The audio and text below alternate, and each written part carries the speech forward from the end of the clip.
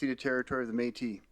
And this evening, Councillor Stroud sends her regrets for today's meeting. And we'll now reconvene in public. Can I have someone make the motion to reconvene today's meeting in public?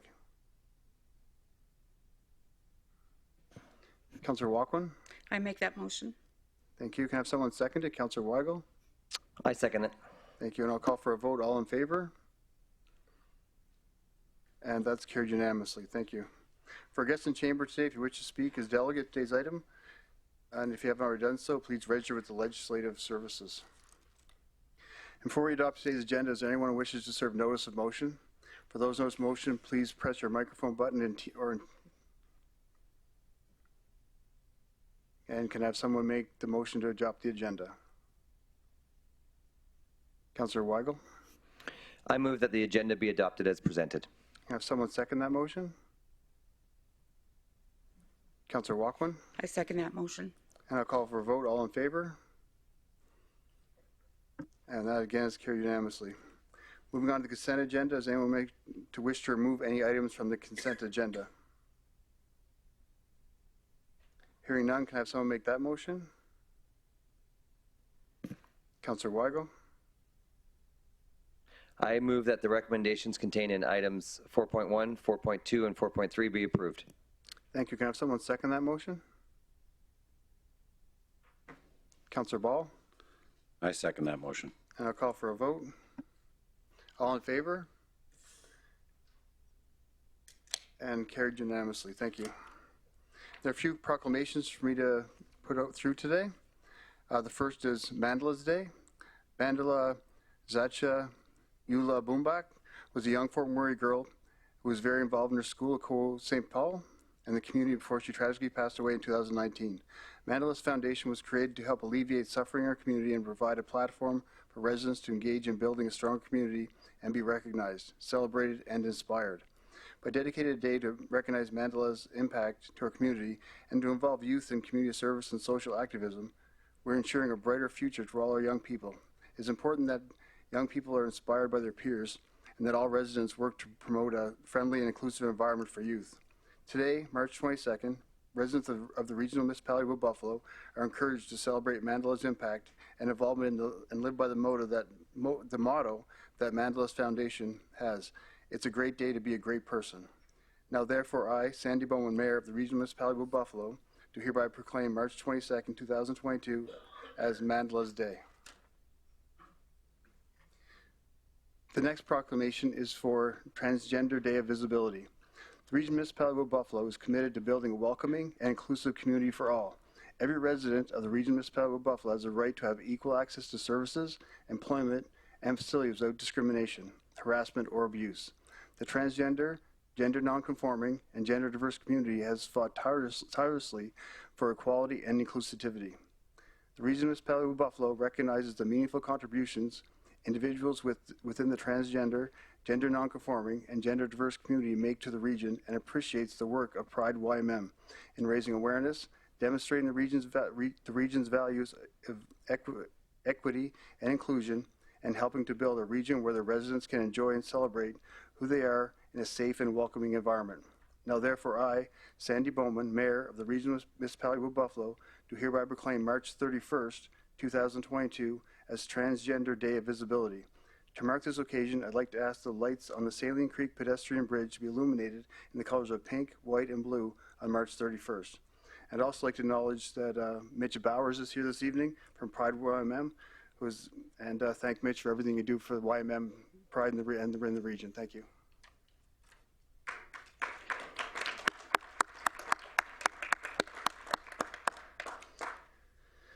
The final proclamation this evening is for Poetry Month. We recognize the cultural importance of language and literacy as a primary means of conveying knowledge. Literature is defined as words are raised to an art form. Poetry is among the oldest forms of literature and expresses humankind's deepest thoughts, hopes, fears, love, and dreams as nurtured by the sharing and promotion of all kinds of literature. Residents are encouraged to enrich their lives by partaking in all forms of culture, including poetry. In our community, where the Wood Buffalo Regional Library celebrates April as Poetry Month. Now, therefore, I, Sandy Bowman, Mayor of the Regional Municipality of Wood Buffalo, do hereby proclaim April 2022 as Poetry Month. And moving on to today's presentations, we have the Ukrainian Cultural Society here to discuss the war in Ukraine. I'd like to invite Leanne Kumka and Sergei Melnikov to come forward, please. Brought food.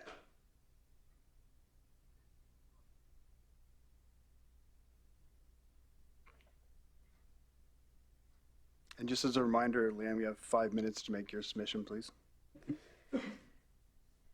Good evening, Mayor Bowman and Council. Ukrainians welcome each other with the words "Привет." We offer bread and salt. Bread as a symbol of peace and friendship between people, and the salt for the essence of life. The two together represent health and prosperity.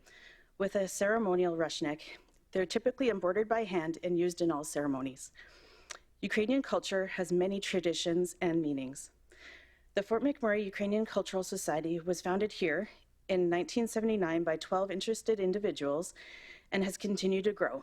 In Fort McMurray, we operate the Aurora Ukrainian dancers and provide opportunities to learn about Ukrainian culture and sometimes do a polka or two. Fort McMurray Ukrainian Cultural Society alumni include dancers who have gone on to perform with Shumka and, of course, our Member of Parliament, Layla Goodridge. Typically, we would be here to tell you good news stories about our dancers and our community. Tonight is not the case. On you have to press the button. Okay. So my name is Sergei Melnikov. I'm Ukrainian. I'm Canadian Ukrainian. We came to Canada like 7 years ago with my wife and 2 kids. And everything what's going on right now in Ukraine just gives us a very hard time. What happened? Russia started the war. And we, like for the first 27 days of this war, lost a couple thousand of civilians and 138 kids as of today. That's just like, I don't know, like it's very difficult to express my feelings. In the past, I used to be a military guy, so I take it very personal. And but the one thing what we can do here, we just want to spread information. We want to let everyone know what's going on now in Ukraine. A lot, like Ukraine is bleeding. A lot of people are killed. Like 2 million people fled from Ukraine to Poland and other European countries. So it's very, very tough to, like, you know, to recognize that it's 2022 and in the middle of Europe we have something like that. Even if Fort McMurray is quite far from Ukraine, it's around like 8,000 kilometers, but we want to bring, excuse me, that message to all people, to all local community, and just explain that, you know, like in this modern world, we are not living isolated in our own bubbles. Everything is interconnected, and we want to emphasize how that is important to, you know, to help Ukrainian people who are going to come to Canada. Thanks to government of Canada, we're expecting that, like, you know, a lot of people will come here with the work permit, so they can be engaged in the local economy, they can contribute, they're not coming like refugees, so we're expecting that the newcomers Ukrainian could really contribute to the local society. Thank you. Thank you. So on February 24th, Russia's government and military invaded Ukraine. To date, over 3.5 million people have left Ukraine and over 10 million people have been displaced. Putin is trying to terminate the Ukrainian nation. The act of us celebrating Ukrainian culture through dance, song, traditional art, and handicrafts is subversive and proves the national identity is rich in culture. Ukrainians do not want to fight, but they do not want this, but they will fight to defend their territorial independence and democratically elected government. So one of the things that you'll hear said online and on TV in messaging is Slava Ukraini, glory to Ukraine. This is something that is said often in military and often to other community members. It's important because it was banned under Soviet rule. Because of that, Ukrainians use it as a slogan to greet one another. Tonight, there are 3 things that we ask of you, Mayor Bowman, and your council. Spread the truth from dependable sources. There is much propaganda, and you do a service to the Ukrainian community by witnessing and hearing the truth. If you are able and wanting to give, please do so to reputable charities like the Canada-Ukraine Foundation, who have operations in Canada and Ukraine and are registered with the Canadian government. Last, we ask that you make a statement that you stand with Ukraine. We have brought ribbons for you to wear, and many of you are wearing them, and we have brought a Ukrainian flag to present to you so you can raise it in council chambers. Thank you. Slava Ukraini.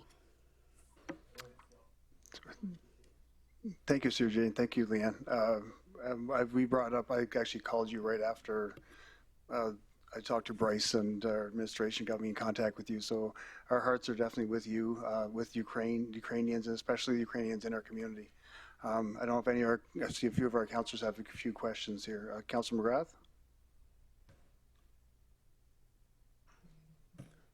Thank you to the chair, and my heart goes out to you and your family. I know that the Kupka family have been lighting up other places for years with your culture, and there's a lot of hurt in our community because there's a lot of people from Ukraine that I work with in the mines. In fact, there's a couple of Ukrainian companies that offer all field services that, you know, hopefully the people will get out in time, because Alberta's in a thirst for operators that you guys do. And I think the first combine I ran was a Borealis, and it was a family that's still in Barrhead today. It just took, I think, 3 families. So I guess to our community, there's a lot of families that are connected to this. I think that it's good for you to come. The Ukrainians have always been good people, not because of the travesty that is all about oil and money. I think what's going on in Ukraine would be no different than myself and Lance going in and killing a bunch of spiders, because you're doing the best you can. Is amazing what the guy's doing on his own. And hopefully the rest of NATO will come and save some kids. This war's been brewing for years. It's not going to stop in Ukraine, as you know. But I don't know what you're going through. I won't pretend to be. I talked to a lady this morning. Her mom and dad are in the middle of the gunfire. But our community is quite tied. I know that, ma'am, thank you for your years of bringing your culture to our community. So appreciate what you're doing. Thank you, Councilor McGrath. Councilor Dogar? Thank you, sir, to the chair. Brother and sister, affiliations are with you. Our thoughts and prayers are with you. Really, it is high-handedness of the superpower to jump over it. It is not the first time. Russia has done it in the past also, with Ukraine also, Georgia also, Afghanistan also. But you people are giving them a very determined fight and resistance. Hopefully, I pray that you people succeed. Wherever there is a high-handedness of any superpower, maybe Russia, maybe NATO allied forces, Afghanistan, Iraq, I condemn it. About your help, rendering help to the refugees, what all is possible, I would request Mayor and my council that any fundraising, if it's there, I would be first one to contribute it. Thank you very much. Thank you. Thank you, Councilor Dogar. Councilor Grandison? Thank you, Mr. Mayor, through the chair. I was hesitant to push my button simply because of the, excuse me, of the emotion involved. Oh boy, shouldn't have done that. I can't imagine what Ukraine's going through. Excuse me. And people losing their children. I lost my son recently. And that's a thought that comes to mind. How families in 2022, how this is going on in our world. So my heart certainly goes to the Ukraine people. I grew up my whole life around people from the Ukraine. In my entire life, I go back to my childhood and remember, and it's been part of the world as I've known it.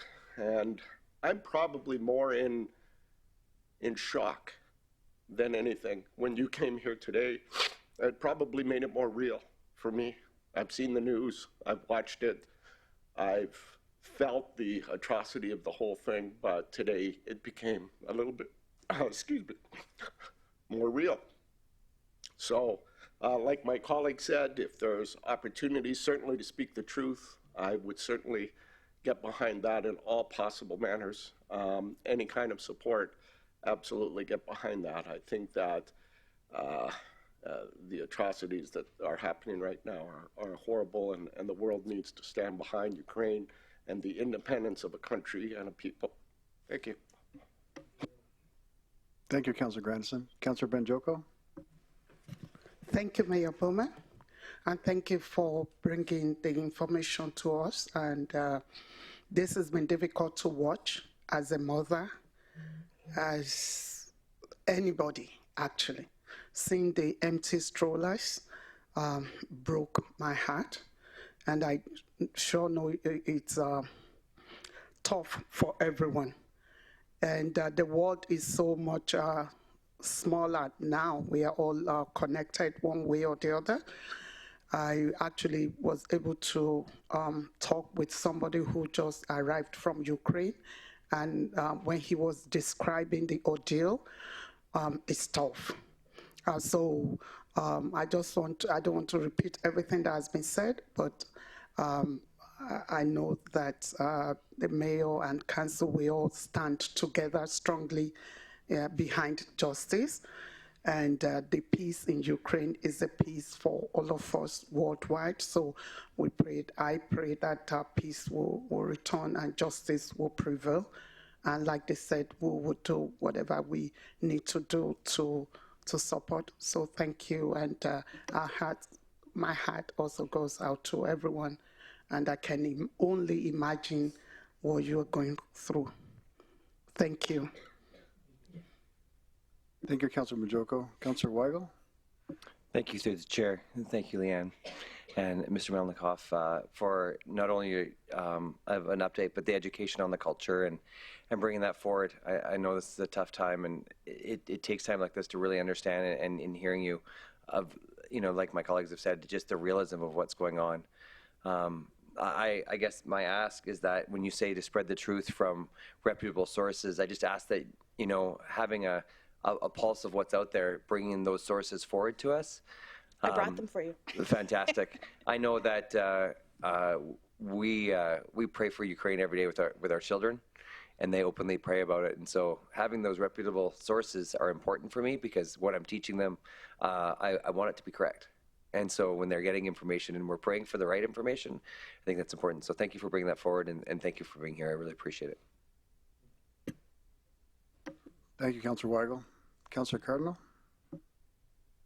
Thank you very much. I just wanted to say Slava Ukraine, and you have our support, my support, and I'm sure you have all council support, and my prayers go to all the families, and I beg of Putin to stop his assault on Ukraine. Thank you. So again, thank you very much, Sergey and Leanne, for your presentation. And again, our hearts are with the Ukraine people abroad and in our community. Thank you. Thank you. I'll leave the bread for you too. You can have it at your break. Appreciate that.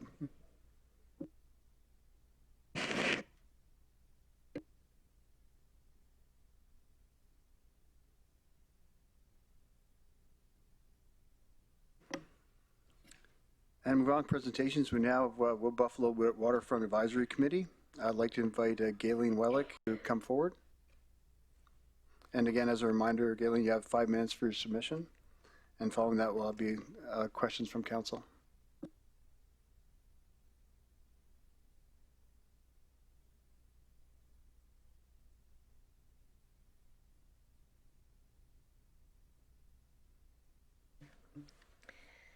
Good evening, Mayor and Council. My name is Galen Weidlich, and I am the Chair of the Council-appointed Wood Buffalo Waterfront Advisory Committee. I'm here tonight on behalf of the members of the committee to present our annual update in alignment with the committee's bylaw. Our Council Committee mandate is to make recommendations to Council on matters pertaining to waterfront revitalization, to provide a timely and considered response to Council on all waterfront revitalization matters referred to the WBWAC by Council. Our committee is made up of 11 voting members representing the following 10 sectors. There's land development, business, oil and gas, education, culture, Indigenous, recreation, seniors representatives, community development, safety and security, and 2 members at public at large, and 2 non-voting members of council. Throughout 2021, the committee met and provided feedback and comments related to the Waterfront Park project, and by consensus supported the final Priority Area 1 Waterfront Park project concept in December of 2021. Phase 1 design plans include, but are not limited to, the inclusion of the previous committee and council approved development of a year-round designated outdoor event space, including supporting facilities with appropriate utilities. We are looking forward to the start of construction in 2022. Committee members also received presentation information from administration about the following and provided valuable feedback and comments related to the waterfront: the municipal development plan, flood mitigation, downtown revitalization, and we continue to align efforts and focus on connections between the corridors from the waterfront to Franklin Avenue and support coordinated wayfinding plan development and incorporation of wayfinding into planned construction to support clear connections between the 2 areas. The Downtown Revitalization Incentives Program was also highlighted by administration. We also had presentations regarding the McMurray Métis Cultural Centre, the Moccasin Flats Memorial, the Wood Buffalo Public Art Plan, the Public Art Work Plan, and Indigenous Curator. Mayor's Advisory Council on Youth, McCoy, their needs assessment, and we've also received presentations on the wayfinding plan development. An overview of a grant funding application through the Canada Community Revitalization Fund was also provided, along with an overview of the Heritage Resource Management Plan and Cultural Infrastructure Needs Assessment. Some committee representatives also took part in a focus group session as part of the Fort McMurray Wood Buffalo Economic Development and Tourism 5-year strategic plan development process, and we also provided a letter of support for the McMurray Métis Cultural Centre. 3 working groups were previously formed and, as needed, met to review and support waterfront planning during Phase 1. The 3 groups were Arts and Culture Leisure Working Group, the History with Seniors Working Group, and the Indigenous Cultural Advisory Working Group. As and if needed, these working groups will continue to support future planning phases. Please accept this presentation as information, and on behalf of the Waterfront Committee, thank you for your time. Thank you, Gayleen. Do you have any questions from council? Councillor Dogar? Thank you very much, sir. Madam, thank you very much. It's a good presentation. Today I had the opportunity to visit that site. It was very educative for me. I feel wherever the public money, taxpayers' money go, I should also be there. And I was very happy to see 2 companies, Shoreway and Wilson, their people were working in a very professional way. In Triple Dam, this technology first time I saw, and I hope it succeeds. Did you use it last time?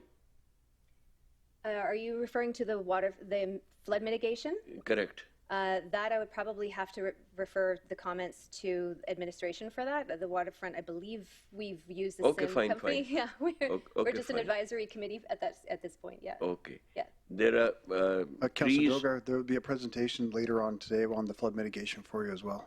Today? Is it Yes, today? the river breakup, yes. Okay. So, so do you deal with the budgeting of the which is a wall made or the raised ground? No, the purpose of the Waterfront Committee is to hear from community members and provide feedback on potential design for redevelopment of that waterfront. So Okay. yeah, Fine. flood mitigation and all that is not our area of expertise. No, but you see the construction or improvements which you are going to do there, Yep. and the budget which you are going to, what I, discuss with somebody, the budget has raised from 50 to 3 times more. That comes in your purview? No, that is the. Okay, fine. That is. Okay, thank you. We work within. I budget wait for that's the been- next presentation. Yep. Okay. Perfect. We would love to put in lots of different stuff, but we have to work within a budget too. Thank you, Galen. Do you have any other questions from council? Councillor Cardinal?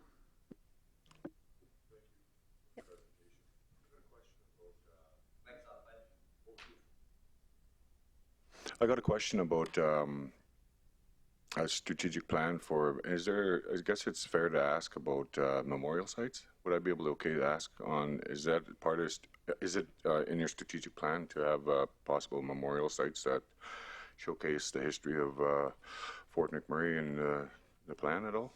Absolutely. So history and memorial sites definitely been discussed at the committee level, there aren't any concrete plans as of yet, because we do want to make sure that we are discussing that with community as well. Okay, thank you. That's all. Mm-hmm. Does that answer your question? Yeah, it does. Okay. Thanks. Thank you, Councillor Cardinal. Are there any other questions from council? I'm not seeing any, so thank you for your presentation, Galen. Thank you. Moving to the next presentation, we have a Wood Buffalo Downtown Revitalization Advisory Committee. I'd like to invite Owen Erskine and Jean-Marc Goulimau to come forward. And for Council's awareness, administration has a business advisory report to be introduced following this presentation. Presenters are requested to have 15 minutes for presentation.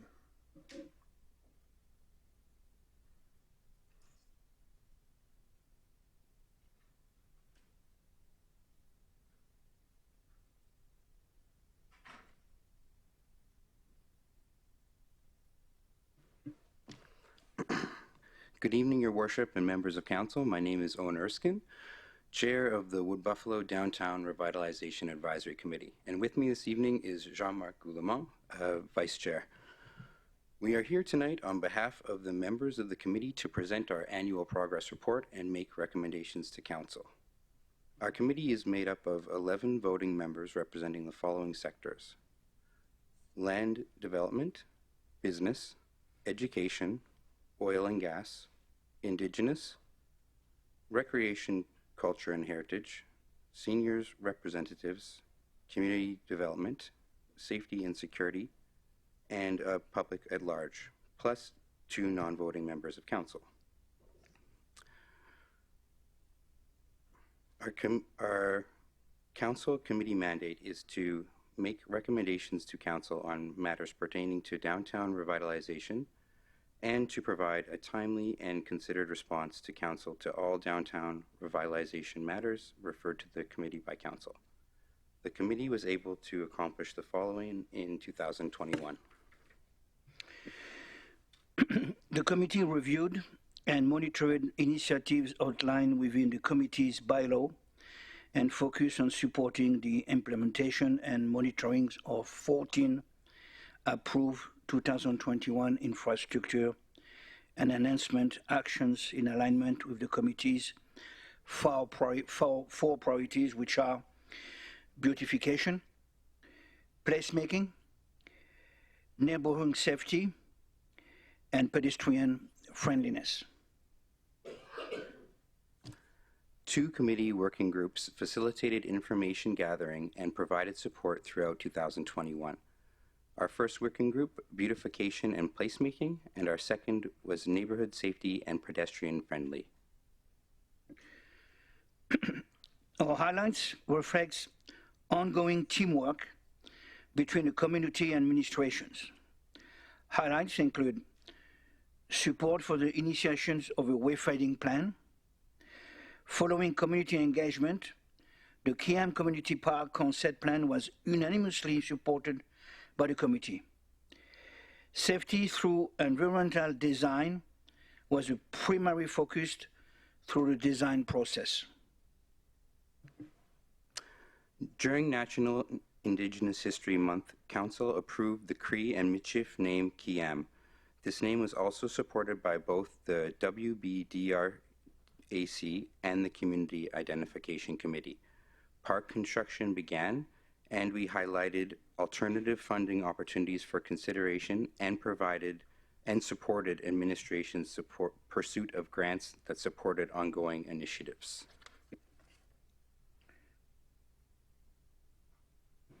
The committee supported safety and pedestrian-friendly upgrades such as the sidewalk improvements from McDonald Drive to Morrison Street on both sides of the roadway. The committee supported safety upgrade such as improved lighting at intersections and decorative light poles installations, which also supports beautification and placemaking between McDonald and Harding Street. Committee members received presentation information from administration about the Downtown Revitalization Incentive Program, and the chair sent letters to downtown businesses and property owners to raise public awareness and support for the program. The picture shows a great example of where exterior building facade improvements made through private investments and municipal upgrades, including widened sidewalks and new decorative lighting, come together to help revitalize our downtown.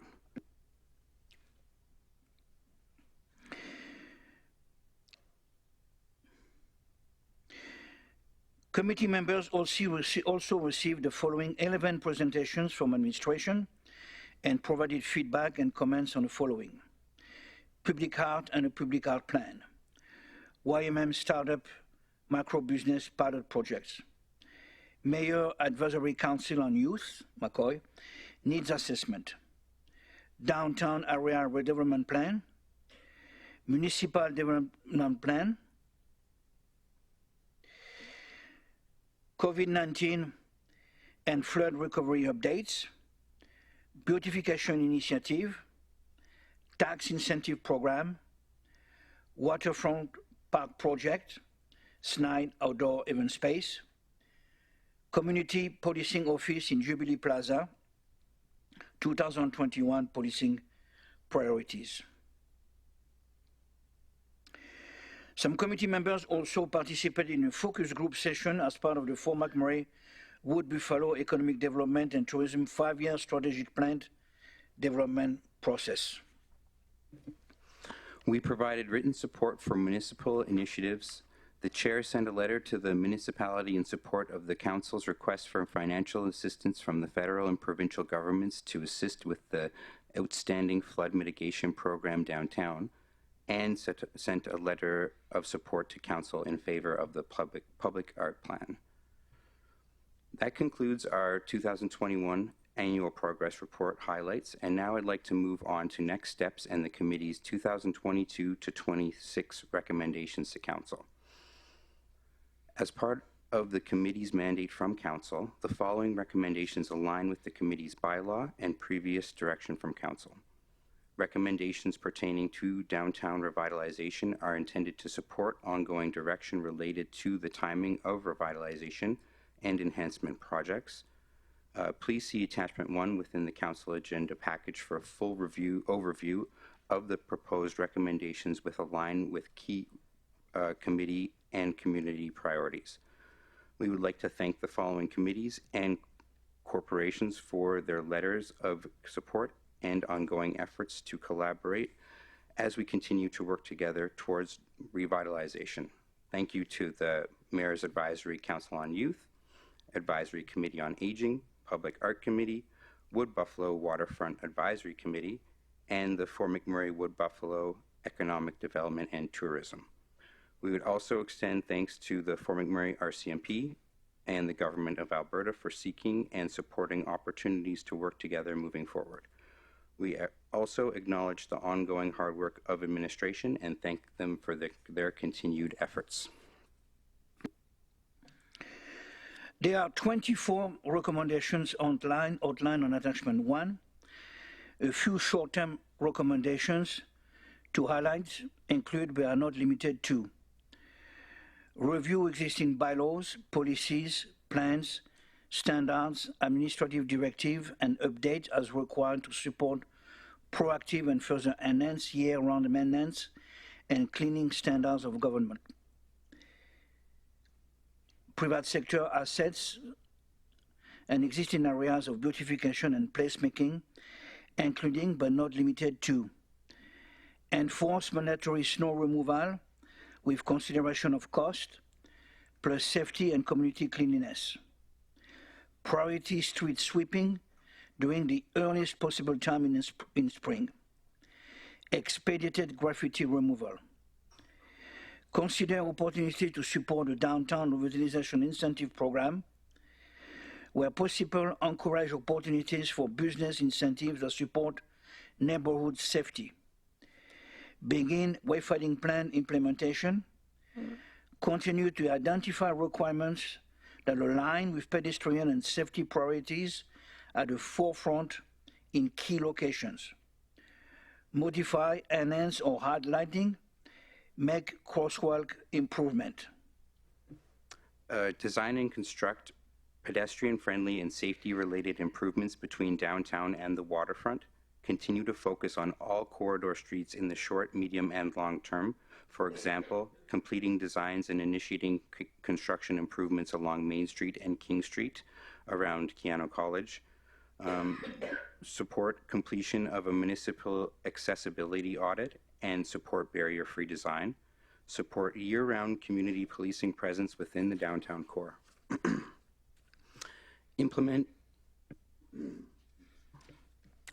Identify and implement ways to support maximize use of public spaces with the core through municipal administration and community partnerships. Example, expedited permit and planning and development related approvals, delivery of municipal events and programs, and encourage and support community event hosting. We thank you for your time this evening, and we are requesting to Council that the Wood Buffalo Downtown Revitalization Advisory Committee 2022 to 2026 recommendations, Attachment 1, be accepted, and that the implementation of recommendations be funded. Thank you. Thank you. Thank you, Jean-Marc. Thank you, Owen, for the presentation. I just have some questions from Council. Councilor McGrath. Well, thank you, through the chair. I never got a chance to thank the last lady. Appreciate all the volunteer hours that you and your committee put in, and hopefully we can give you something back someday. It seems like when we get 10 steps ahead, we go 20 back. The question is, Jean-Marc, again, appreciate the group's work, and everybody got wonderful plans about downtown. We've had them for years. We had a perfect downtown when I first moved here. It was really nice. We've almost developed it now twice. Have nothing left. But my question is, how do you combat the security issues in the downtown core? We have security that drives by night. And I guess what it is in your plan, is there something that's sustainable so that when we do put in boardwalks, what we had planned, I think it was in the budget, the capital budget, was three budgets ago. We were going to put a nice walkway from the Snowy up past the shipyard over towards Bruce Goloski's, sorry buddy, and Mr. Goloski's entrance to the only place he got in the wintertime, but simply put a boardwalk that didn't cost millions of dollars, that you're able to take your family, and somehow we were supposed to get an ice cream stop somewhere in the middle. But how do we combat, Jean-Marc, the work you're trying to do with the people that's beating up at nighttime? Yeah, I'll take that question from you, Councillor. So with the committee, we work closely with members on the committee who have experience in security and lighting, as well as get lots of presentations from the RCMP. So we deal a lot with SEPDED, which is a security lighting kind of enhancement program. So with all of the development that we've done so far with the new walkways, with the Kiam Park, with all the lighting that we've done for that has been really involved, and none of the decisions that we made have been without that. So with the RCMP moving back downtown, and with the steps that we've taken with the committee and the people involved in the committee, with safety is at our forefront, and we want a safe, secure, walkable downtown. So that's everywhere in our plans and in our attachments. We talk about it pretty much every meeting. Because we have the same issues across the bridge.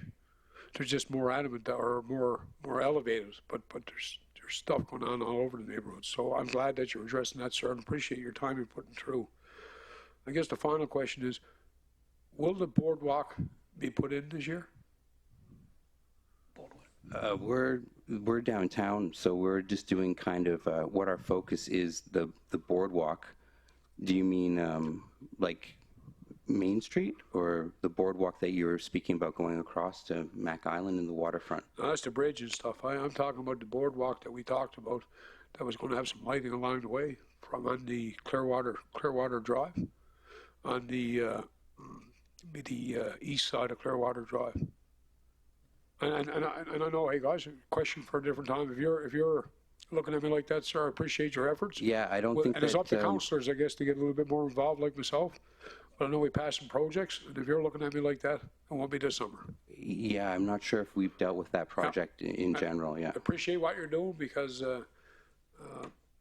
we're downtown is a lot of work. Thank you. And Thank I you, live down Councillor. here. Appreciate it. I did live down here for correction when it was, I think that you guys are doing good work. But accessibility downtown right now it's non-existent. Yeah, we also have recommended that we complete an accessibility audit and take a really good look at that. We have some really good people on the committee that are really deeply involved with seniors and aging, and that's at the forefront of the committee's plans, and we're really looking at how we can make a more accessible downtown for the whole community. I appreciate that, and all read there, Luana Bouzier and her people, you're right. The accessibility RFP is out on the market. So there's good steps taken there. Through the chair to Councillor McGrath, I mean, we're spending a lot of time on addressing the friendliest access to seniors, and especially through the areas where the Harding Street with the seniors area. So that's going to come out. It's really recommended to continue the efforts then to put better lighting, proper cross paths with proper signage, proper identifications. So all those are really in our forefront of our discussions there, and I'm sure they will be approved to move forward there because we definitely, the downtown has to be a safe place. Appreciate a couple of things that you caught up on tonight. One of them is crosswalks. If there's any municipality in Canada that has a different crosswalk for each one of them is us. You go to Sturgeon County, for example, you can see them all out. They're yellow and white. You can see them. So they're all the same in the community, but ours are seen to be different every intersection. I really appreciate the fact you picked up on that because safety is everything. So I appreciate that. Thank you. Thank you, Councilor McGrath. Councilor Dober? Thank you, sir. It's a very good presentation. Surely we'll benefit from it. One or two points just in mind. That 3-4 years back, there used to be quite a rush of traffic during the peak hours. And now it is not that much. It is slowed down. I feel that Franklin, becomes rush hours very difficult going here and there. Parallel roads to, not roads, but streets, Manning and Fraser's, they are parallel, but they are in 2 or 3 patches. If it is possible that few houses may be removed.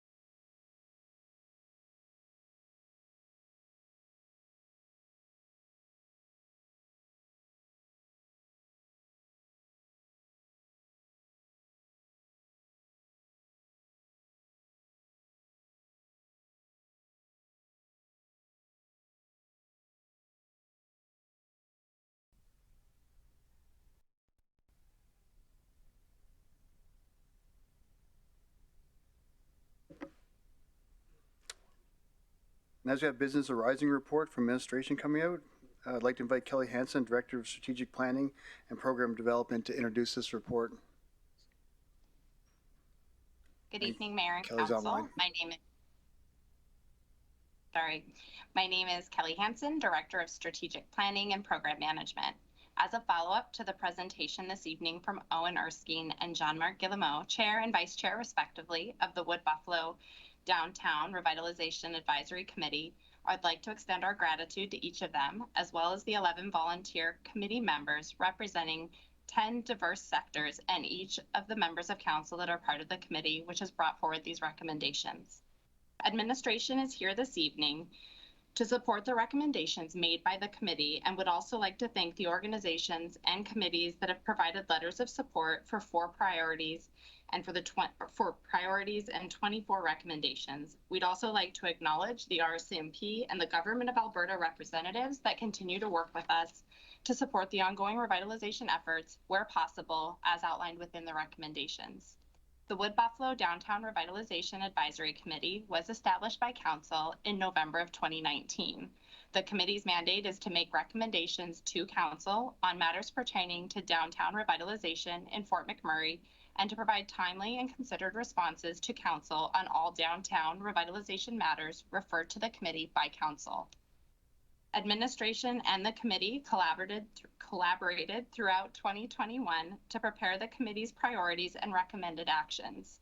The shared priorities and recommended actions will continue to support ongoing efforts to add value to the community through enhanced neighborhood safety, pedestrian friendliness, placemaking, and beautification.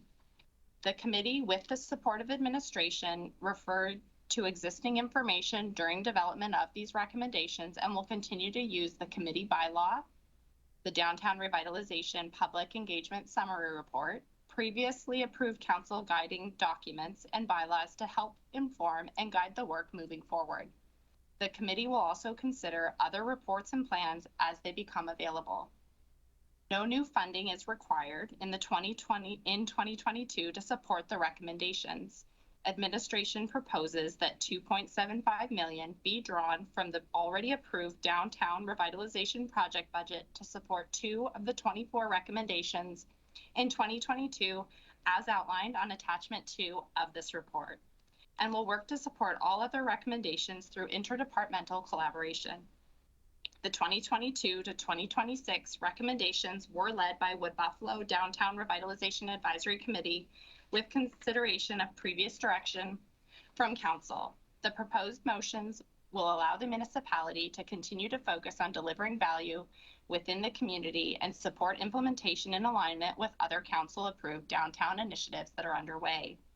Administration is recommending 1, that the Wood Buffalo Downtown Revitalization Advisory Committee 2022 to 2026 priorities and recommended infrastructure and enhancement actions, attachment 1, be accepted as a guiding document.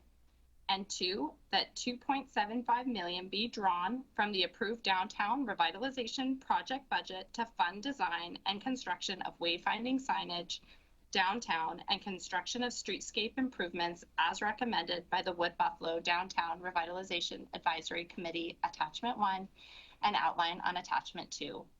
This concludes my presentation, and I would be happy to take any questions. Thank you, Kelly. Can I have someone make that motion?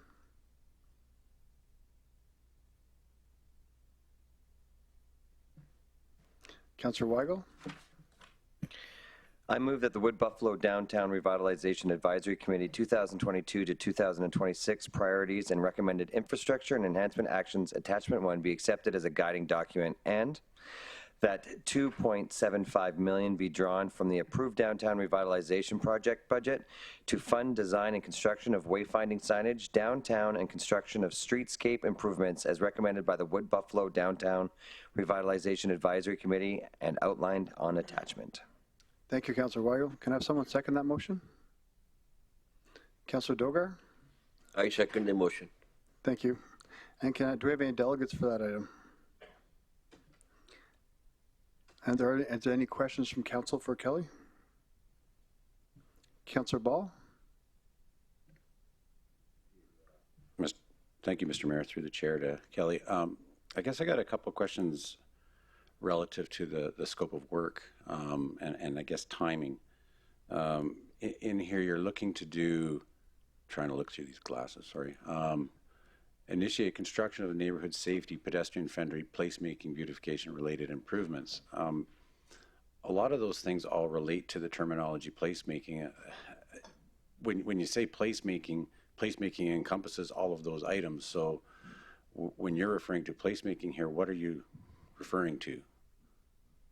Is that something additional or?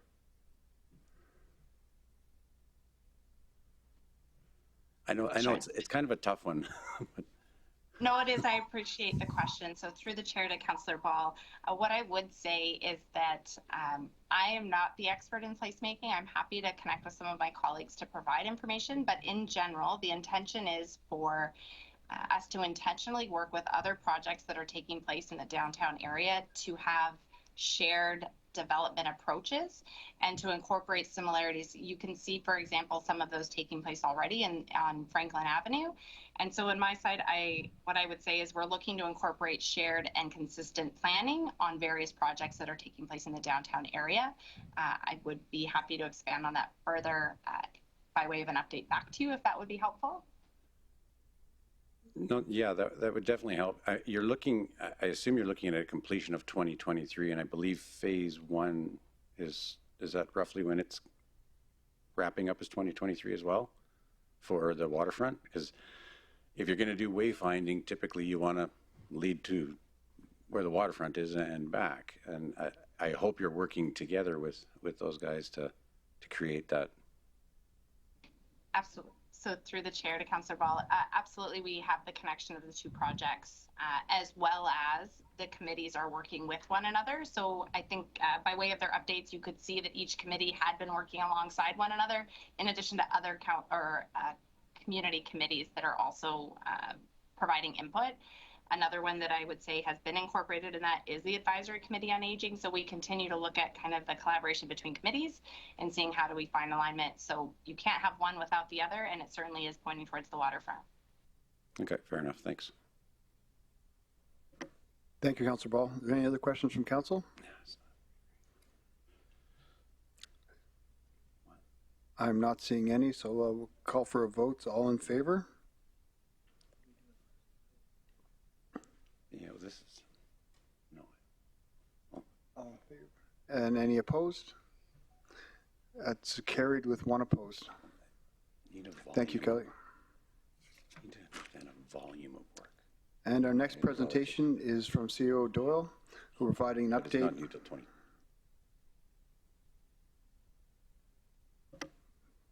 I'm back online.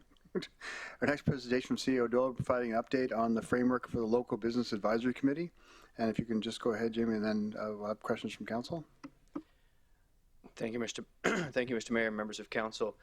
This evening, I'm going to provide a brief verbal update on the notice of motion served by yourself, and that was that administration be directed to work with local business stakeholders, including Fort McMurray Wood Buffalo Economic Development and Tourism, and the Fort McMurray Chamber of Commerce, the Fort McMurray Construction Association, and the Northeastern Alberta Aboriginal Business Association, and any other relevant partners to bring forward for council's consideration within 90 days a framework and action plan to develop a local business advisory committee with a mandate to advise on emerging and existing issues facing local business owners and operators, establish a strong collaboration, partnerships, and create strategic solutions that reflect a local business perspective for present and future challenges. It seems like a mouthful. Mayor, and Council, we've had a few meetings with those named in the motion to discuss the framework and are finalizing a current terms of reference and the committee structure for Council's consideration at the next regularly scheduled Council meeting. It seems a bit odd to be providing a brief update when we're coming to the next one. However, we were targeting this particular Council meeting to bring forward that framework. However, we are debating back and forth from a couple of items in terms of reference, so we'll see you at the next Council meeting. Thank you, Mr. Mayor. That concludes my verbal update. Thank you, CEO Doyle. Looking forward to the next agenda review. Any other questions from any other councillors? I'm not seeing any, so we'll move on to our next presentation, River Breakup 2022. I invite Dennis Ward, Director of Engineering, to go ahead with this presentation, please.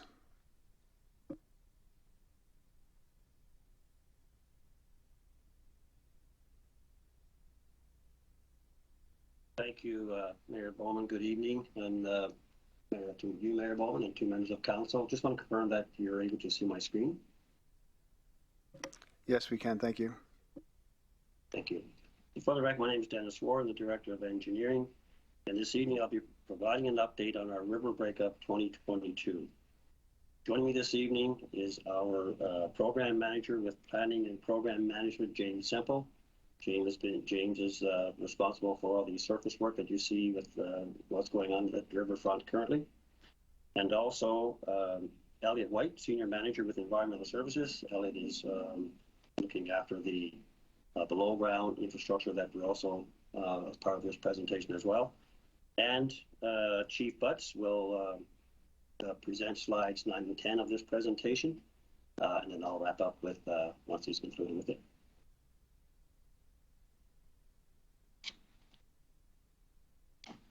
The municipality has implemented improved and annual activities leading up to River Breakup to establish an annual River Breakup routine. Many municipal departments and external agencies come together to plan for River Breakup. This collaboration helps us to develop a common understanding of the hazards and treatments available. From this, plans are developed and updated. For example, business continuity plans, emergency plans, which capture how and when decisions are made.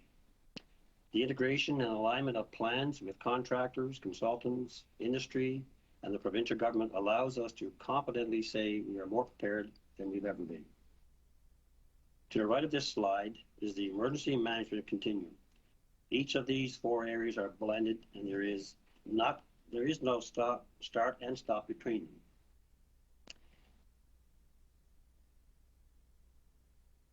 The intent of prevention and mitigation is to identify hazards, assess risk, and implement measures to avoid a disaster. It's intended to reduce or eliminate the potential loss of life or damage to property and to protect economic development. When we look at river breakup hazards and risks, we draw upon all the available resources such as best practices and floodplain mapping to identify and implement some of these measures. Surface and underground mitigation tactics are used to address the risk of flooding in developed areas. So this evening we're going to look at both surface and underground mitigation over the next few slides. Permanent surface mitigation is ongoing with berms being built through the flood mitigation program. The program is proceeding to the 1 in 200 year flood elevation level and is expected to be complete in 2024. However, while this permanent work continues, temporary measures are being placed where permanent mitigation is not in place to provide continuous flood protection. Some of our temporary measures are clay berms, triple dams, muscle walls, pesco carts, and our sandbag program. The clay berms, some of the temporary clay berms from River Breakup 2021 have remained in place and will provide protection this spring as well. As these berms are intended for temporary use, they are contingent upon until permanent berms are in place. The materials will later be fully utilized in the permanent flood mitigation program. Triple dams are water-filled flood protection barriers, and they were used last year. There's an image shown to the right. I'll share a map on the next slide where they will be located. Muscle walls and ESCO carts are also being used for temporary mitigation. Also, the sandbag program is available for residents and businesses. Sandbags can be filled at the SNI parking lot located at the end of Father Mercury, adjacent to the playground beside Sarika's. Sandbags are used to provide an additional level of protection to be placed around doors, window wells, and other openings. We offered this last year, and there was a good uptake from residents and businesses. So, and March 31st is the target date for all temporary surface measures to be in place. We're confident protection will be in place within this timeline. Starting with Teg and Nova on the left, triple dams shown in yellow are being used to reach an elevation of 249.9 in this area. On the far left side of the bigger map, the downtown map, you will see two small yellow lines behind River Park Glen and in front of Borealis Park. We'll be using triple dams in these locations to achieve the 250-meter elevation. Moving to the right, you will see another yellow line near the intersection of Rydell Street and Clearwater Drive. This too will be protected with triple dams. As we move along Clearwater Drive, you'll see a long blue line that represents a temporary clay berm that is currently in place. Near the center of that line, there is a yellow line protruding towards the river. This represents a combination of triple dams and muscle walls that will be used to provide protection for the Heritage Shipyard. Moving further to the right, you'll see more yellow lines at the end of Clearwater Drive and around Longboat Landing and onto Saline Creek Parkway. Triple dams are being utilized in all of these locations as well. As we move into waterways, you'll see more blue and yellow lines representing a combination of temporary clay berms and more triple dams. Lastly, you will notice that if there's a risk of flood, portions of Saline Creek Parkway will be blocked by temporary flood mitigation measures. For this reason, our team provided some upgrades to the old Draper Road in order to provide a secondary egress for Draper residents should Saline Creek Parkway be blocked. This egress route is represented in a dashed green line on the map. This slide provides mapping that was shared in a news release in February 18th of 2022. Overall, we will experience similar road closures as last year. Placing temporary measures on roadways provides the best possible flood protection for these areas due to the even surface and higher elevation. For safety reasons, the roadway must be temporarily closed. There will be interruptions, but all efforts are made to minimize them, and in order to avoid a similar situation to 2020, these closures are necessary. Once river breakup is declared, mitigation measures are removed as soon as possible. Access to all residences and businesses was maintained during the river breakup last year, and access will remain this year as well. For example, we've been in touch with the Chamber and different organizations, and then again, this information is shared as part of our updates. Underground mitigation. With respect to the underground mitigation, there are three components of the storm and sanitary systems that must be protected for river breakup. These are the entry points on the riverside, the passageways or pipes that travel under the berm, and the storm water on the community side. For entry points on the riverside of the berm, these will be either protected with a flap gate, a watertight sealed manhole cover, or in some cases, a plug. This provides a preliminary line of defense against river water entering the system. The flap gates and sluice gates are inspected annually prior to river breakup. Excuse me. With the entry points addressed to limit inflow into the underground system, any key passageways or pipes passing under the berm will be plugged to limit further infiltration of river water. These plugs provide a second line of defense against flooding through the underground network. Lastly, starting March 31st, the storm system is now blocked and river water is unable to pass through the system.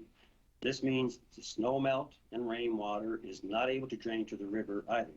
So for this, pumps are positioned to pump the snow melt and rainwater over the berm and thus going into the river. In addition to the lower townside undergrounds, there are other components of underground mitigation addressed in preparation for the river breakup. This includes river breakup preparation activities at the water treatment plant, wastewater treatment plant, and our lift stations.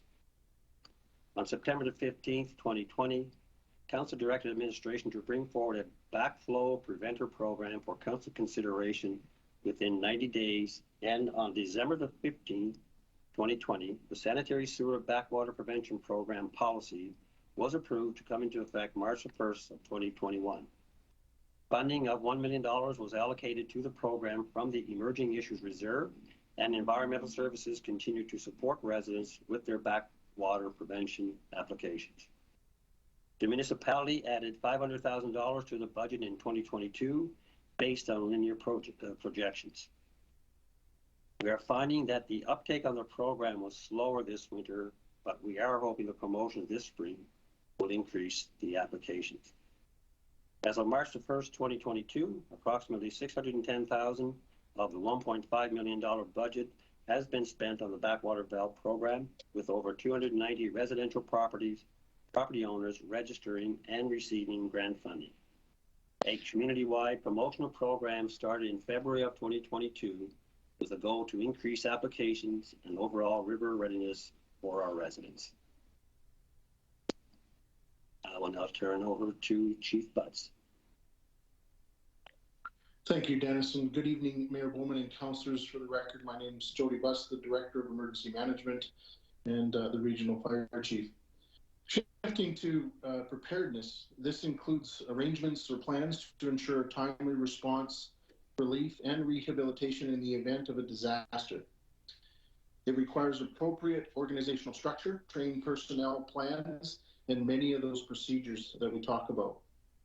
Preparing for the river breakup is an interdepartmental and a multi-external agency responsibility that includes the coordination of activities and planning to ensure that the response plans are as integrated as possible. The emergency management team is working closely with Alberta Environment and Parks and using a combination of advanced electronic sensors, visual cues on the ground, aerial flyovers, and not to forget our own local knowledge, including the wisdom of our Indigenous residents.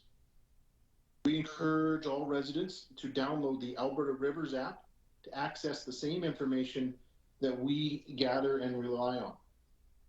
The emergency management program, sorry, Dennis, next slide, please. The emergency management program focuses on preparedness to improve life safety, education programs that provide resources for residents before the river breakup season, and on ensuring a rapid, coordinated municipal response in the event that flooding moves to becoming extreme are available to all residents. Evacuation plans and emergency social services accommodation plans have been updated, taking the lessons identified from previous years into consideration. The Community Emergency Management Plans, the CEMPs, plans identify risks for each geographical area, egress routes, and personal preparedness messages, and are a part of the overarching Regional Emergency Management Plan. Each of these documents can be found on the municipal website, and abbreviated versions of the CEMPs have been translated to both Cree and Dene. The Alertable app is a part of our program now on alerting the public as soon as possible in the case of an emergency. It is administered right here in our region by our emergency management team and is the quickest method we have in order to issue mass notification of an emerging threat to the public. Now, once you have that app downloaded, you'll have access to our regional emergency management branch to all the timely, customized advisory and critical alerts directly to the residents for threat of life events such as major fires, floods, hazardous chemical incidences, and severe weather events anywhere within the region. In assisting all residents, if you know of someone who may not be able to self-evacuate during an emergency, I ask, please have them contact us about our Vulnerable Persons Registry, or VPR program. It is a free, confidential, and voluntary registry that allows us to ensure the safe evacuation of those living with certain limitations such as mobility, sight, or other situations, and is fully integrated within our emergency response system here in the municipality of Wood Buffalo. Through our relationships with Alberta Environment and Parks, as their observation activities begin with aerial flyovers, the emergency management team will be publishing rmwb river breakup community updates that is distributed to the community stakeholders region-wide in order to continually relay this information. Dennis, back to you. Thank you, Chief Butts. To conclude, as we move further away from our specific disaster, whether it's flooding or wildfire mitigation and preparedness planning, that will all dissipate. This is a natural reaction. So attention to the Threat will fade as we move further away from the disaster. We have the opportunity to continually solicit the full attention of supporting staff and agencies, laying the groundwork for future years. We have reviewed lessons learned in 2021 and used this information and our experiences to refine our operational plans. It's important to continually ensure our mitigation plans, communication plans, and preparedness plans are aligned and complement the permanent structural flood mitigation program. This is the conclusion of my presentation. I'd be more than happy to take any questions. And thank you for listening. Thank you, Dennis, and thank you, Chief Butts. Dennis, I have 3 quick questions that I'm probably going to ask you every time you present on flood mitigation until 2024. One is, are we ready this coming melt here if there's a backup in the river the same as we've seen in 2020? Through the chair, yes, sir, we're pretty confident we are ready. We've done some tremendous work, and we've got quite a bit of work complete to this date. So yes, we're very confident in being able to be well prepared for this coming spring's flood. Excellent, thank you. And are we confident will be completed by 2024, the flood mitigation? Through the chair, yes, sir, the permanent flood mitigation efforts, as we presented previously, they're on schedule to date, and if there are any deviations from that, we will certainly be keeping this to date with as we go through the program. But at this point, yes, we are. Super, thank you, Dennis. Last question is the project still on budget? Through the chair, at this point in time, yes, it is. And again, if there's any deviations from that, of course, we will also be that will form part of our updates as we move along in the program as well. Perfect. Thank you, Dennis. And I have a question from Councillor Weigel. Thank you, Mayor. And through the chair, thank you for the presentation, Chief Butts and Dennis. I guess the same question I'll go back to when we did the flood mitigation. I know we're talking about river breakup, but on January 25th, when we talked about it, you had said that within the next 60 days, you'd have an idea of where flood mitigation would be for Draper and an idea for it. And I just wanted to know what the update was for that. Through the chair to Councillor Weigel, we are still currently working on that, and we'll have a better idea within the next week or two as to when we can actually come and present further update with our 2 council. Okay, thank you. We just want to keep tight to that timeline. You'd said 60 days, and we are getting tight, and with finalization within March 31st for the rest of downtown, we want to make sure that there's an actual plan for Draper. Understanding that we're not, obviously, there's no real flood mitigation down there. We want to make sure that there's an actual plan for if we flood, because we know that that's going to be probably the most affected area. Through the chair to Councillor Weigel, yes, we will, like I said, in the next week or so, we'll be preparing to schedule the date for the update. Awesome. I look forward to hearing from you in the next council meeting. Thank you. Thank you, Councillor Weigel. Councillor Ball. Thank you, Mr. Mayor. Through the chair to Dennis. I'm curious about the underground mitigation here, where we've got the watertight manhole covers and the inflatable pipe plugs. When are those being installed? Through the chair to Councillor Ball, I'll turn the question to Elliot, who's working with that particular portion of the river breakup. So, Elliot. Good evening. I just want to be clear that you're able to hear me. Yeah, we are. Through the chair to Council Ball, the underground mitigations that are being planned will be implemented on March 31st in preparation for a April 1st date that we set for our program. Thank you. So, okay, thank you for that. So with that, anything after April 1st, basically our underground storm systems aren't going to be operational, and we'll be pumping any runoff that we have from the lower town site over the berms. Is that correct? Through the chair to Councillor Ball, that's correct. We have a plan in place where we will have pumps ready on March 31st to keep our system operational. Okay, so my next question is what kind of timeline does it take to complete the work for the underground mitigation? It seems to me that running pumps versus letting the natural system do what it does might be a better idea, and put the plugs in when necessary. Okay, through the chair to Councillor Ball, we have a total of just over 20 some outfalls that all require plugs. We have countless manholes. I think there's 30, but I'll focus on the outfalls themselves. The manpower that's required to put those plugs in place is quite extensive. We've already laid out hoses. We have the plugs nearby ready to go. Some of these plugs are fastened to the walls of the pipe themselves, and as you can imagine, the flap gates that we use at the end of the outfalls need to be lifted up. Personnel are sent up the outfalls, and these plugs, they're sometimes upwards of 1 meter or more in size. So it's quite an exercise to execute this. So it takes quite a bit of time to do that.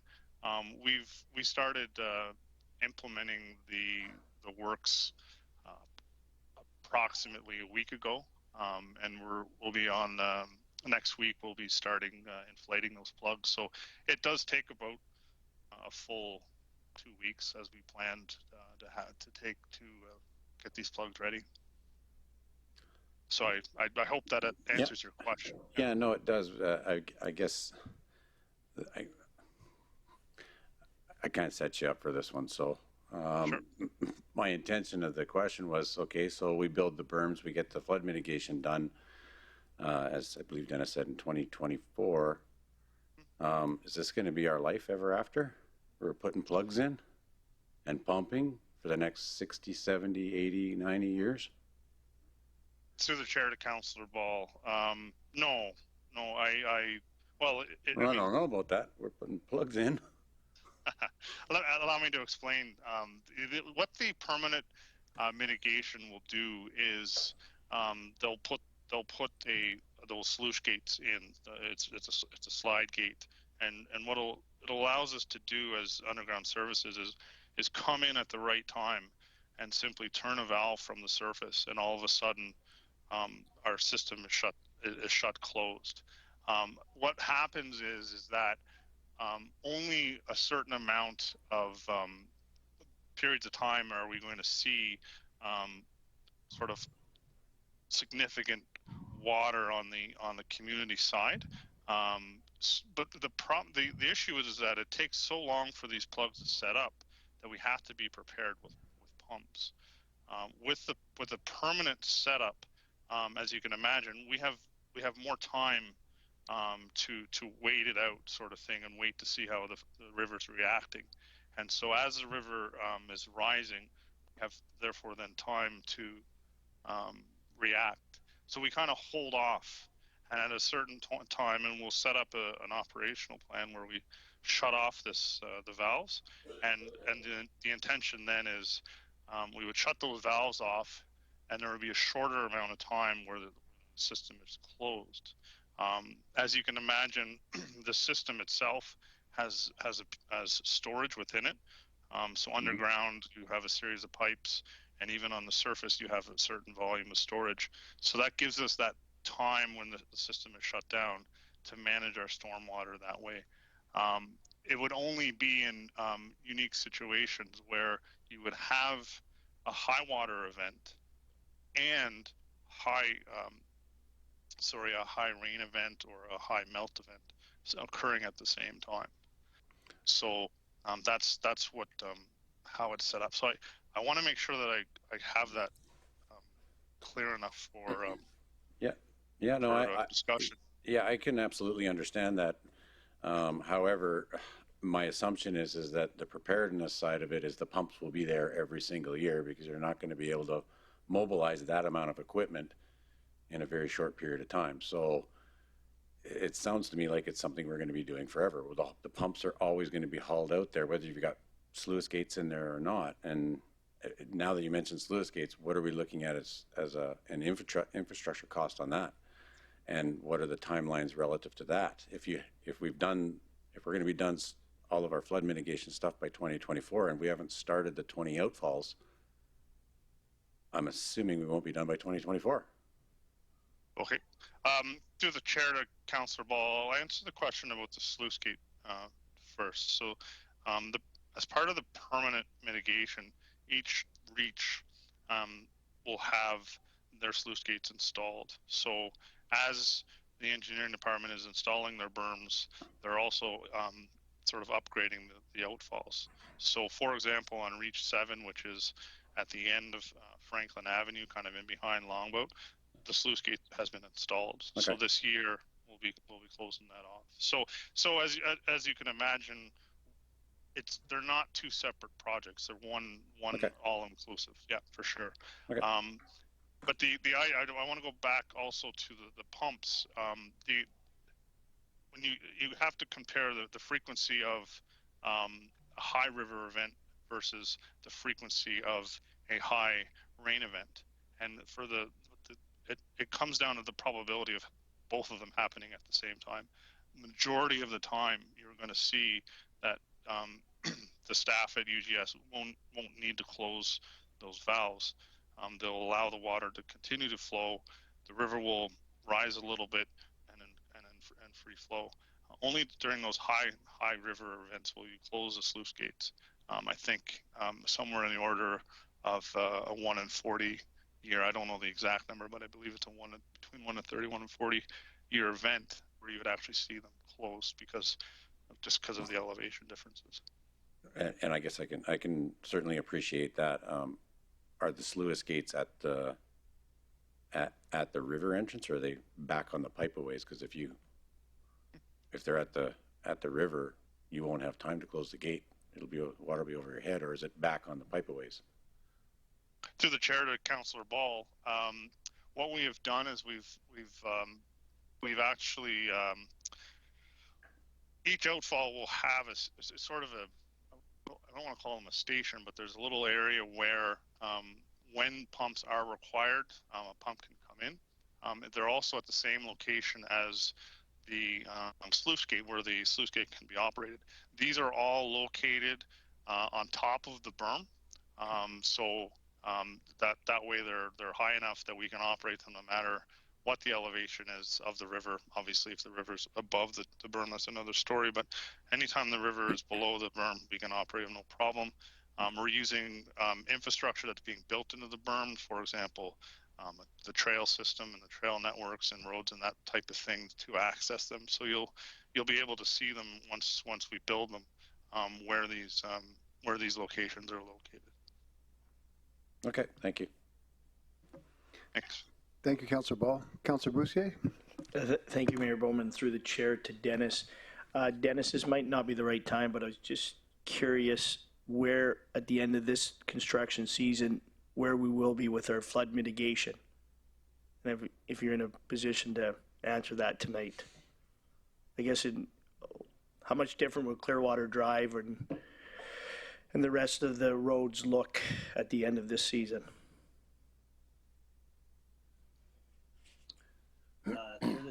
I'm not sure if anybody can hear me, but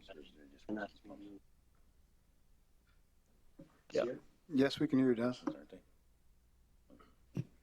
I couldn't hear anything Councillor Boussier was saying. My apologies, but I couldn't hear anything. If you could repeat that. Can you repeat that, Councillor? I just asking you at the end of this, I mean, we talk about being completed at the end of 2024. I'm just wondering what the different landscape of Clearwater Drive, or how much further are we going to advance this summer, given it's April already, and we're just preparing for flood mitigation, which is proper. But after that, where will we be at the end of this construction season with our flood mitigation work along Clearwater and into waterways and Draper, as Councillor Stu had mentioned?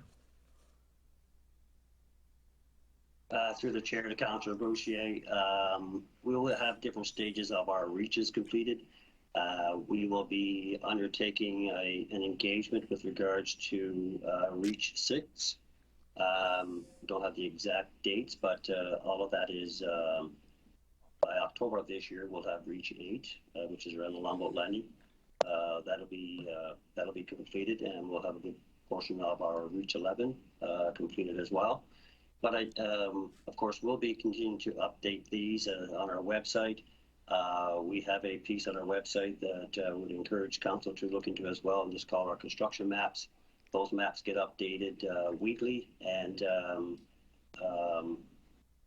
and if there's, of course, that will come with an update as to whether there was anything that would be happening in the project. So we would encourage members of the public, of course, and also council to check out our website and follow the progress on our construction maps as well.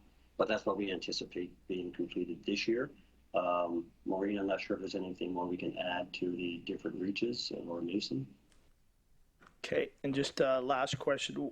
What will be the cost for the flood mitigation this year with everything that was mentioned this evening?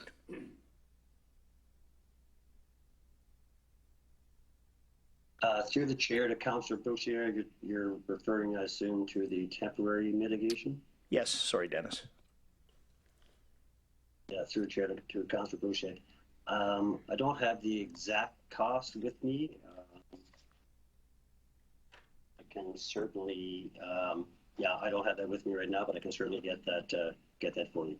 Okay, thank you. And Councillor Banjoko. Thank you, Mayor. Thank you for the presentation. My question is going to be a very simple one, as I'm not a very technical person. But just for the information of people like me, I just want to hear your plans or get some reassurance.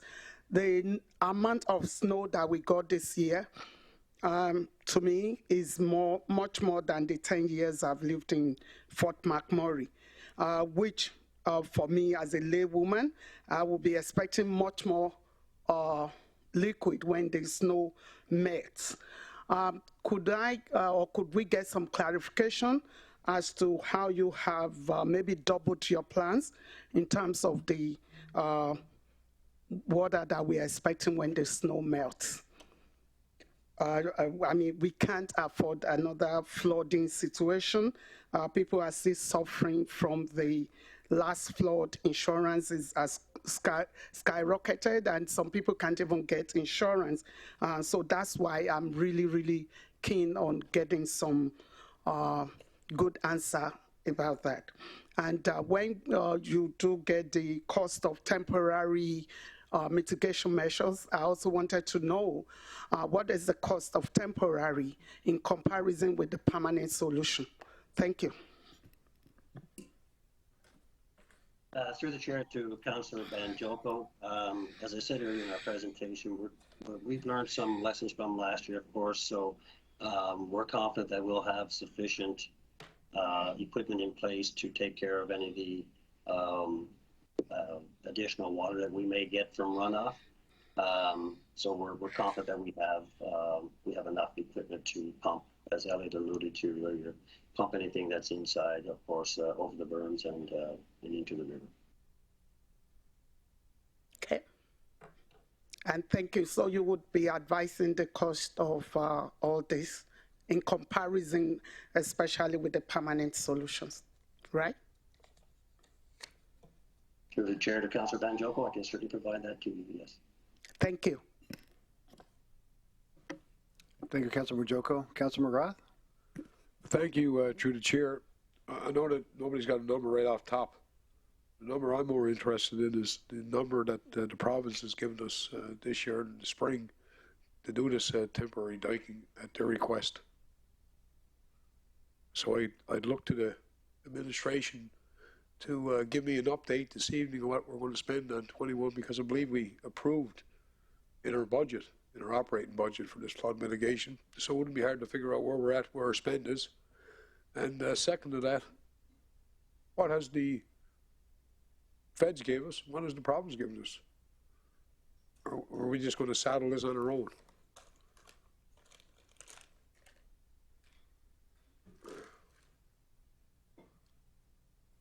And I guess that's a question of administration, because I don't do the books. But I know that there's a number in this room that I hear that nobody knows, but we approved the budget.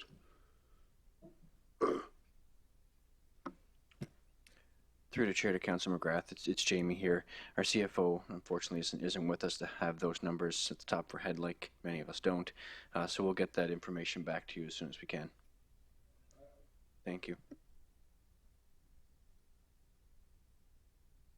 I think I'm turned off right now. The microphone is, not me. I'm pretty happy to serve the chair. So I get that nobody's around. This is a big hot button issue because I think in the last 3 years we watched $7 or $8 million of taxpayers' money do artificial dams, and in the wake of that, there's never a federal dollar that I know about or a provincial dollar on until election time, and I'm just miffed. We already got streets stopped that piss people off. You try to get people to move here. You got to drive around in circles, but nobody knows today how much money we got spent. I'm not going to beat anybody up because I don't want to come across as a bully, but this information should be readily available so that we can go to our elected MLAs and do what we do and not chase a snowplow around to make sure that the province and the feds are looking after us. And the other question, I guess, through the chair, I happen to know a lot of people out there that take water out of ponds and stuff. And the question, I guess, is have we called upon our industry partners? We talk about triple damming and stuff like that, but have we called on industry to make a trade-off? Some of their people during the breakup season, some of their equipment during the breakup season, in lieu of taxes. I mean, we have such untapped talent up north. We're just afraid to do it. We just went through a travesty in Fort McKay where we needed water. We can't call the guys next door. And again, I guess the question is when are we going to stop spending millions of dollars that we don't see in June? Longevity to this. I mean, if anybody was smart, we would have done maybe, and heaven forbid all the rich guys here, but maybe what we could have done was a man-made lake on the east side of the Clearwater River so that when the water table come up, it'd have some place to go. We're Mother Nature, when she comes in 77 when it came, in 97 when it came, you can put any dikes you want. Mother Nature is going to have her way. We got to start thinking outside the box. Protecting Clearwater River is not going to work. Because if the water ever comes up on top, we've had it. So all this talk about revitalizing downtown and insurance, we got an insurance guy here that knows his job is to make sure he pays nothing to nobody. And that's the way it is. That's business. That's business. So when we get into business of federal business and provincial business, we got to ask ourselves, we built Reach 1 and 2 for $200 a meter. Now, Wes, if you can get $3 a meter more in the mine, you're a good man. But we can give $200 million in town. That's not picking on you, but reality's got to come into this chamber at some point. So we don't know where we're at with the spend. Fair enough. We don't know how much money the province give us or the feds give us. That's standard. And I'm assuming that nobody's reached out to industry. But anyways, I'll rest my case, and we'll bring it back for Act 2. Thank you, Councilor McGrath. And I will, the CEO will get the numbers for the provincial and federal and where we're at on those once we have our Chief Financial Officer back here. If I may, through the chair to Councillor McGrath, do have some information. So the actual spend for 2021 was approximately 14.1 million, and our budget for 2022 is 7.5 million. But I don't have the actual spent to date. But we could get the numbers with budgets and of course spent to date as of today's date. We can get that. Did I hear 14 and a half the first year? And 7.5 coming up this year? Through the chair to Councillor McGrath, the actual spend for 2021 was 14.1 million, and our budget for 2022 is 7.5 million. Yeah. I remember the budget we gave you. I guess we'll leave it, through the chair, we'll leave it. I'd like to see what we have in support and grants, because they're the people that make us do it. 22 million is enough money to run the town of Athabasca just about. But anyways, I think it's a big issue, and I think it needs to be exposed. And we need to bring our MLAs and our MP back to Fort McMurray and get us some funding. Or not, our kids will never be able to afford to live in this community. Thank you, Councilor McGrath. Do you have any other questions from council? I'm not seeing any, so thank you for your presentation. And right now, we'll take a 10-minute break before we move on to our next order of business.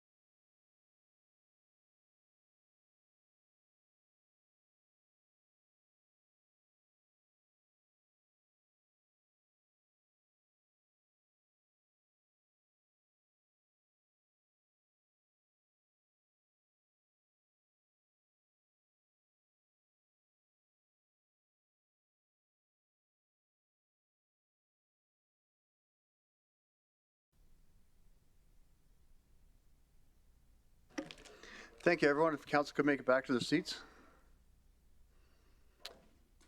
We'll now move on to unfinished business. First up, we have the 2022 proposed standing grant allocation with Buffalo Economic Development Corporation, which was deferred from the budget meetings. And I'd like to first invite Deanne Berge, Director of Community and Protective Services, to introduce the report. And also for council, Economic Development's request is 7 minutes to present rather than 5. If there's no objections, we'll go forward with that.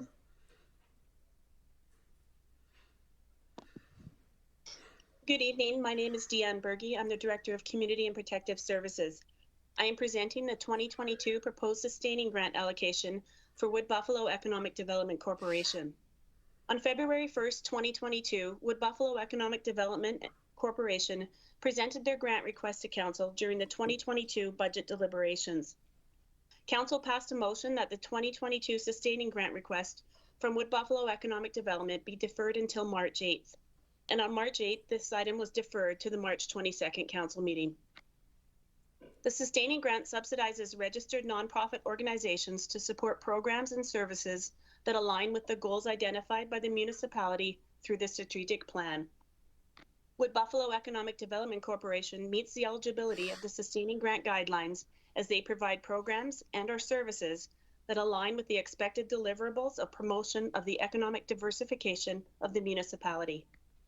The recommended motion is that a $4,360,000 sustaining grant be allocated to Wood Buffalo Economic Development Corporation for 2022 to be funded through the Emerging Issues Reserve. That concludes my report. Thank you. Thank you, Deanne. Can I have someone make the motion to allocate grant funding? Councillor Boussier. I move that $4,360,000.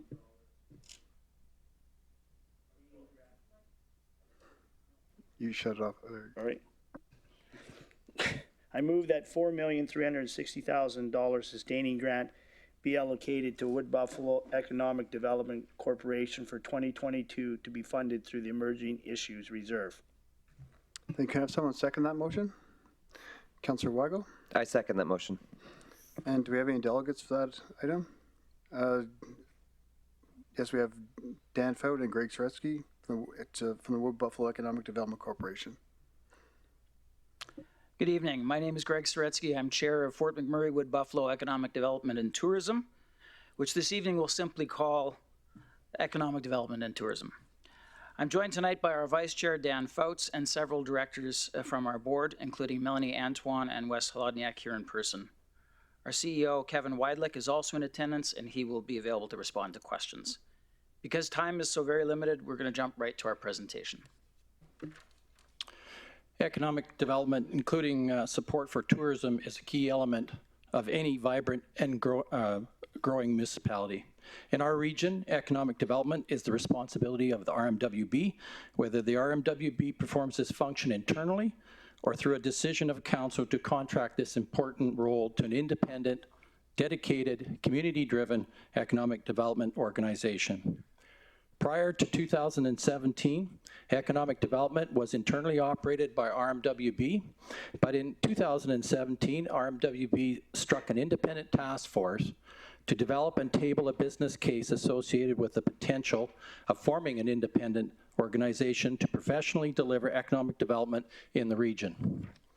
The business case considered existing costs of economic development service delivery, key considerations including salary costs. In 2017, the RMWB's ECDEV department salary costs alone were $2.8 million. When you include operating and capital costs, the total cost to RMWB for the internal delivery of economic development was between $3.5 and $3.8 million per year. In today's dollars, the direct cost would be closer to $4.2 million. By way of present-day comparison, our board's proposed 2022 SIP grant request is $4.4 million, $200,000 more than RMWB's direct cost in 2017. It's really important to understand the real benefit to the community in having independent profit organization deliver economic development and tourism is that the nonprofit's ability to access previously unavailable federal and provincial grants. Our board and management is proud to advise that we have attracted an additional $2 million in grant monies to benefit the community. These are monies that would not be available to the RMWB if the organization were to be reabsorbed into its administration. At this level, our SIP grant request is roughly 69% of the expanded economic development and tourism services and operating expense. Clearly, there are some in the community and perhaps here on council believing that economic development and tourism as delivered by us in our independent professional role would eventually be self-funding, a notion we've struggled to understand. The notion of self-funding was never a position included in the business case. In fact, in the task force presentation to council on August 29, 2017, where the task force provided the recommended mandate structure and projected RMWB go-forward funding requirements, council recognized that the CIP funding would be at least 60% after 3 years of operation. To our knowledge, there isn't an independent economic development organization in North America that is self-funding. Certainly our board and management has never presented economic development as a service that can be or will be self-sustaining in the future. We are particularly proud of the work that has been accomplished on our brand. Having a brand, and not just any brand, but one that is international, award-winning, and recognized, and being able to finally control our own narrative instead of letting that be driven by Hollywood celebrities is just one of our many accomplishments. So too is the opening and operation of Startup YMM despite the stay-at-home mandate during the pandemic. The list of all key accomplishments is there for you to read in the handout in front of you. Economic development is a long game. It requires community leadership, vision, and courage. Economic Development and Tourism's board leadership maintains this position. Developers, retailers, hoteliers all need to be courted for years before they're ready to invest. RMWB is Economic Development and Tourism's sole shareholder. We respect and appreciate that our organization must demonstrate a return on the taxpayer's dollar. This is a fundamental value of the organization and its board leadership. Already, we have demonstrated results that have been independently verified by an economist generating 2.3 to 1 in economic benefit, and that during COVID. Council members, with respect, we believe that there is a clear and very important decision to be made. Does council support its independent economic development and tourism organization going forward or not? A decision not to provide ongoing support essentially means taking the keys back. It means returning the direct role and responsibility for economic development, programming, and services to RMWB's administration for delivery. But make no mistake, either way, there is a direct cost to the taxpayer. It really boils down to who is best equipped to get the best return on the taxpayer's dollar. Before you make your decision, please consider 3 things. 1, ECDEV is a long game that requires vision and courage. 2, the board members of Economic Development and Tourism have impressive resumes. These board members run multi-million-dollar organizations and in some cases, multi-billion-dollar organizations. Ask yourself the question, do you believe these skilled and talented individuals would be associated with economic development and tourism if they did not believe our organization was providing value for the taxpayers' money or advancing effective economic development for Fort McMurray Wood Buffalo? 3, our board members are volunteers with one exception, our chair, who receives a stipend, and I will expand on that in a moment. But in terms of the board members, we are volunteers, and our only motivation is to give back to the community that has been good to us and our families. This is the only reason we serve on the Board of Economic Development and Tourism. As for the stipend we pay our chair, Mr. Saretsky, this stipend is very modest. Since retiring as CEO of WestJet, Mr. Saretsky sits on 5 other international boards, multi-billion-dollar organizations around the world, where his board compensation is many, many times more than what we pay him as a stipend. The international perspective, influence, and leadership he brings to our organization is beyond reproach. And we as an organization are indebted to his involvement, and so should this council and the citizens of Fort McMurray Wood Buffalo. Forgive us for being blunt, but respectfully, your worship and council colleagues, We are frustrated with defending economic development and tourism, an organization we do not believe requires defending. Perhaps misunderstanding, yes, or better understanding, yes, but not defending. Therefore, we implore you as you contemplate your vote that if you choose to support us inside these council chambers today, you must also support us outside these council chambers tomorrow, and if you cannot do that, then you should vote no. Again, we are volunteers, and if council is having reservation, then let's not waste each other's time. Take the keys back and perform this important function internally. As you've seen in the handout booklet, the 5-year plan we've designed and developed is very comprehensive. I won't go into any detail here as the plan is in front of you and we'll consider it read. Year 1 of this plan is 2022, and we are requesting a SIP grant of $4.4 million to accomplish our Year 1 objective.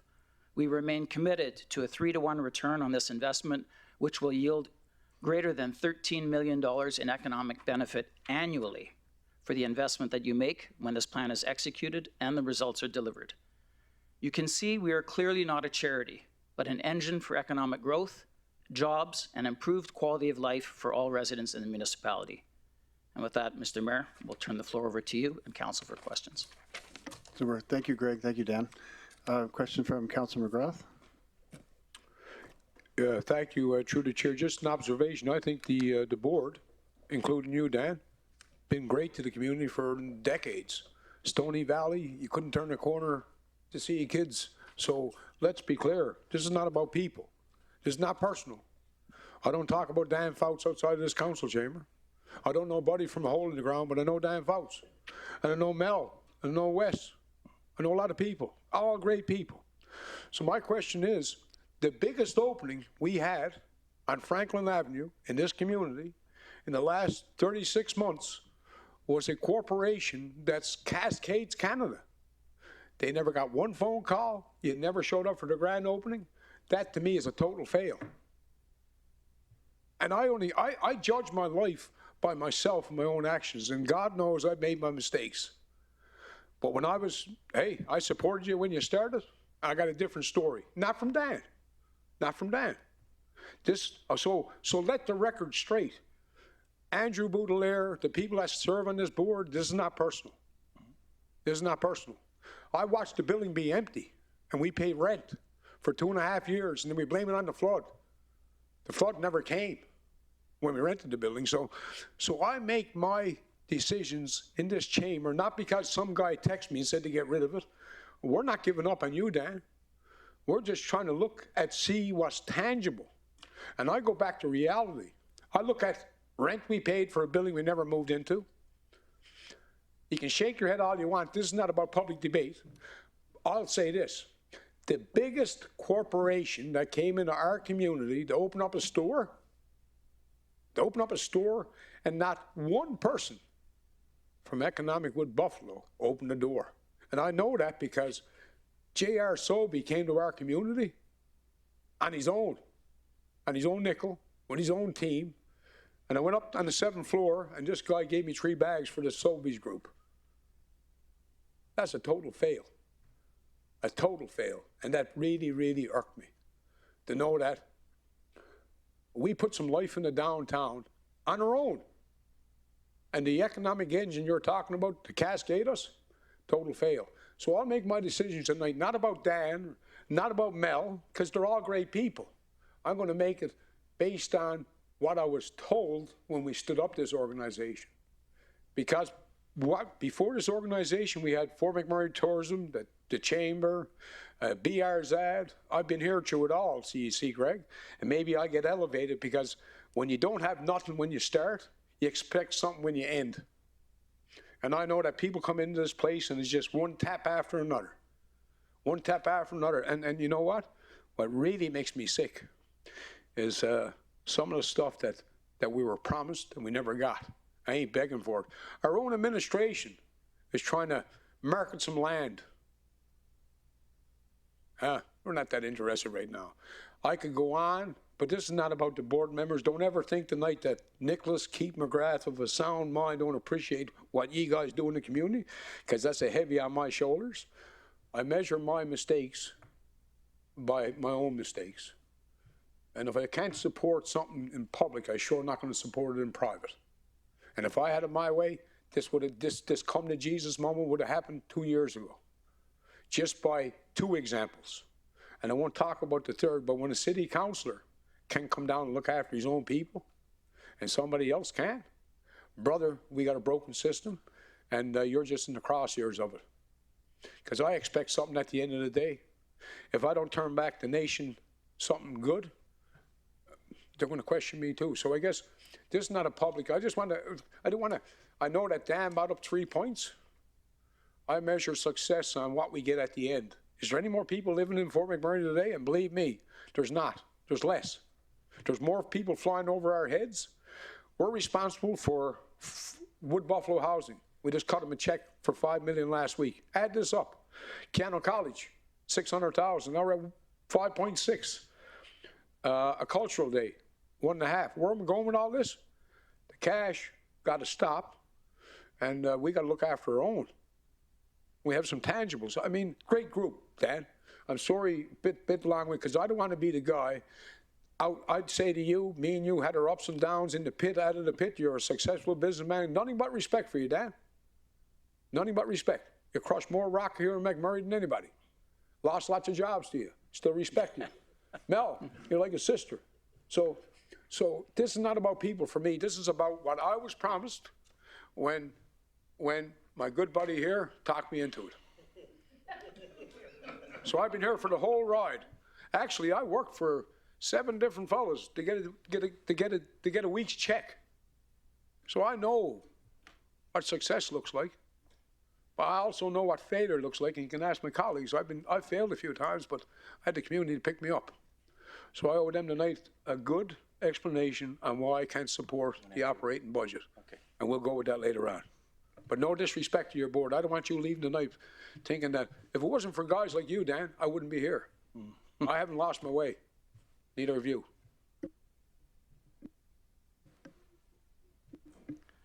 Thank you, Councillor McGrath. I'm searching for the question in your diatribe, but let me just say one thing. On the points you mentioned, we don't disagree. Second, you asked me my question.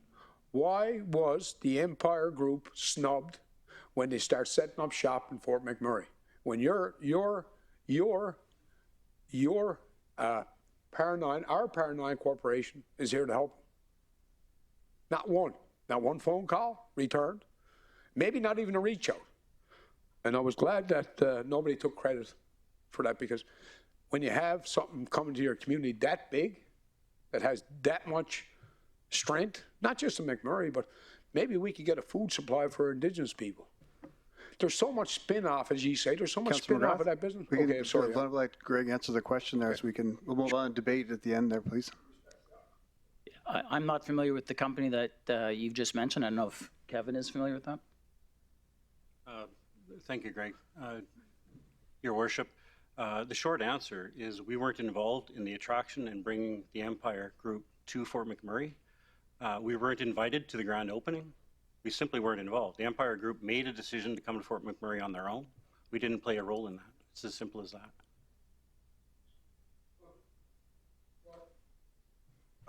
If I can, through the chair, you might not have been involved in their landing here, but surely, God, you must have known they were here. They're getting the building ready for the last 10 months. So I would say, as a professional business development guy, heading up a corporation, I would go over and knock on the door and say, hey, Mac, who's the local guy here? Who's the franchisee here? I don't know. Maybe I am crazy, but that's the way business is done. Your Worship, Councillor McGrath, you make a very fair point. It clearly was a miss on our point. I think, you know what? It's legit. I appreciate that. All my points were fair before too, but they were cascaded on the life I lived. But now, with a clear mind and a clear conscience, I can go ahead and give the people back the life that they gave me through questions like this. Because somewhere the buck got to stop. We're getting less from industry, and we're spending more. That don't add up. I've been involved in those organizations, and that's not sustainable. Thank you, Councilor McGrath. We move on to the next question from Councilor Benjoko. Thank you, Mayor Bowman. Thank you for the presentation at the development body. I was going through your submission, and I saw that your expenses increased by about 2 million. And I want to know what accounted for that 2 million increase. That's one. And I also saw that the salary is, I believe, close to 3 million, if I had got the figure right. And so I did the calculation for 18 staff, and that on the average, I got 165,000. Is that correct? No, the average salary is 96,000, I believe. Hang on. We did draft a letter that was sent to Mayor and Council on February the 9th, and that question was answered in that letter. And the salaries ranged from, where is it here? Ranged from 49,000, maximum salary of 159, and an average salary of 96,409. Okay. I guess, okay, I'll take that, and I will check the document again. So also talking about the investment and the investors that you've attracted, is this quantifiable? All I see is 21 new business, if I got that correctly, and I don't really know if this is correct and what the impact and result of those companies are. Yeah, so thank you for your question. There were 12 new businesses that have started up since economic development and tourism was moved outside of the RMWB administration. These were companies that were part of our entrepreneur incubator at Startup YMM, and they have created 39 private sector jobs. And 39 jobs. 39 jobs. So these are small independent organizations. The names, we have them all here if you're interested in the names, but what we're trying to generate is the next generation of small entrepreneurs that can grow their business, that can scale, and that can bring diversified businesses into the community. So 39 jobs at the cost of what amount? The budget for Startup YMM includes providing a whole bunch of programming. So helping existing entrepreneurs scale their business, helping them with budgeting, helping them with staff attraction. There's a whole list of programs that Startup YMM is responsible for to local businesses, not just those that are starting from ground up and hiring new people. I see, Kevin. Thank you. Perhaps I can give additional context. Yeah. Perhaps I can give some additional context. So Startup YMM is a business incubator, some 270 with some 270 member businesses, and the programming is designed to provide services to that entire membership. So we started operations during the pandemic. And delivered services virtually. So those 270 businesses, of the immediate quantifiable numbers are what we just discussed.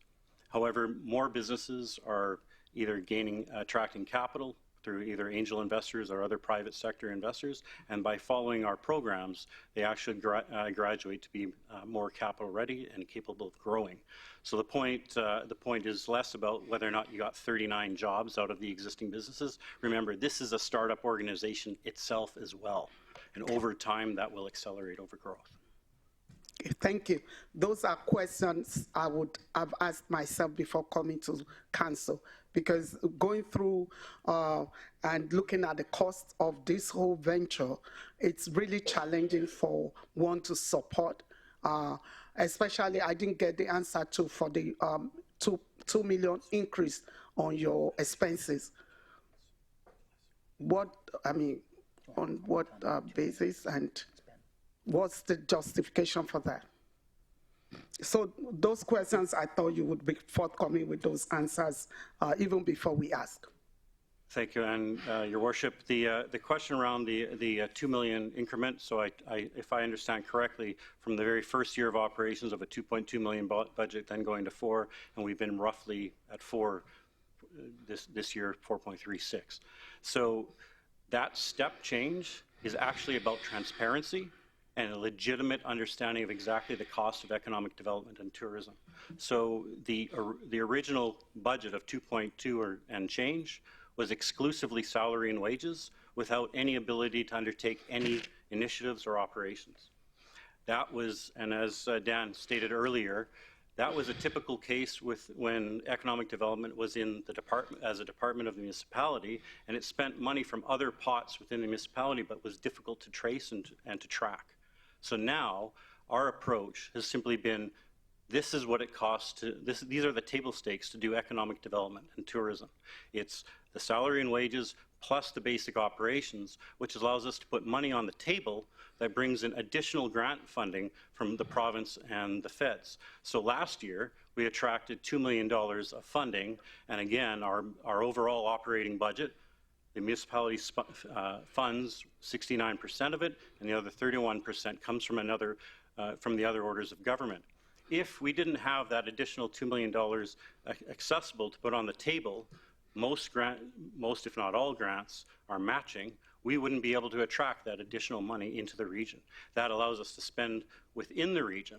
Also, another interesting factoid that you may find relevant is the vast bulk of our spending is actually within the region. More than 85% of our spending actually benefits the region. And if I can finally mention the Economic Recovery Task Force, Business Recovery Task Force. So we've committed and been spending some $2 million in the region supporting local businesses and business support organizations such as the Chamber of Commerce, NABA, the Construction Association, and Community Futures Wood Buffalo. We've drawn down the value of the Economic Development Initiatives Fund in 1 year by roughly $1 million to deliver that services that supports local businesses to get back on their feet as a result of both the flood and the pandemic. Thank you. And my final question is how you are supporting local businesses. One of your objectives under your objectives 2.5 is to participate in and support public and private projects to enhance the reputation, image, and goodwill of the regional municipality of Wood Buffalo, both locally, provincially, and nationally, and so on and so forth. One of the questions that my council colleague, Councillor McGrath, asked, I have something similar. In what way are you engaging the local businesses, whether they are private or public? An example is a Control Chaos, and another one is Beyond Adventures. These are privately owned or privately operated organizations. So in what way are you engaging them, dialoguing with them, and supporting them with resources in line with your objective of why you are existing at all? Your Worship, and to Councillor Banjoko, thank you for that question. It's so, for example, specifically Beyond Adventures and Tours, our tourism team has been assisting them in accessing grant funding to get their operations underway. They've also been actively involved with our startup YMM as a member and going through the programs so that they can get additional investment and capitalization so they can grow their business. I'm proud to say that we've been with Beyond Adventures from the very beginning. The entrepreneurs joined us on a discovery tour to Yellowknife to see what kinds of services and tourism-oriented services could be provided, and they've definitely benefited from that as well. So that's just one example, and there are literally dozens similar to that. Okay, and to wrap up my points, for me as a councillor and a resident of this region, one is looking for tangible things that we can say, this is a deliverable from a $6 million investment per annum. And I mean, we've discussed before, attracting stores for target population and cater for the need of the region, things that we can point out and say you delivered, those are not quite as visible at this point. So those are my points. And thank you so much. So and you're absolutely right. Every measure, every performance measure should be measurable and we can point to. So for example, the economic impact numbers that was just presented to you today, the 2.35 to 1 ratio in terms of dollars, that's roughly, off the top of my head, I don't have it in front of me, but the point is that is independently verified by an economist, and it's used through the count of jobs, the count of new capital investment, new government spending into the region from outside the region, as in the $2 million of grant funding that comes in the region that is then flowed through us and delivered to businesses. And in addition, for example, the Beyond Adventures and Tours, grant funding goes from other government organizations directly to those businesses. It doesn't flow through our company, so you don't see that money flow. But we track it, and that is counted as economic impact. Thank you. Thank you, Councilor Majoko. Councilor Bussier? Yeah, thank you, Mayor Bowman, through the chair to Mr. Fouch and Greg. Certainly appreciate your passion, Dan.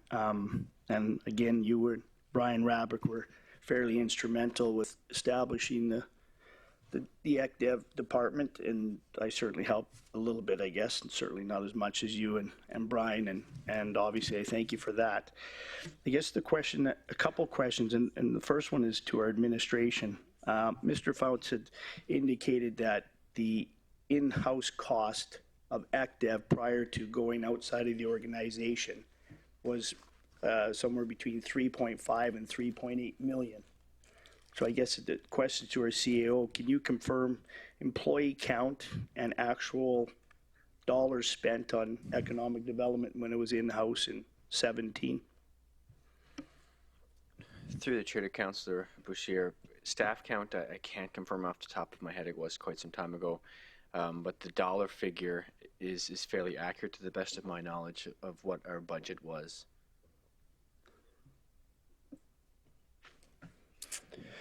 So the ask tonight is 4.3, yet in-house it costs us 3.8, and that would count. That I'm assuming counted the ask of tourism every year. That's correct. Through the chair to Councillor Bouchier, that's correct. Okay. So the ask isn't really a whole lot different. Whether No, we stay. and for the record, if I may, that was $3.8 million in 2017 dollars, right? So it's a pretty flat budget. Okay, so I was the one, Greg, that sent the questions to you regarding ECDEV, and I'm still looking at the salary wages, and it says 18 full-time, and it's $3 million. I don't know if that's a misprint. So I'm just confirming that the cost to run ECDEV, including everyone's salary and wages, including Kevin, yours, and all the other 18 full-time is 3 million, 2.979 for 2022. Yeah, that's not just salaries, that's other operating costs of operating the office. So it's all the office supplies, all of the travel, all of the it doesn't benefits. say that, though. That's the issue I have here. And certainly the blame isn't going to any of you three gentlemen or the board, but I have to make a decision, and the decision tells me it's $3 million, and it just says salary and wages. So exactly. That's a really fair question, and actually the slide isn't really helpful because it's not. So let me speak to it directly. So the $3 million salary and wages, the salary number that we just discussed doesn't include the burden on the organization in terms of benefits, so that's included in that $3 million. Also, the slide says 18 FTE, but it doesn't mention the casual labor that comes and goes over the course of the year. And that also increases that number. So when I refer to casual labor, those are summer student jobs. Those are contract or term positions to deliver on specific projects that come and go over the course of the year. So they're not full-time employees. They're people that come and go. And that surges depending on the seasonality of the work. So when you include all of the salary, the benefits, which includes the burden both on the employer as well as et cetera. And then, of course, the additional temporary and contract employees and hourly wage employees, that's when it gets up to the $3 million mark. Okay, thank you. May I just also add a point here, Councillor Bussier? As business people, I'm sure we all might make a decision that to spend $1, if we could make $2, would be a good investment. So I appreciate that we're all focused on the $4 million of CIP grant that we're seeking and the $3 million in salary and benefits. But the reality is the yardstick that you should measure us by is the benefit that we bring back to the community. And so if tonight we asked for a $10 million grant but said we're going to bring $20 million of economic benefit, that might be pretty good. So it's, in my mind, it's less about the $4 million in CIP grant and more about what we're going to do to bring benefit back to the community. We have a lot of money flowing out of this community that goes shopping in Edmonton, that flies out of Edmonton. We don't have infrastructure that can improve quality of life in this community. There are retailers, there are businesses that we need to attract. And we've been working for the right through the pandemic, since this organization started in 2018. My neighbor is the CEO of Costco. I've had several conversations with him, and there's a list as long as my arm about why Costco can't make this community work, despite the fact that we have an average income that is 2x just about any other community that they serve. So we are aware of some of the challenges, but we haven't given up, and we have, I think, a pretty healthy list of prospects that I'm hopeful that with the benefit of more time we'll be able to deliver. But all of that is going to take a continued funding to actually get to that end goal. And our commitment as an organization is to generate, right now it's 2.35 to 1, but I think we could be 3 to 1. For every dollar that you spend with us, we get you $3 in return. And Mr. Sretsky, I understand leakage. I've been here 58 years, and Fort McMurray Costco is currently located in St. Albert.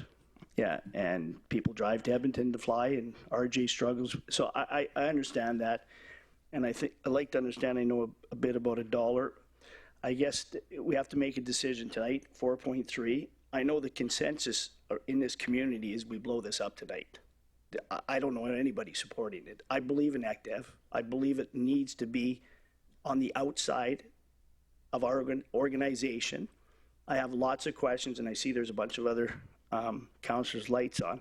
I guess the one question, you've clarified the salary and wages, so I'm okay with that. In one of the questions you mentioned 12 businesses start up. Now, I did my own little homework, and obviously this isn't gospel, but 4 or 5 of them were home office businesses. So out of the 11 or 12, is there anybody that has bricks and mortar outside of their home?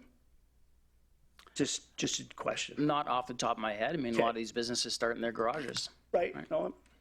So just to assist that's a level of detail I'm not sure my board would necessarily track, but Kid Drop Inc., for example, they've been involved with our program right from the start, and they, of course, have a bricks and mortar. The whole point of joining startup is to graduate to become and to actually cause spending in commercial rental space. So the idea is to create a pipeline, get companies to a point where they can actually afford to pay commercial lease rates. Right. Like that's the end goal. That's what we want to get them to. So we have 270 members, some of whom are in bricks and mortars, and some of whom will graduate to get to that point. That's exactly the purpose of the program. Okay, just one final question before I give up the microphone for the other councillors. How much of an impact do you think COVID and the flood played on your opportunity to do business or perform? It was absolutely massive. I mean, there was 2 years where people weren't coming to the community, where we invited leads to come. They couldn't, right? There was a stay-at-home mandate. Even with the strong desire to put boots on the ground, they were physically unable. And then there was the flood. And not to use those all as excuses, but they were very real, and the impact was profound. Okay. I'll let some other councillors, I get some more, but that's fine. Thank you. Thank you, Councillor Boussier. And we have a lot of questions lined up here, so I just want to remind Council to this portion, we're just asking questions of economic development, and we'll be debating later. Councillor Cardinal. Thanks, gentlemen, for your presentation. I guess I was just reading the planning process and your pillars of approach. I noticed that it says you've been supporting Indigenous tourism operators. Maybe educate me a little bit on maybe what people have been supported indigenously, and also, well, that'd be my first question, actually. Let's go with that one.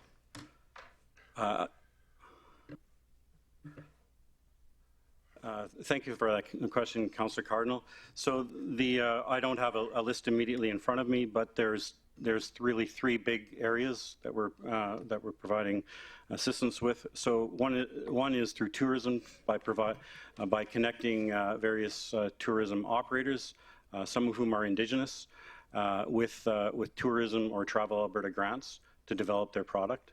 One example is Golden Eagle RV, who's been the beneficiary of a Travel Alberta grant. So our work in assisting with obtaining that grant, that's what we do. Money doesn't flow through us; it goes directly to that business. There's a few other examples of small tourism operators from the Métis community. We have an MOU, Memorandum of Understanding, with the McMurray Métis on the development of various tourism-oriented experiences, and we're speaking and working with them on getting some entrepreneurs market ready, if you will. So market ready means being able for us to market them to tourists from outside the destination, so they can provide their product on a guaranteed way. So when a tourist come here, they know that they can benefit. These are jet boat tours, trapline tours, these kinds of things. So we're doing a lot of work with the McMurray Métis. This is very time intensive and will take years. As well, Startup YMM is beginning its operations, and we've got a foot on the ground in Fort Chip in terms of making some internet space available, and we have identified Fort Chip as an area of opportunity to spend some time to work with Indigenous-oriented entrepreneurs. We also, the Startup YMM program, we have a partnership with the Northeastern Alberta Aboriginal Business Association through the Venture Mentoring Services program. So this is where business leaders, successful entrepreneurs are paired up as a mentor with mentees, and the companies include companies that are members of NABA. So many Indigenous entrepreneurs benefit from the mentorship program. Those are just the big ones off the top of my head. Thank you. I noticed like Indigenous businesses and our people are the economic engine of our region. How is that being tapped into, I guess? And also, what is the amount given to rural Indigenous communities for funding for economic and development and tourism? So that's not a number we've directly tracked. But we have made various commitments. For example, the sponsorship of the Anzac Recreation Society's events around the oil sands sled dog races. So the short answer is I don't have the exact number. We can dig that out. But the intent is to increase that over time. And the best way of doing that is connecting up with relationships, meeting more Indigenous entrepreneurs and more people from the rural community. And to be honest, COVID's really hampered our ability to do that. Now is the time to get out, and I'm personally committed to doing that. And any assistance that we can get to facilitate those connections will be all over. Is the amount in the budget passed, I guess, or no, in the allocated budget, is it all for just a municipality, or is it specific to Indigenous rural communities? So it's specific to the entire region. the entire regional municipality. So we don't differentiate from the urban service area or Fort Chip or Anzac. If an entrepreneur needs our assistance, we will work with them. So how can we make it to where there's an actual somewhat of an amount given to the rural communities? Because I'm just starting to get a sense, trying to get a sense of you know, how things are going with the economic development tourism, because I know that there hasn't been no engagement with Fort Chip or well, I can only speak for Fort Chip one. Like, I know that there wasn't any engagement at all, and you know, the TRC and 94 calls to action has been in place for 7 years now, right? And nowhere in the vision nor in any of the statements that's in your guys' planning does it state. Councillor Cardinal, do you want to put you come closer to your mic, sorry, there, please? Nor that. Sorry about that. I'll go back to in 2015, the TRC report, the final report came in, and then since then I noticed that you know, the 94 calls to action, the TRC, all that stuff had come out, and then, you know, just reading through the presentation and some of the stuff, the package that you have given us, and nowhere does it say anything about reconciliation or supports. Well, it does say some supports for Indigenous people, but it doesn't have the actual calls to action implemented in your guys' planning. So, how can that be adjusted? Can we readjust that or adjust that? Yeah, thank you for that question. So the package, the documents that you have are actually historical, and the 5-year economic development and tourism strategy, all you have is 1 page on it. So that's a pretty detailed document, which we are sharing with all of the organizations that helped us to develop that strategy, and then we'll be releasing it publicly in the weeks ahead. That strategy includes the how we deal with economic reconciliation, and includes how we intend to engage with Indigenous communities. And that's not just. We just didn't develop that ourselves. We engage with Indigenous community leaders. Excuse me. We engage with Indigenous business leaders in the development of that. And I just want to. I do want to clarify a point from an economic development perspective from our organization. It's not about giving money to communities. It's about giving money, or not. It's not necessarily even about giving money. It's about providing support to businesses so they can grow and expand. So what does that support look like? It's a whole variety of a suite of options that are available. So the biggest challenge that we've endured historically, that I hope and I actually want to be a part of history and going forward, is have stronger relationships with Indigenous-owned businesses and companies. Many of the businesses that we've been successfully engaged with are owned by First Nations, so the First Nations own companies. And for example, the McMurray Métis, there's a ton of work to be done with all of the Indigenous communities in Fort Chipewyan. And frankly, COVID's wreaked havoc on our ability to properly connect. That needs to change, and we need help to do that. And likewise with the communities in the south as well. Okay, that's all I have. Thank you. Thank you, Councillor Cardinal. Yeah, thanks, guys. Thank you. And I just have a quick question, although I may have even asked one of you gentlemen these questions over the last few months. Although I have a successful business for the last over 30 years, I've learned more about economic development, I think, in the last 6 months. My crash course from meetings and texts over the last while. Just for my knowledge and for the community, your Economic Development Initiative Fund, what is that fund used for? Yeah, thank you. Great question. So the Economic Development Initiatives Fund was capitalized with $8 million. We've committed some 4.7 or $4.8 million to various initiatives.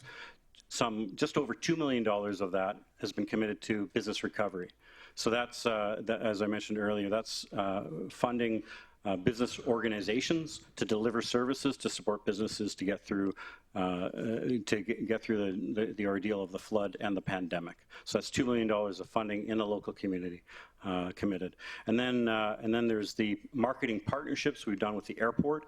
That's committed funding. We haven't spent much of that funding, but we set it aside. And this is about this is ensuring that we can have custom services for the airport when it becomes international. We have not spent that money. We've set it aside and committed and signed a contract with the airport that we would partially fund customs operations such that when they get an international flight, say for example to a sun destination, we can tap into that funding and make that a worthwhile project for the community. And likewise, partnerships for airlines that may that we want to attract to increase our connectivity to cities throughout Canada. So that's a marketing partnership. Again, we've earmarked the money. We spent some of the money as a pay-as-you-go initiative to market the various flights that have come and gone. Flair Airlines was one example of that. Flair has since departed, but the opportunity to either reattract them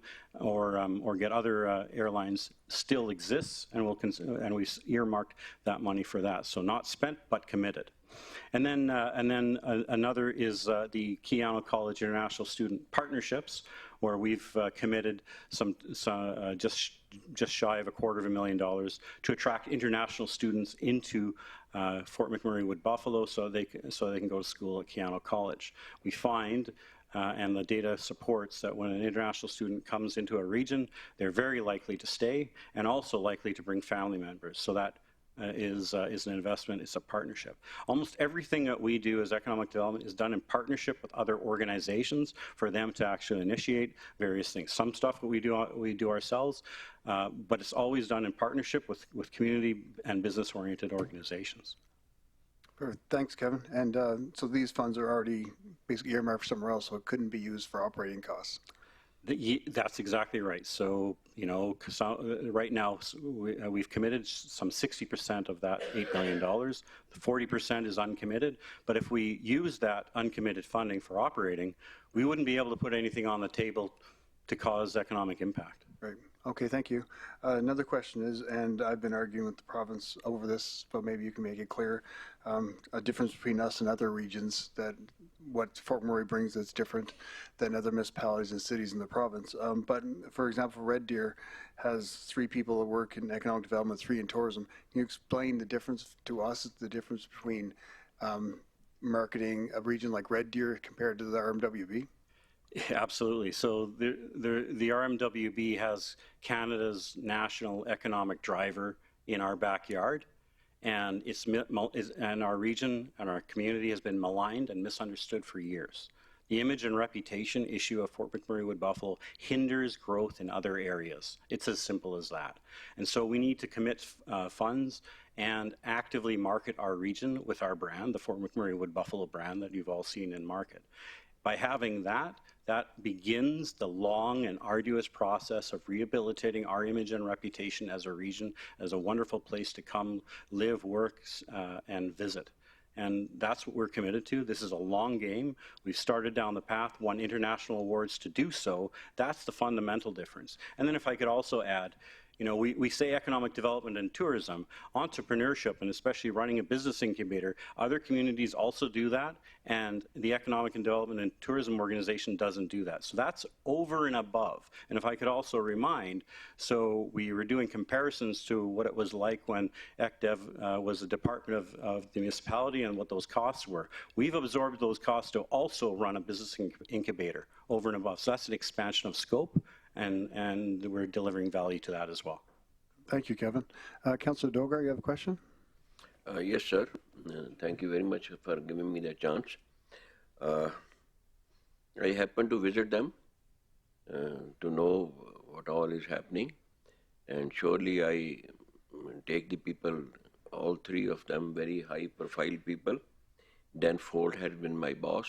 I respect him a lot. Then Kevin also impressed me with his knowledge. But certainly, once I see all these things, there are 18 people, and mostly money is going on salary.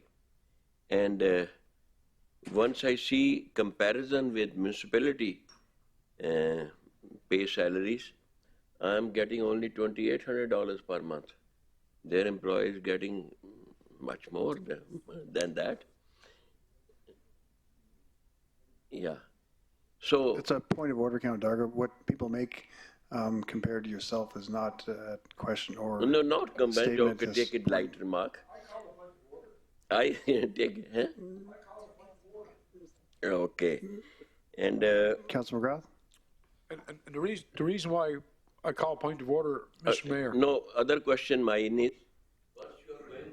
Sorry, Councilor Dogar, can Councilor McGrath called the point of order. We need to let him speak, please. The reason why I call point of order, we're talking about humans, not what they're making, what the taxpayer is getting in return. The question, you got a question, ask a question, but we can't be banging the people that are working for us. I mean. Okay, I correct myself. The other thing is, you have to hire 6 people now to be the Councilor Dogar, you can click, press your button for your mic. You're not online. Mike. And just again, just a reminder, just a question. This is the time to ask questions. Yes, sir. 6 you employee are going to rehire. So how do you ensure that they are locals? Were they locals in the past? So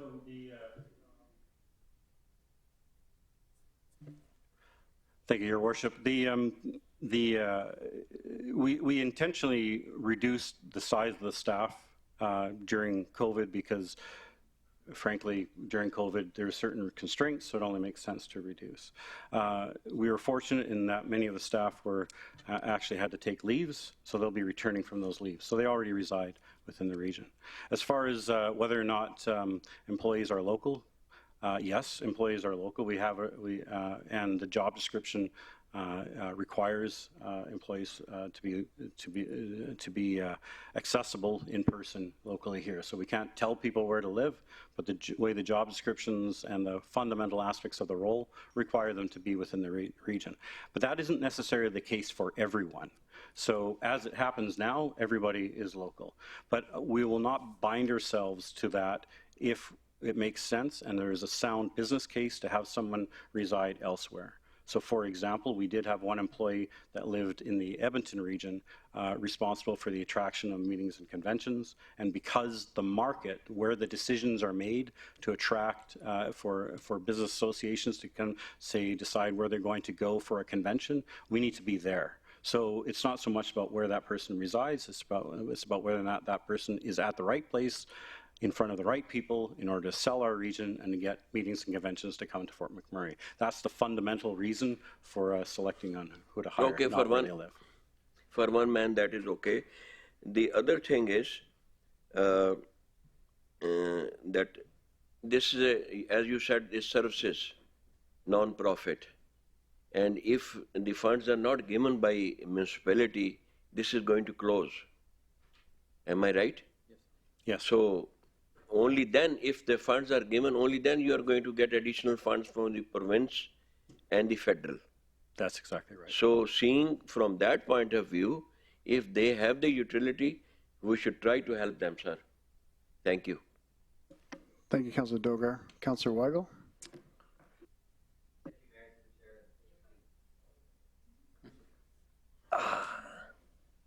Thank you through the chair, and thank you for the presentation. And mine's just a clarification. I think the mayor asked a question, but the money that's invested is the initiative fund, right? That's the money that's earmarked, put away. Are we not able to repurpose any of that money at this point if we don't look like there's going to be anything coming in the future? Can we repurpose some of that money, or how is it locked in there that we can't pull any of that out? Because, and I guess I'll just add on before you go, and so you can answer it all, and I won't carry it on. I can't find the financials from 2021, but in 2020, there was also just over $2 million in the bank, as well as that $8 million that was invested, leaving $11 million kind of in that assets.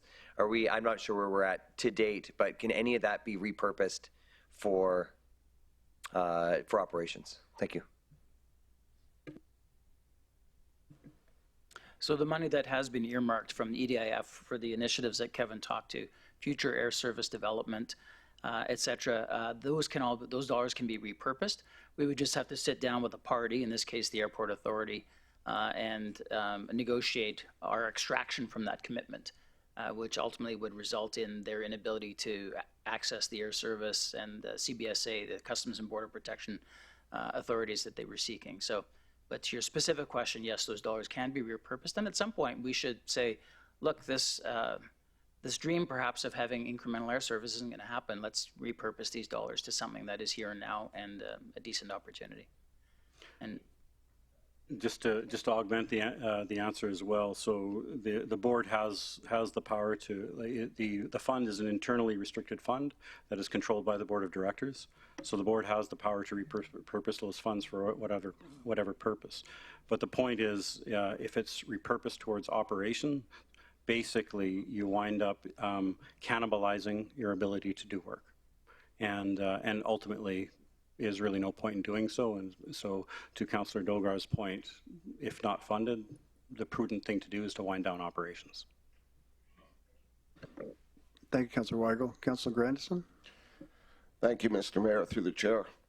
Not even quite sure how to start, trying to frame how the question. So gentlemen, I'm first going to start by echoing Councillor McGrath's comments. I know many of you, and I like the way he framed that.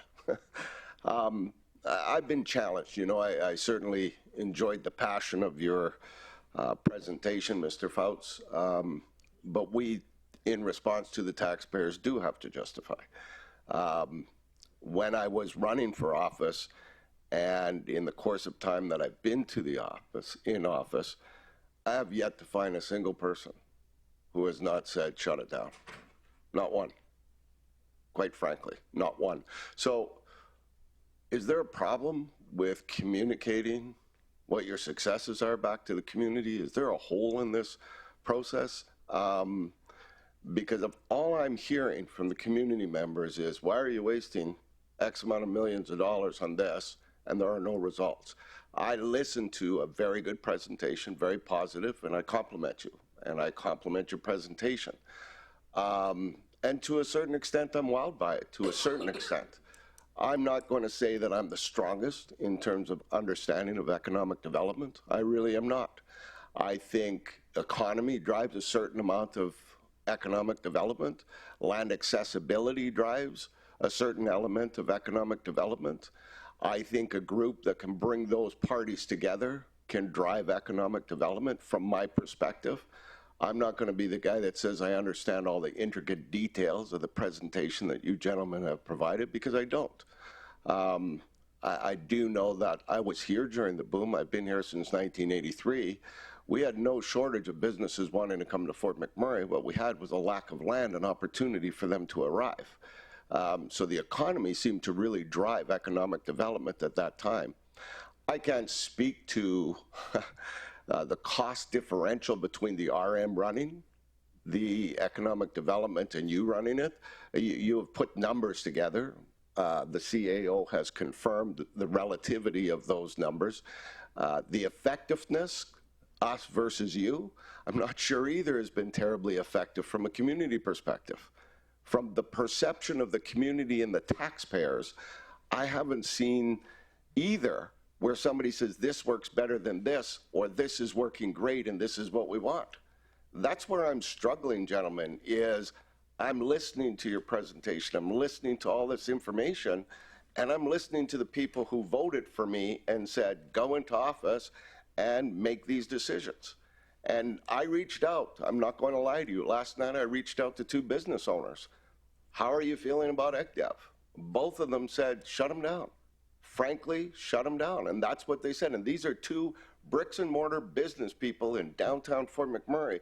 So there's a hole, there's a gap of communication where the people who are paying the taxes, doing business in Fort McMurray, haven't even got a clue what you're doing. I'm a counselor and I'm barely getting an education on what you're doing. So we've got a problem. Sorry, Councillor Grandison, you have a question? Well, the question's kind of in there, Mr. Mayor. I'm not quite sure how to frame that statement to these gentlemen, other than Is there a plan to better advertise, market, demonstrate to the people who are already here that also pay taxes of what your value is? And maybe that speaks to some of the other questions that have been asked. I don't know. Maybe that's the only way I can frame it. Thank you, Mr. Mayor. Through the chair to Councillor Grandison. So great questions. Let me start off by saying, I think on much of what you said, we agree. On the specific point of why do we not have more advocates out there in this region, I think if you speak to those who have benefited specifically from the dollars we've been able to partner with them, they would be the advocates. But as you know, there are many in this community that come with their hand out, and we sometimes have to say no. And to those to whom we've said no, we find them not to be such advocates. I would also say that, and I hate to use this as a crutch, but it is a reality, and Councillor Bussier asked it earlier, about the flood and the pandemic. So we committed $2 million of our money to help local businesses recover from the flood.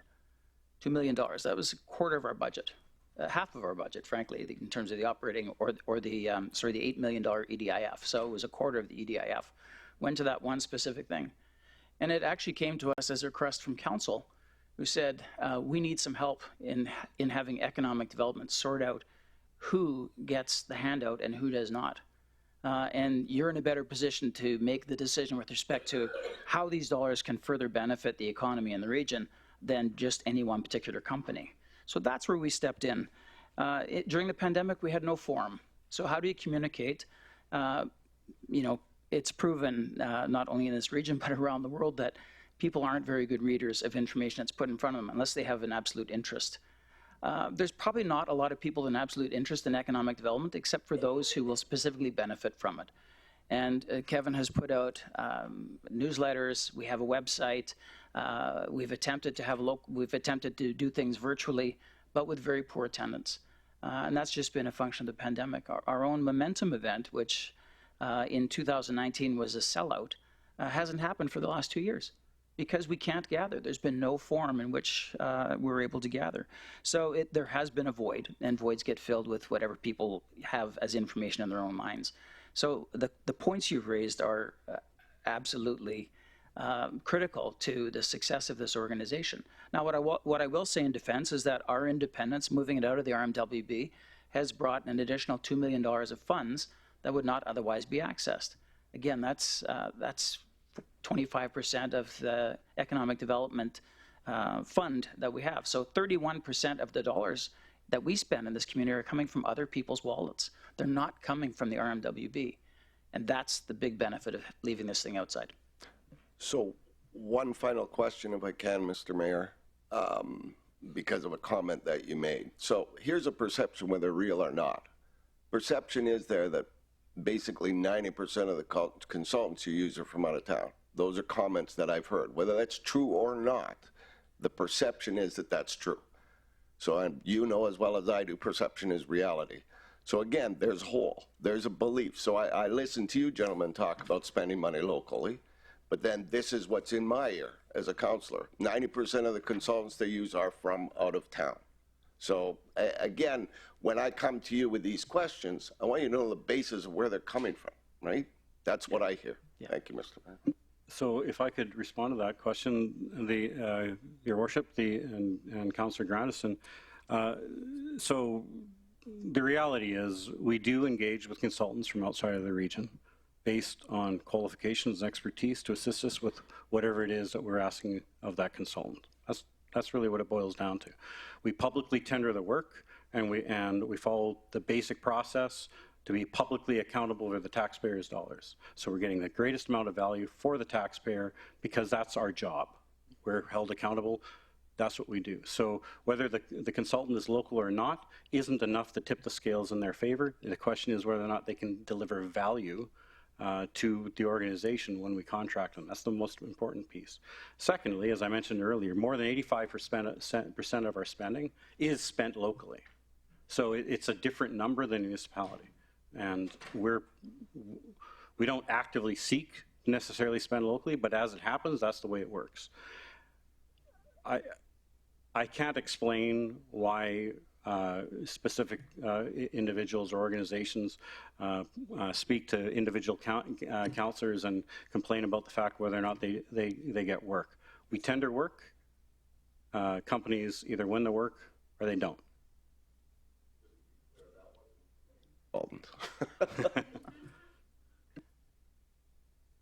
Thank you, Councillor Grandison. Councillor Cardinal?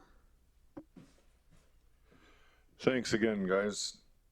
Kevin, this one's for you. Where can I find information about the needs assessments for rural communities?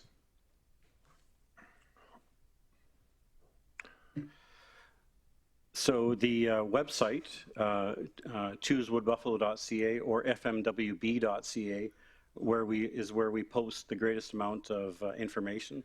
Specifically, we haven't parsed out what specific community needs are. They're in a general sense. Probably the most specific is the regional labor study. What are the needs of the region? So it's less, and it's really more about what kind of skill sets do we need to attract people into the region. That's the most relevant question that we can answer with that data.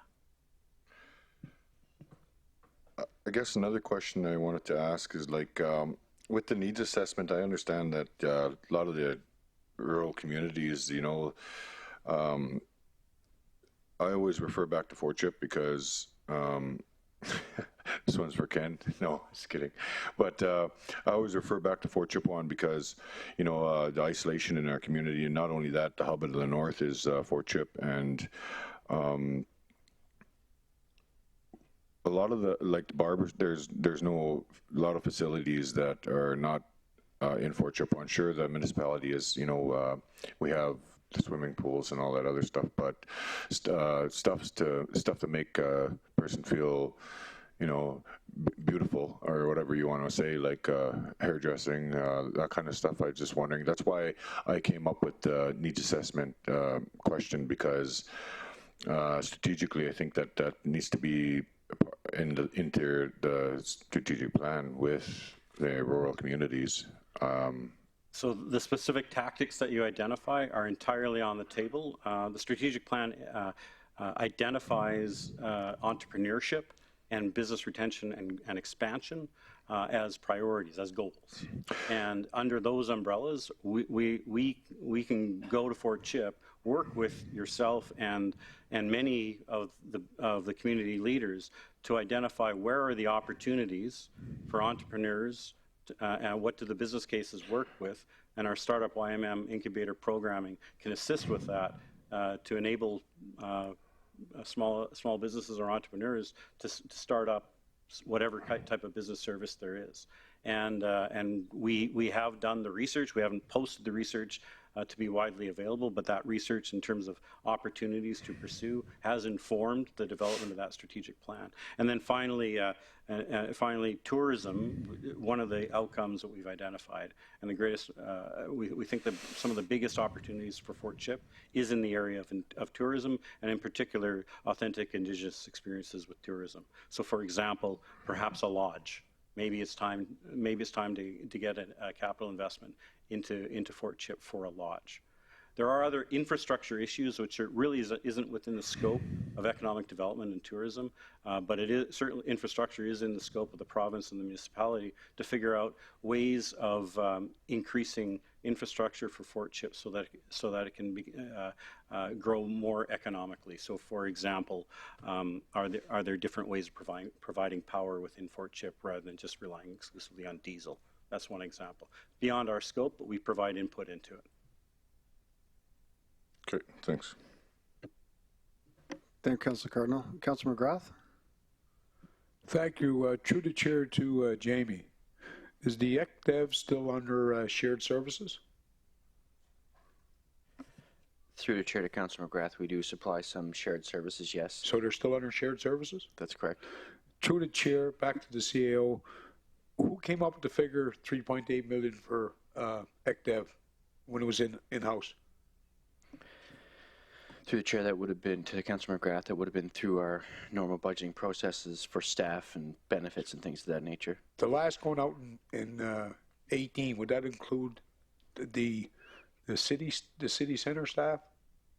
because somewhere down the middle, we had tourism, chamber, and we had ECDEV. But ECDEV became part of City Center when we were trying to sell City Center. You know, the $1 billion arena and the $100 bridge and $100 million streetscaping. So I'm just trying to figure out who gave you the 3.8, because I know there's two people who worked their tail off here at the municipality, but they weren't allowed past Franklin Avenue. And that's why our in-house BD work didn't work.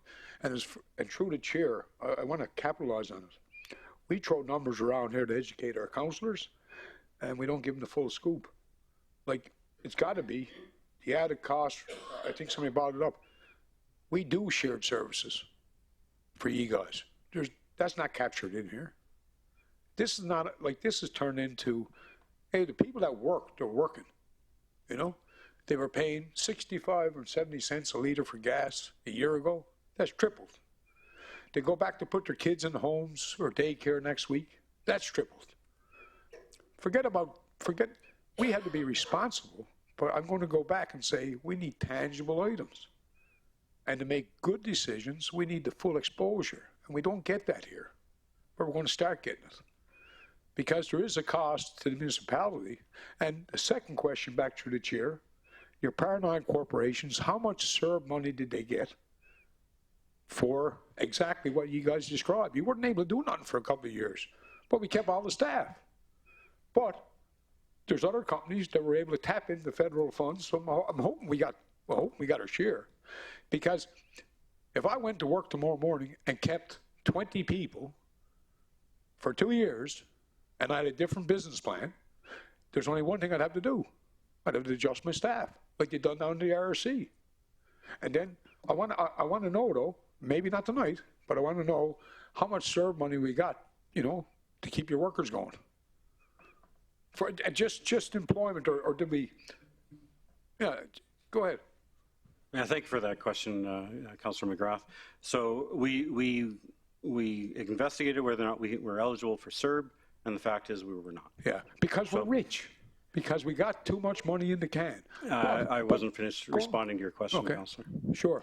So we were not eligible to tap into CERB. We intentionally reduced our full-time staff by 33% over the course of the pandemic. So today we have 12 full-time employees, and those full-time employees have been flat out for the better part of a year. The reason being the work doesn't go away, and the mechanism to use the work is computers, talk to people, and make connections. The work is such long lead times. If we had stopped marketing our region, we would be behind by 2 years. We had to continue to market the region, connect with potential investors who the decision cycle for making those decisions is long. So that's why we retain the staff, to ensure that we can continue that work. Through the chair, I never asked why you retain the staff. What I'm saying is I'll make my decisions based on tangibles. And this council needs to know every crook and cranny in the system. And I'm not talking about crooks here. I'm talking about information that you can peel in to make your right decision. Because we're over about $5.5 million a year when you put it all in. And this is my observation that I'll share with you. And this is not about the people you got working. We always talk about people. Well, we all put our pant legs on at one leg at a time. One guy make makeup in Palm Springs and might be in Fort McMurray this evening. Still a good guy. But that's the way business goes. And obviously we can do it. But what I've heard tonight is that we couldn't do a whole lot for 2 years. But when I go back and look at our first $8 million invested and look at our first half a year operating grant, it's just been growing. But in one side, I hear we can't do anything. So if we can't do anything, I would say, and I know all about business development, you can set a seed and it takes 10 years to grow it. I never fell off the cherry truck yesterday. Just so you know, I know all about business development. And then one thing I could pride myself is about relationships. From every First Nation, from a Kitimat to Labrador. It doesn't happen, I agree with you. But my question is, what's our spring back how much of a detriment to this community? Like you say, the image of Fort McMurray? Well, Suncor opened up in '66. Syncrude opened up in 77, and we're still an oil sands hick town. Lots of beautiful people, the Rourke, the Bougiers, the Antoines. I look around the room, and there's people that give their life to this community. I should know your name firsthand because you emailed us at midnight. Robbie, Bryce. This is a small community that used to be run by the Wednesday night club. We've taken that back. This council got a lot of work to carve out our way, but I'm not carving it out. I'm going to carve it out based on what I see returned. This is not about people. I heard people this evening way too much, their wages. When I seen a city worker the other day, he thinks that we're going to fire everybody. He's been here for 20 years. That's perception. I don't agree with perception as reality, but I agree that liars can show a figure, but figures don't lie. And I think that I'm not out to destroy anybody, but we have a spend problem. We spend $5,700 per head in this municipality. Well, now, we're able to carry that, but the average Alberta is about $2,300. So we got to ratchet ourselves down because we're getting less money. And some of that is going to have to be, we're going to have to take some stuff back in-house. Yeah. And this is not a brain, this is not a, kick the shit out of Kevin Day or you, sir. This is about reality. And I don't see anything tangible since we started. Only to allow an airline to take a flight from here to Toronto. Well, I tell you what I'd do. Toronto's pretty nice. But you can't get me out of McMurray because I owe him everything. But the next guy that probably has a few bucks in his pocket, he'll use that Monday flight to come up to McMurray and work. And that's the thing that I thought this would address, to be honest with you. We were going to help. Well, you'll never stop flying and fly out because they were at us, the tradespeople. Alberta's going to be in a drain in 18 months. A drain. But I don't want to go off, Mr. Mayor, I know you want to call it a button, but I look to administration to bring that back, shortly. I don't expect everybody to have the answers tonight. I'm not that kind of guy. But all I hear is we couldn't do a whole lot, but our budget didn't fluctuate. And if our budget didn't fluctuate, then the government must have supported us. Thank you. Thank you, Councilor McGrath. Councilor Boucher? Yeah, thank you, Mayor Bowman. And through the chair to Kevin, now that maybe COVID's behind us for a while, what's the focus on 2022, or like the deliverables or tangibles? Can you share something with us? Maybe, Kevin, while you're looking, I'll try and bring it down to a level that should be all understandable for all of us. Our business is to do a bunch of things. One is attract new capital, right? How do we bring more people into the region that are interested in doing business here? Well, we got to get them. We got to have their boots on the ground. We got to show them what we have. We've got a great demographic, young families, growing, large incomes. It's actually fodder for people who are interested in making money in this community. We've got to bring them in. We've got to show them that. We haven't been able to for the last 2 years. So I would qualify success or define success as the number of new businesses started, the amount of new capital attracted, the number of tourists or visitors brought in. We have our hoteliers who are complaining that their occupancy rates have never been so low. How are we going to fill those hotel rooms? We need to bring convention business. We need to bring meeting business. We need to bring sporting events. We need to create new events. The snow machine event. Maybe we could do something with dog sledding. Maybe we could do something with the Aurora Borealis. I mean, these are the assets that we have that we're going to have to figure out how we can leverage them to bring people into the community, to fill the hotels, to eat in our restaurants, to drive in our cabs, to shop in our stores, and to see the region differently. I have a lot of friends. I lived in Calgary until last year, and I have a lot of friends in Calgary who have never been to Fort McMurray. And when they say, gee, what's it like up there? They conjure in their mind the visions that the Hollywood types have put there. It's a dirty, stinking, filthy town that is hard, is going to kill the globe and is terrible for sustainability. So our first thing is to try and change that mindset. If we want to attract people that are going to come and maybe bring their families, we have a terrible labor shortage. How are we going to bring laborers to the region? We need to paint a different picture for what this region is all about so people who have never been here can actually see it through the work that we're doing. That's step one.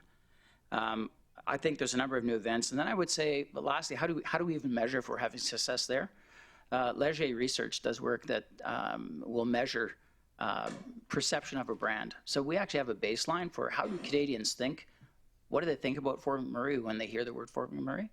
It's too much on that side of the spectrum. We have to change that that conversation, and we'll get those results through the Leger work. So I would say that's a handful of things that are very tangible on how we move the ball forward. Thank you. And the question and the point on having tangible outcomes is absolutely hoisted aboard, and I couldn't agree with you more. We have to be able to point to what is the result. The question, the issue is also when's a realistic time to actually yield that result. So, for example, the work that we do to attract commercial and retail developments into the region. So we speak with developers. We have a prospect list. We actually speak. We have some, call it a dozen meetings lined up over the next month or so of potential commercial developers. And so what's the tangible outcome? A commercial retail development.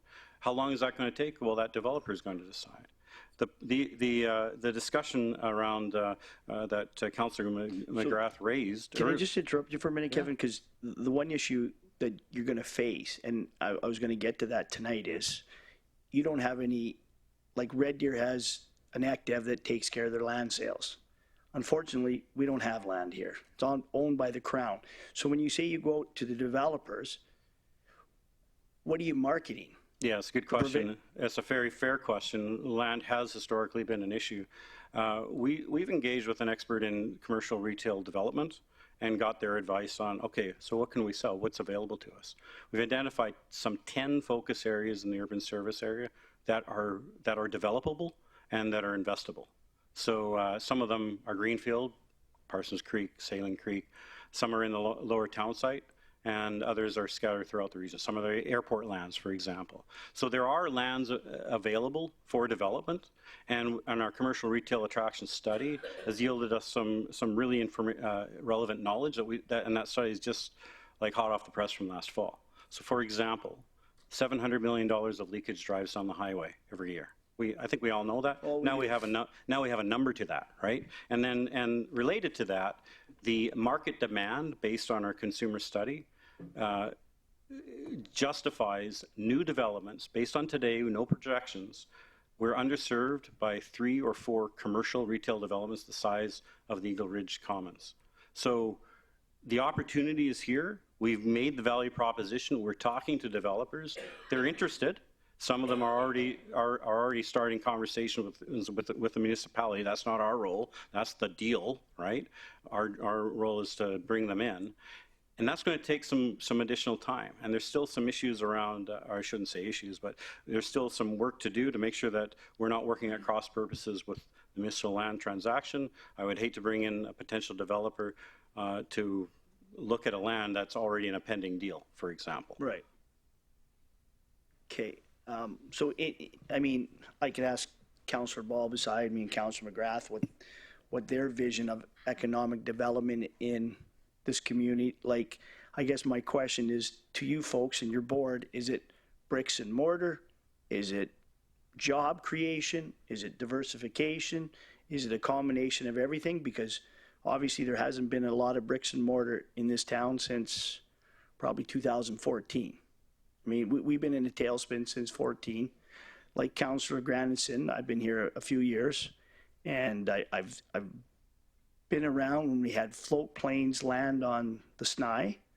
We had fly-in fishing, fly-in hunting up to Fort Chipewyan. We had tons of Americans come here and hunt. We had the Northern Lights, and then it disappeared. The baby makers? And I don't know if it disappeared because our tourism got too busy, if I forgot about it, or the image of McMurray is to the point where there's no opportunity to repair it. We always get painted with the same brush.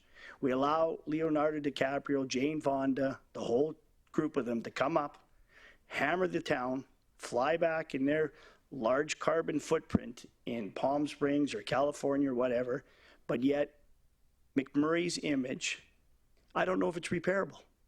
I think we lost our way when we didn't tell our story. So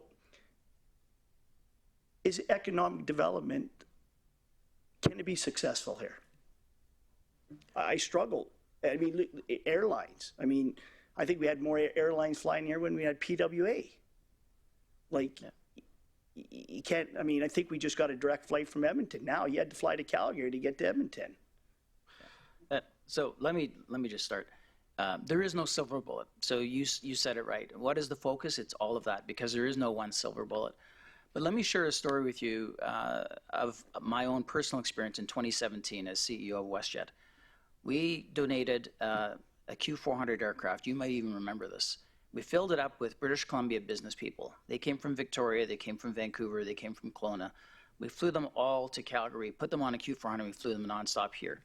We were hosted for the day by Shell and Suncor. They saw Mac Island, they saw reclamation, they saw what SAGD was, and they left this community with a completely different perspective of what this was all about. I myself, my first trip here, I was shocked. When you see how reclamation has beautified the landscape and where you've got, you know, bison roaming again, that's not fiction, that's real. We can teach the world a lot about how to deal with sustainability and what happens after sites have been, you know, fully drained. We've got a lot to offer here. We have expertise that the world should come here and learn about the things that we're doing. We have cleaner oil than just about any place else it's harvested. So I think we have to tell that story. We have to make advocates of others who can help progress that.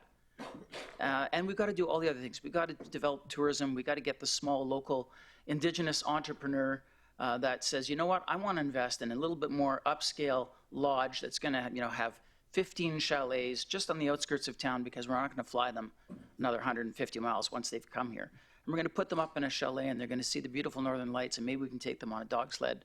And these things are real. They can happen, and they won't take a lifetime. We don't have a lifetime, but they can all happen. Well, I certainly agree. I mean, agree, Greg. I mean, I think the biggest advocate for this community passed away in October, and that was my father. Like, every time he left Fort McMurray, and Bob Campbell was another one, and my mom. Our family's been advocating for Fort McMurray since 1942 when they came for a visit. So, yeah, it is a beautiful community. But can we tell our story? Because nobody wants to listen, is what I find. Like, I go out of town, and I talk about McMurray, the amenities that we have. This is an amenity-rich community. And for most people, they make a fairly decent living. The cost of living, in my opinion, is not, we got the lowest property taxes probably in North America, if not the world. And yet, we struggle getting people here. When they come for a hockey tournament or a baseball tournament, they love the community. They're in awe of our facilities. But yet, we still struggle to get them here. So if I could respond to your question as well, and the question that you asked fundamentally is, can we do this? And, yeah, can we? So I wouldn't have moved my family here and committed basically my career to doing this if I didn't believe we could. And I thank you for that, Kevin. I thank the fact that you actually relocated your family here and you don't fly in and fly out and try to do ECDEV. So I do that. I know you moved your family. And you really can only do it that way because you have to believe in what you're doing. The other piece, which is really important, is there is a path. It's going to take a long time, and we've been stuck behind the 8 ball for way too long. We haven't taken ownership of our story. You asked, can we tell our story? We've taken the time to really understand the story. So the Fort McMurray Wood Buffalo brand is award-winning for a reason. We won an international award for best citizen engagement in the development of that brand, which is really the story. So it's an authentic, real story. It's not something imposed on us by others. That took time to make, and it is absolutely world-class. Now it's time to use that story, especially now that the economy is reopening. And to your point around the fantastic tourism amenities that existed in the past, you're dead on, and that can and should happen again. The province of Alberta, in their recent throne speech and budget, identified the goal to double the amount of tourism dollars coming into Alberta by 2030. That's only 8 years away. It is impossible for them to do that if they focus exclusively on the already developed regions for tourism, as in Canmore, Banff, Jasper, the usual suspects in the tourism world. That's why this David Goldstein, who I know well, and we've been working on the tourism development plan directly with Travel Alberta, has identified Fort McMurray Wood Buffalo as the greatest, best, in fact, the best tourism growth opportunity for Alberta.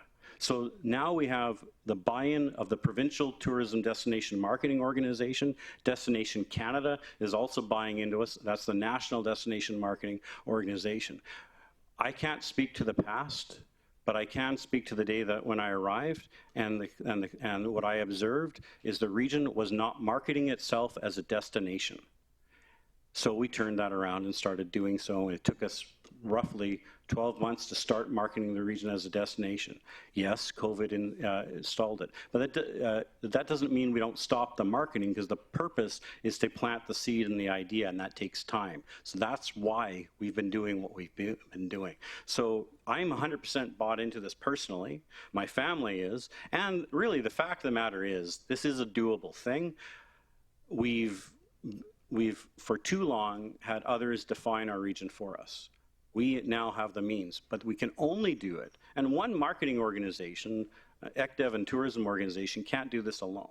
So you can throw 30, 40 million, $100 million at our organization, and we're probably not going to be able to move the R6 to the degree that we need to. But if we can get the community to support the work that we're doing in the brand, so it uses the same storytelling, so the entire community starts singing off the same song sheet, starts talking about the similar best attributes, the very same things that you just listed, but activate the entire community, including oil sands producers, service providers, small businesses, the whole 9 yards. If everybody starts singing that, then we can start to turn the needle in terms of our image and reputation. There's actually data that reinforces that if you market a destination as and a destination becomes known as a desirable place to visit, it actually causes additional diversification and growth, because people are willing to consider it for other things, like to run a business, like to move to, et cetera.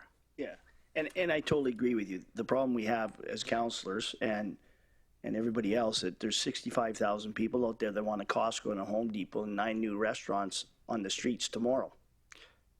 So, yeah, that's, like Stu that's might an not issue. want it, or Robbie Rice might not want it down at Home Hardware, but that's what they want. And is there any wins that we can, little wins this year that you see? Well, I can't. Well, you probably can't say some, but like, yeah. So the short answer is we have a fantastic prospect list.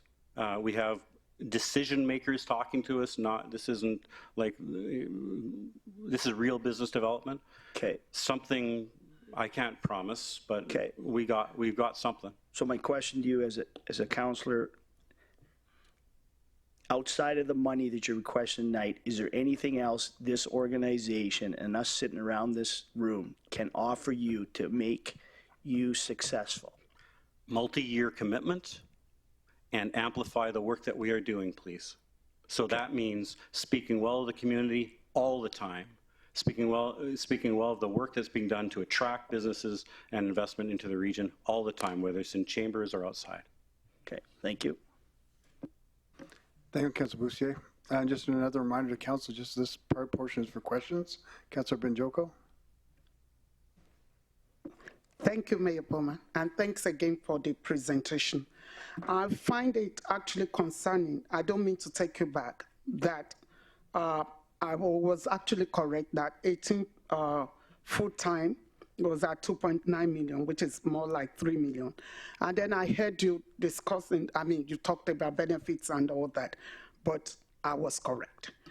And then I found that during the discussion you said, I don't know if I heard you wrong, that you have decreased the number of full-time to 12? So during the pandemic, a number of people either went on leave, or we reduced the size of staff to optimize what we were doing. We reallocated the cost savings to other initiatives in 2021. 2020, the financials that you've seen, 2021 financials become available when the consolidated financial statements are presented to you in a few weeks' time. But the short answer is when we talk about the $3 million envelope of salaries and wages, we're speaking to the need for 18 full-time employees plus casual employees that will come and go, et cetera, et cetera. So, we didn't do layoffs. These were attritions, and we simply just made a concerted decision not to replace them. Okay, thank you. And also, you can only confirm 12 new businesses through the YMM startup. And whether we achieve anything through this discussion or not, I just want us to have that common understanding that it's not going to be business as usual. We're looking for results. We're looking for impact. We're looking to be able to defend whatever we approve. And I also asked if there's any need to call for 2 million increase, given the result and also that you have put some money aside and things like that. Your engagement, the level, I mean, hearing that for cheap is the same thing. We haven't seen much. So that's my message. And all we are looking for is the impact. If the council didn't consider this as necessary, they will not commit money and fund to it. So if I could respond to that, thank you. So as a point of clarity, it is not a $2 million increase. The previous year was roughly 4.2, and this year is 4.39. That's the difference between the previous year and this year. Secondly, the point on measurable results is absolutely taken. We're committed to that, and we will report accordingly. It's difficult in a format like this to give a fulsome discussion around the results that we've achieved. However, in an AGM format, of which the Municipal Council is the shareholder, is the most appropriate opportunity for us to dive right into the results of 2021. I'm happy to let you know that our AGM is booked for June 8th, and that's when Council will have the opportunity to dive into the results at our AGM, at our annual general meeting, and you'll also see a high-level discussion of our financial statements when the consolidated financial statements are presented to you in a few weeks' time. Okay, thank you, and hopefully we'll get that. Thank you, Councilor Majoko. Councilor McGrath. Thank you, through the chair to ECDEV.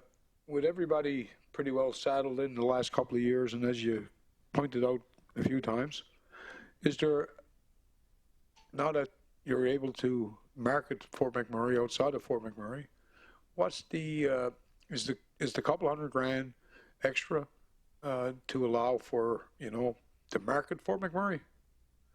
Because if you have an office staff that's in neutral because of pandemics, wouldn't you think your operating costs are going to be more now that you can open the floodgates? So what we did is we allocated any savings towards specific marketing activities through online and digital. So promotional activities, advertising, things like that. Well, I understand the BD quite well. I understand this world quite. If there's one thing I'm good at, building roads and relationships. I got it. So the other is. So the other is the increment, roughly $70,000 of that increase is identified by the Chamber of Commerce as part of a request to fund 2 specific programs, which we agree are worthwhile to do. And rather than it being a direct fund, we from the municipality to the Chamber, we simply raised our hands and said, well, you put it to our request. And through the chair, I've heard 7 times tonight from your group that is there somebody in council out in the public slandering the group? Because I've heard it. I've heard you say it. So I like to put the elephant out on the table, peel back the onion, because it's taxpayers' money we're playing with. And when you can come in and say you're not getting supported publicly, call us out. If I, through the chair to Councilor McGrath, One of the things that we've tried to do with the new council is to try to provide an education, just basically what we've been talking about here tonight. And through those discussions, through the various board members, there seems to be a fair bit of negativity to what we're doing, and that's where this is coming from. The board members, as they've gone out and had conversations, you know, from our perspective, economic development is really something that's difficult to completely understand because in a lot of ways it's not tangible. The conversations we have and some of the things that we're doing where, you know, there are non-disclosure agreements and all those sorts of things, you don't see those. And the other thing, and we've talked about this at some point tonight, and to Councillor Becerri's position in terms of can we change the perception of this community. That's not something that's going to happen in the next 12 months. That's something that's going to take 3 to 5 years. But it again, it's not as tangible. It's not bricks and mortar. So it's not like, you know, at the end of Franklin, there's some type of business that started up. There's a lot of what we do in terms of our efforts are things you actually don't see. And yes, it's probably in a lot of respects a leap of faith, and I get that. It's very difficult. So that's economic development, unfortunately. And because I believe, and to, you know, I may or may not be correct in this statement, but because we're not seeing bricks and mortar, that is created the reality that what are we doing as an organization? And quite honestly, and again, to your point, Lance, can we turn this perception around? I don't think any one of us here can look any of the councillors in the eye or any citizen of this community and say, yes, we can do it unequivocally. But if we don't try, I think Mr. Ford said it. If of the things that you don't think you can do, you won't. But if you think you can, you might. And if for too long we haven't, as a community, done a job there. So, and that whole perception, when you look at, listen, and I sat on Western Canada Summer Games, and people would come here from all over Western Canada, and were absolutely blown away. What their perception of what Fort McMurray is what they read in the paper or heard from DiCaprio. And unfortunately, as a community, we haven't done a good job. And it's not just the RMWB, it's the corporations here, the oil sands groups. I think we got probably through the early 2000s and even up until 2014, we were so bent on what was happening at the time, and we allowed these things to happen, and they created our story, unfortunately. So I'm going to go back to the fact that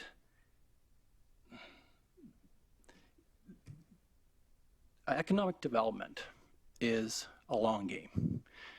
It's not 1 year, it's not 2 years. This is a 3, 5 to 8 years, 10 years in order for us to really have incredibly effective results. So the decision is, in my view, does this council want to do that? Do they think that this is where we need to go with our community?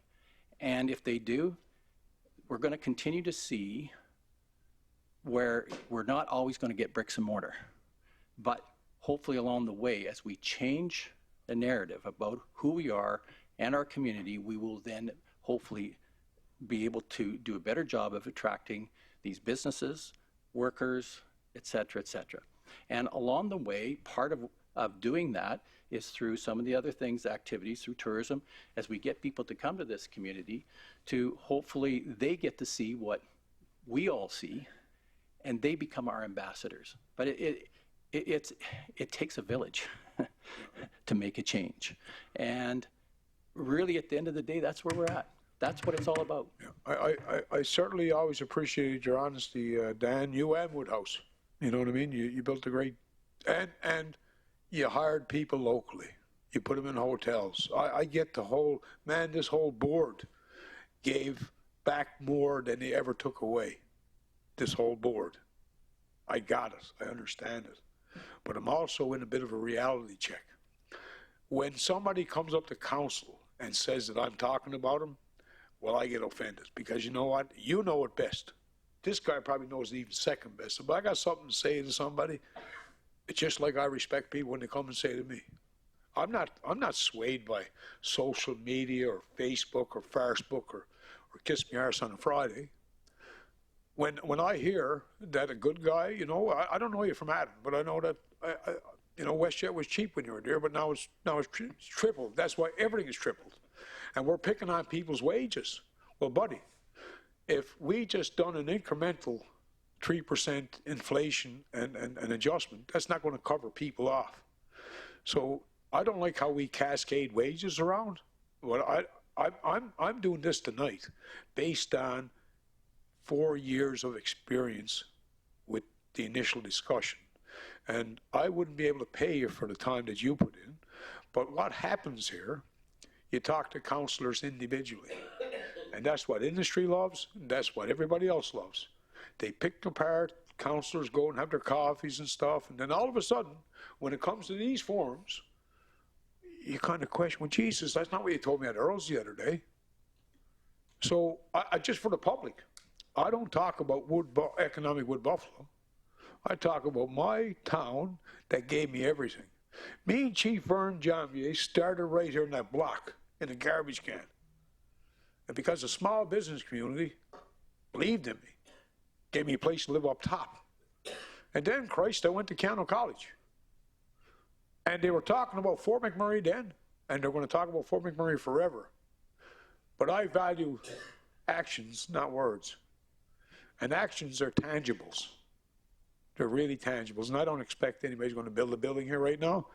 The Padola's down here down the street is empty. And the next building of that is empty. Is that my fault? Yeah, it is. Yeah, I'll take the brunt. But if I ever got to say something to you, Mel, or Dan, brother, you'll get it from me, okay? I support common sense, always had.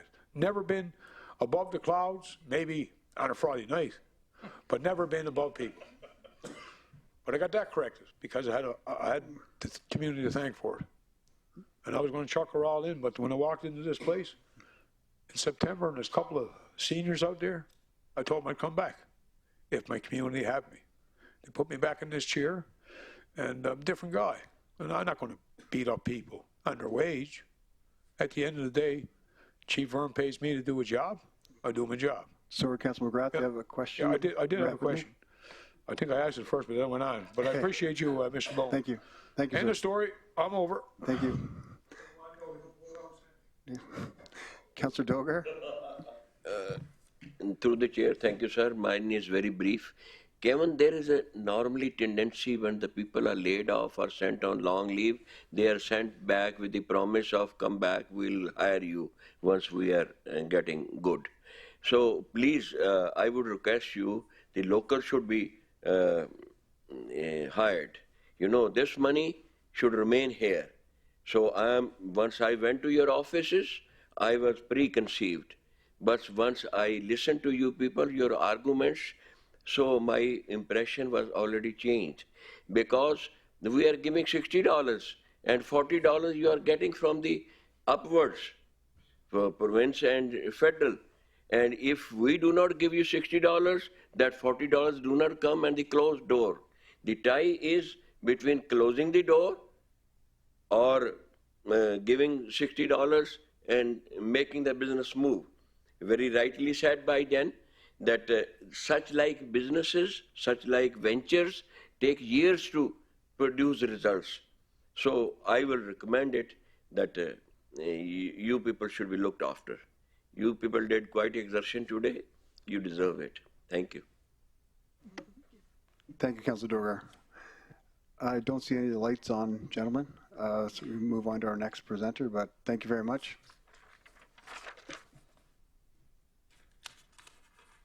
So our next presenter, our next delegate, Brian Rabick, please.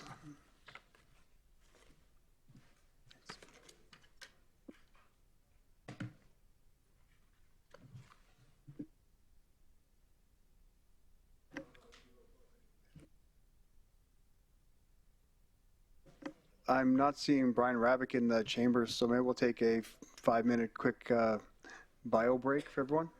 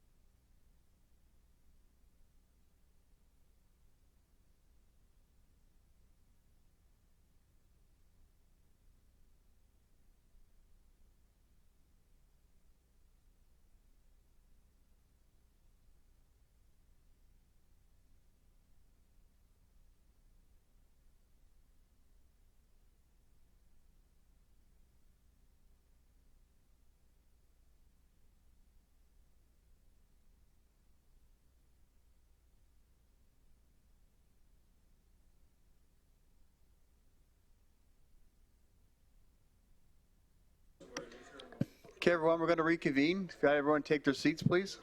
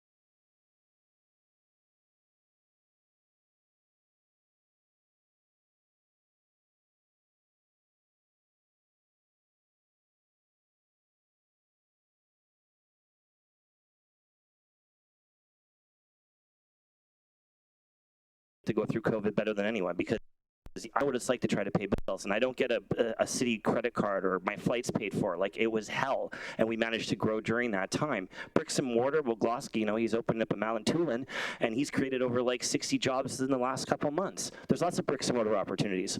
The bigger problem I think we need to face in the community right now is the fact that we're about to boom again. And you're going to see jobs like crazy, and meetings and conventions back during the boom, you couldn't get a place. The hotels were full, the meetings were full, all of that. So the question going forward, is this model the right model? And I think it was based on the Edmonton model, which actually ended up going back to the city. It failed. Now, at the same time, there's a lot of good people there, and they put a lot of work in. And I'm concerned in the sense, well, if you take it all away after they've worked so hard, maybe there needs to be a compromise where we really investigate what economic development is for McMurray. And I think basing on an Edmonton model does not suit us.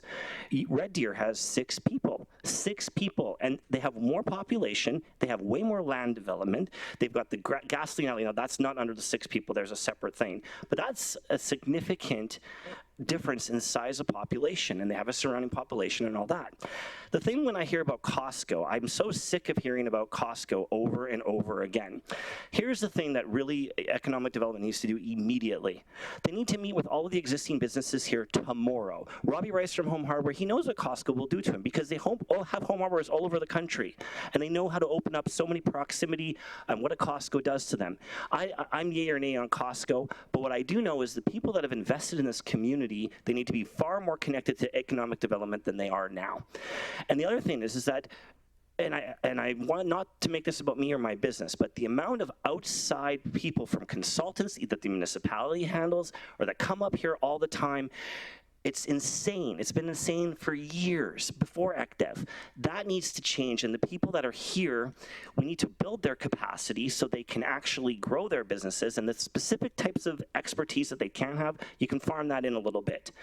So overall, I'm not going to tell you how to vote tonight, whether you keep ACTEV or not. But what I think is the model, maybe council needs to look at it, and maybe council needs to be more involved. The only thing that I can think of, without bringing it back into the municipality, is when we had the recovery committee for the fire, you had 2 councillors on the actual board. And maybe the board needs to be more operational. Dan Fouts is right. They're a very successful board. I mean, CEO of WestJet, Dan Fouts, I mean, he's the richest guy in all of Alberta. A very successful businessman. I'm just kidding there.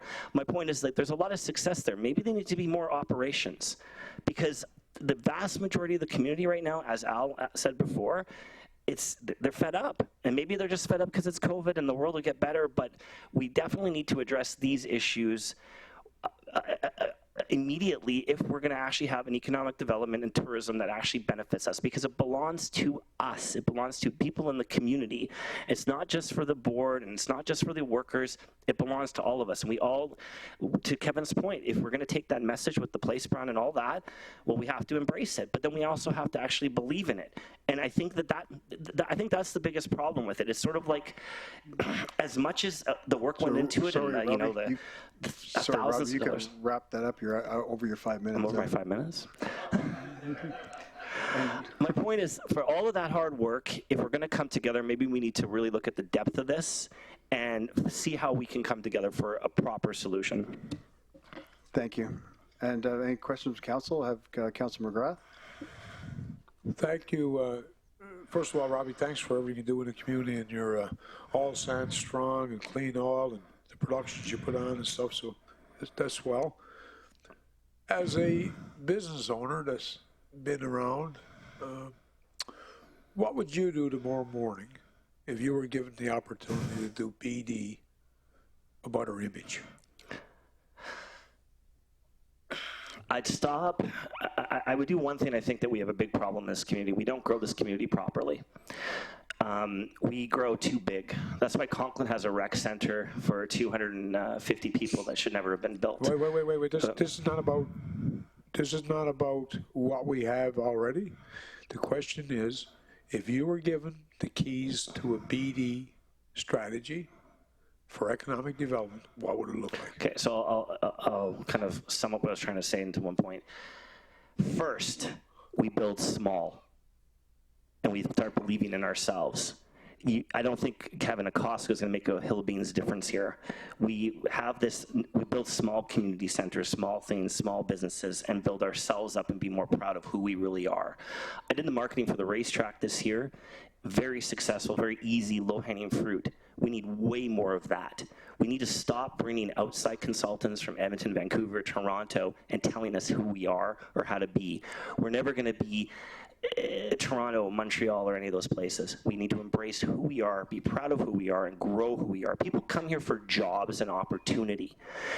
When the oil plants start hiring again, which they will because oil prices are going up, you'll see more people here. I always see a good barometer of success in McMurray when you see a junker car on the highway, because you know someone from somewhere is coming here for a better life. That is the easiest thing to do. And then from a marketing standpoint, it's very easy to market. You come up with some good stuff and you show the community as a place of opportunity. I think we've gone too far with trying the absurd of trying to be something we're not for too long. I certainly appreciate your observations and your feedback. Thank you. Thank you, Councilor McGrath. Are there any other questions? I'm not seeing any, so thank you very much.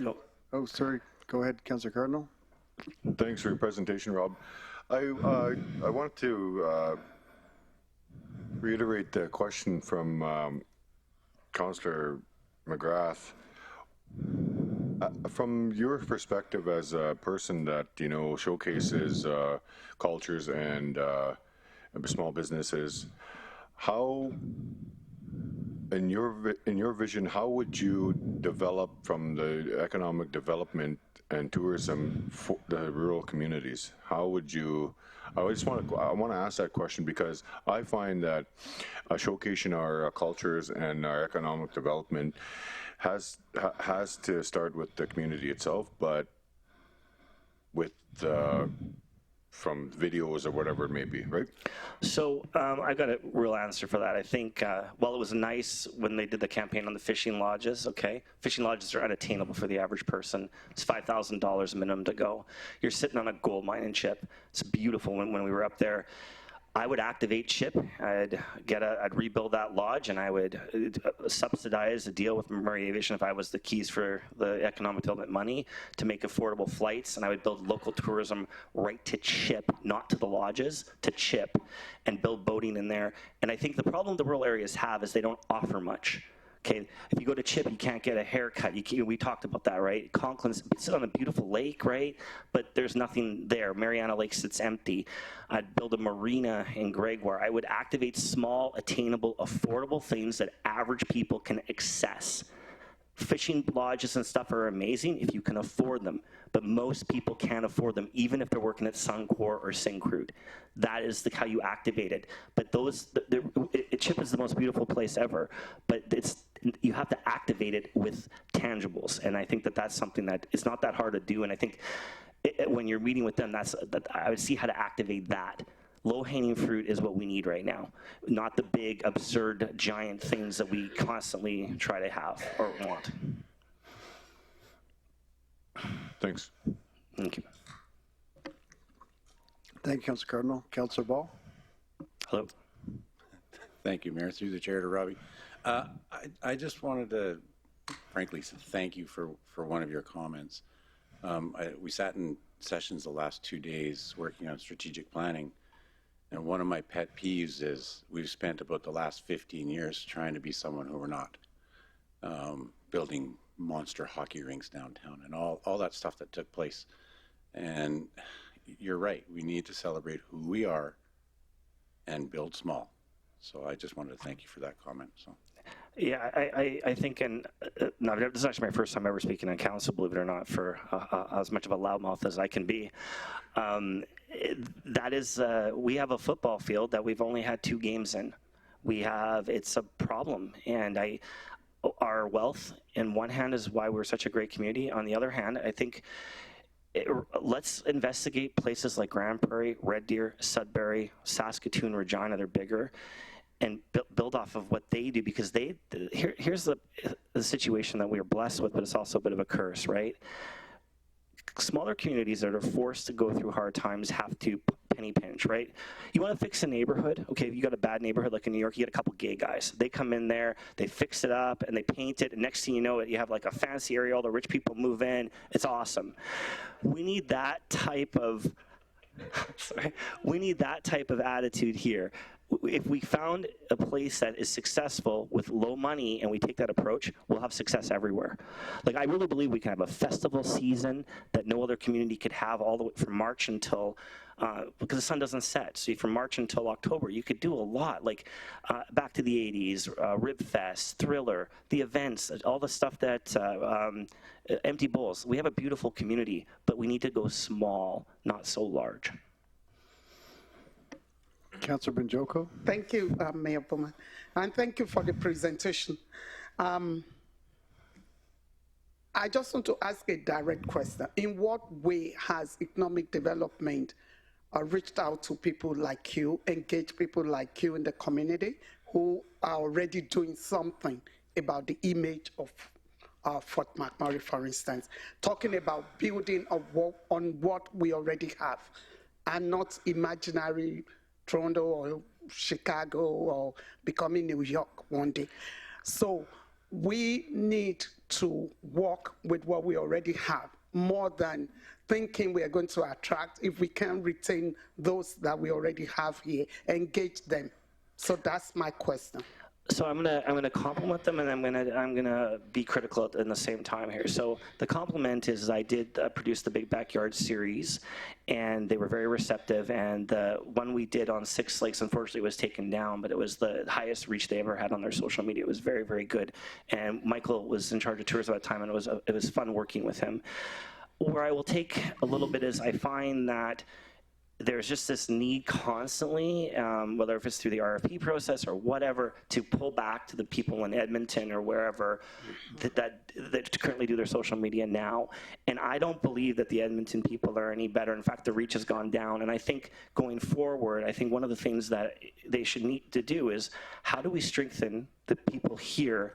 And let's just say that we can't quite have the capacity. How do we build that capacity? And one of the things, like my business is doing very well right now, like we've got a web division and stuff, but one of the things that I refuse to do, if there's something that I can't do, I'll bring one person in, but I'll make sure that the people we lead our projects. And I think the projects that are in McMurray need to be led by people in McMurray, but if there's an aspect, like there's a certain technology that we can't do, you bring that one aspect in, not what we presently do where we bring that whole agency in. I think the agencies that have come in, I can give you pages of examples where they come in, they're here for a little while, and they're gone.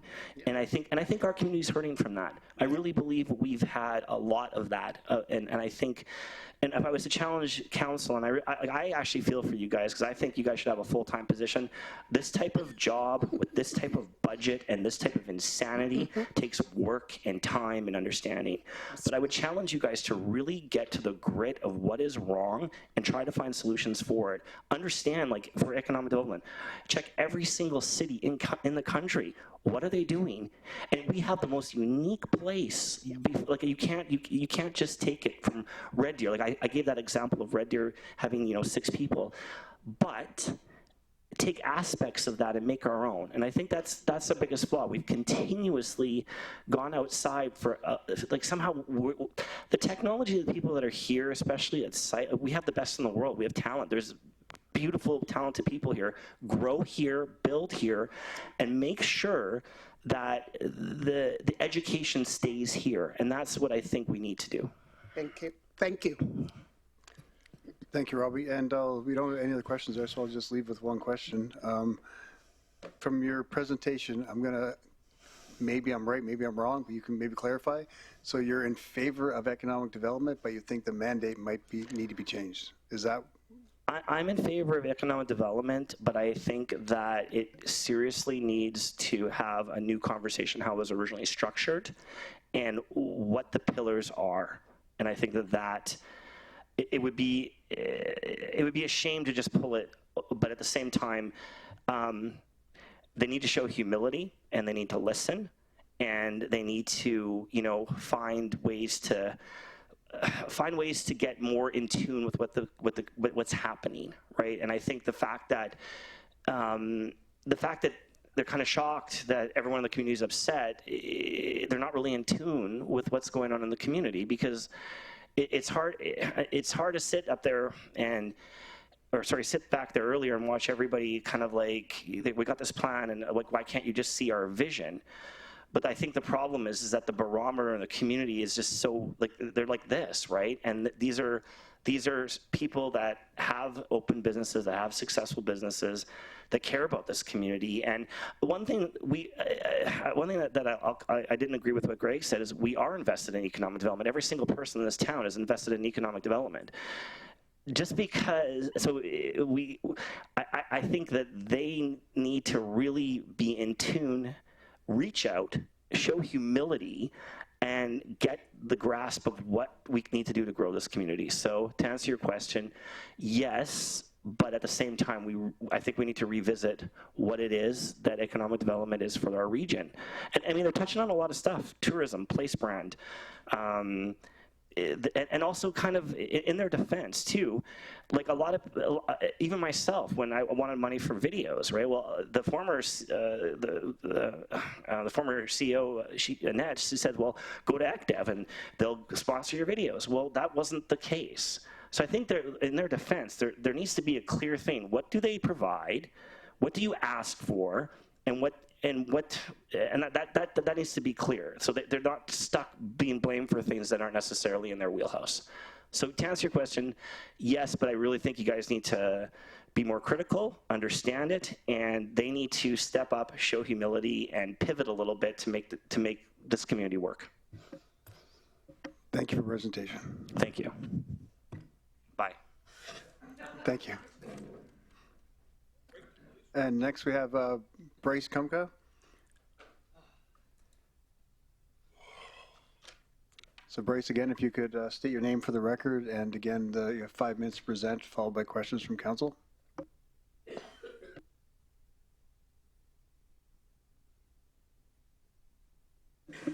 There we go. Hello, my name is Bryce Kumka. I'm presenting here this evening on the topic of economic development. For many, many years, this has been a topic of great interest for me. When I was at the Chamber for a dozen or so years, there was a lot of discussion with the various councils over that time period on what effective economic development looked like. We're very highly engaged in the process a number of times where we got kind of to the finish line twice on changing and making economic development very effective, or what we thought would be more effective. But unfortunately, it didn't work out until the final task force was created. A number of people in the community, myself included, invested a lot of time in thinking about the things that Mr. Picard just talked about, looking at other development regions, how other communities of our size, larger and smaller, have done things. And a lot of thought actually went into the construction and the process of the Part 9 corporation that the municipality now is the proud owner of. Beyond that, there was an even more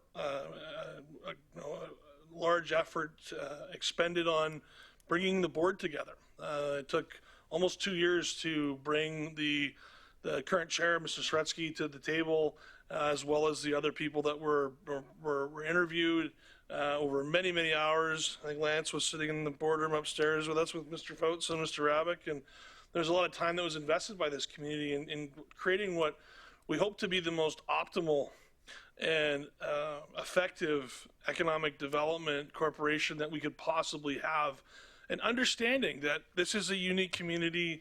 We're end of line. We're a single employer town, effectively, or single industry, and that it's really difficult as a business owner, and I own a business in town, to compete with those folks in industry. So one of the portions or the fundamental principles of the Economic Development Corporation was to be independent.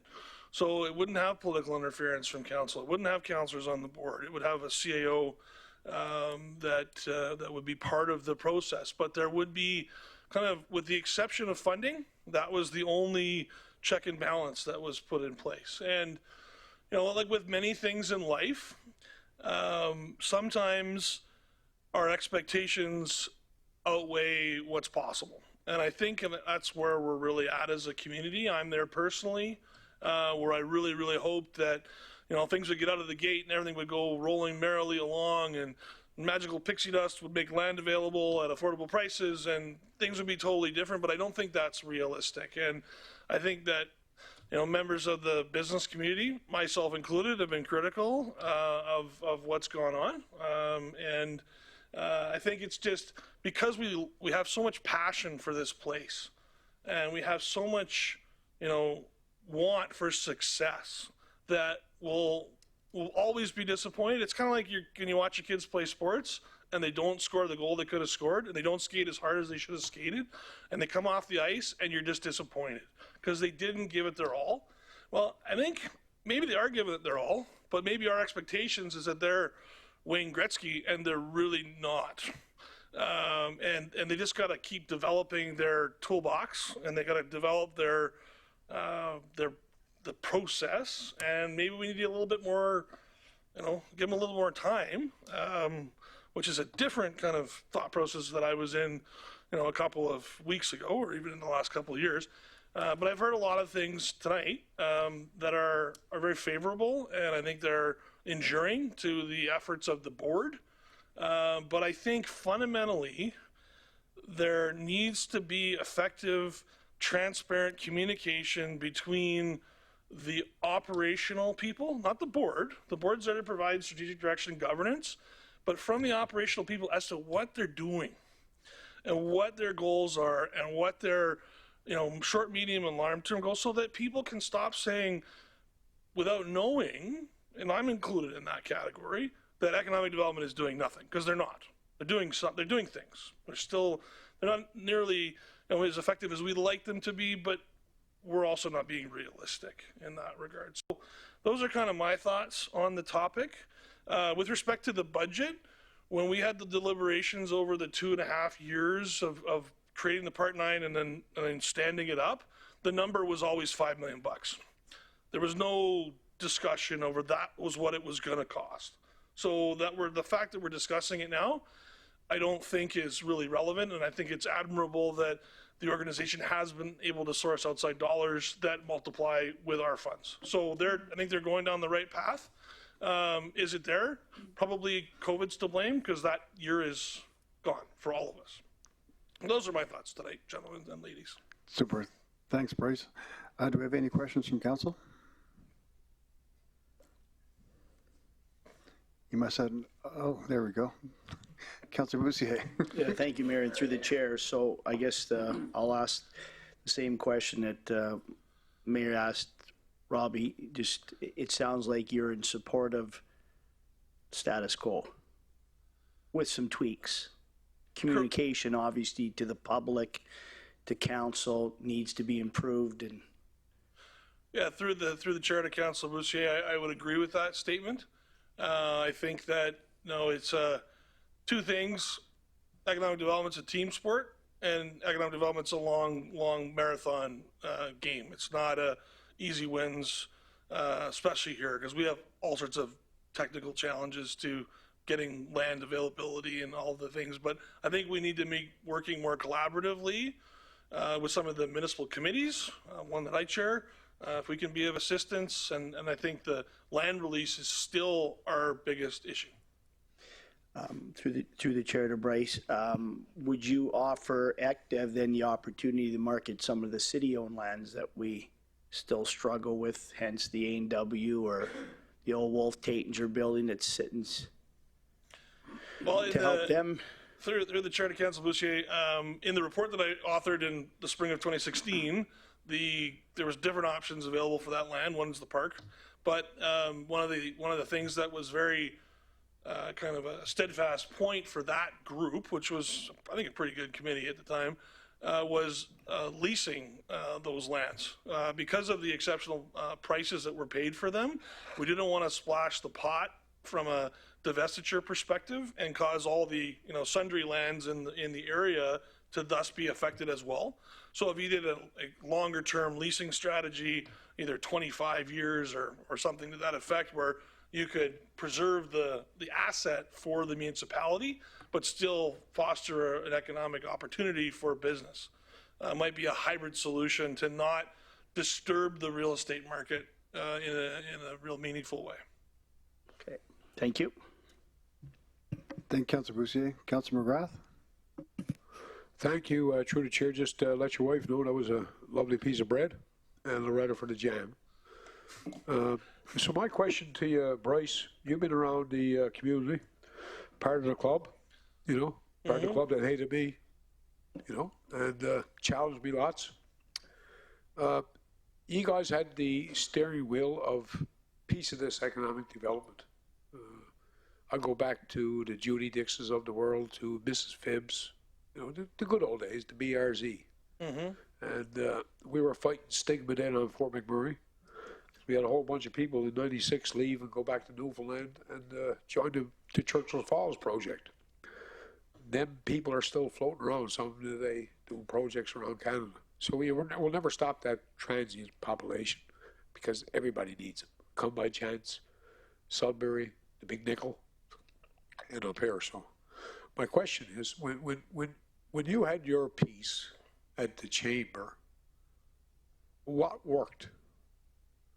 Because I will never see the day where negative people call Fort McMurray a shithole until you live there. You can spend $1 billion and you'll still have that guy from Toronto come and run his 6-inch pump for a couple of weeks, take his check and go back on the plane and call our home just to be, because I got to live with that. You can't say no to come on the plane because you'll never get back on one. When the chamber had the piece. How is it different from today? Through the chair to Councilor McGrath, I think that the most, I guess, successful endeavors that the chamber had were working with the municipality on the home-based occupation, home-based business bylaws. We have some of the broadest bylaws in Alberta, if not in Canada, with respect to the ability for people to operate a business out of their home. And I think that was a really, kind of to Robbie's point, to start small. Businesses start in garages. You know, Mr. Stretsky said that they start in people's trunks. And if you have a good set of bylaws that allow for that to foster, grow, and then become a bricks and mortar business, I mean, we have thousands of home-based businesses in our community, and a lot of them are properly licensed and permitted, which is great. That, you know, gives lots of safety and the like, but it allows those people to support their families, to supplement their incomes, and get things through the hard times. I mean, I've only lived here for 15 years, but we've gone through 3 economic downturns in 15 years. Like the overtime goes away, and the lightweights, as you would say, Keith, they float off to another project. The people that have a little more grit stick around, and because they have kids or families. But if we want people to stick here, we gotta give them a good reason to get their families up the road too. And people don't have an appreciation for how open to business the municipality is, and it's a really challenging situation. In a lot of ways, people are frustrated by, you know, the planning and development permitting process here in our community. There's some good work being done there on the process review side to recognize those things. So I think there's a lot of steps that need to come together, and that's my comment about economic development as a team sport, where we need the municipality to do, you know, constructive zoning for developable land so that we don't have to go through the rezoning process when a new company wants to come to town. We need to have, you know, the hold your hand kind of concierge service of planning and development and economic development coming together to not just get them in the door, but make sure they stick. And that's a collaborative process that isn't going to happen overnight. But I think it's, if you build those foundations of those relationships, like you've made many references to tonight, Keith, in your endeavors in business development, you need to get the whole group to, when these businesses come in, to kind of wrap them up in the big fuzzy blanket, make them feel at home. And the same thing with families. You know, if we can get the spouses to move here, then the stability of the worker is much better. Their mental health is superior. They'll stay together as a family unit. They'll contribute to the community. But if we're not getting the stickiness of the whole family unit, we're never going to get there. So it's. I appreciate that explanation. One last question for the chair. In your time at the chamber, in the last 36 months, has our population gone down or has it gone up? Has businesses sprung up? Well, I haven't been at the chamber since March of 2019, just before COVID. So my 4 years as the chair ended, which was nice. So I from a economic, well, there was, the census is complete, but it isn't. But you guys still hang it's around going down. A week. Keith, come on. You know, sorry, through the chair to Keith McGrath, Councilor McGrath. I think the population is declining overall, or it's kind of stable-ish. It's not. They're not moving out by the friggin' busload, but we're not growing either. Right? Okay, well, fair enough. I certainly appreciate the volunteering time you give in and the perspective. We have a lot of roadblocks to get people to move here. Oh, and now that you're in that chair, through the chair, when a person spends $5,000 to insure their home and can go 4 hours south, and the same house is $1,200, it's all associated with stigma, with floods, with our cost of living. Even before we talk about taxes and amenities, just the must-haves like insurance, gas and stuff, I think is prohibiting all of what we're trying to do. Well, through the chair to Councilor McGrath, I think with respect to the specific insurance issue, we do have higher rates in our region because of the large catastrophic losses that we've suffered, and we also have exceptionally high construction costs. You know, the things that I saw in the wake of the wildfire with contractors from this community and from outside were repulsive. The figures that were charged to the insurance companies to replace people's homes with, in a lot of cases, substandard crap was deplorable. There's still the wake of homes in Beacon Hill, Abasand, that are being repaired from the workmanship that was poorly done during that time period. So there's a lot of friction. There's a lot of burden. A little bit that's balanced off with our residential taxes are fairly competitive, exceptionally competitive, I think would be a better description. But it's the other costs of living that are more significant. I do agree. I don't know if the insurance issue completely negates all the other benefits. I would hope not. But does that answer your question, Keith? No, I appreciate that, because as we make our decisions, there's some things we're not going to change. But one thing we can change is the way we're doing things that are not working. One thing is for sure in this chamber tonight: if we keep on doing the same things, we'll keep on getting the same results. I appreciate your answers.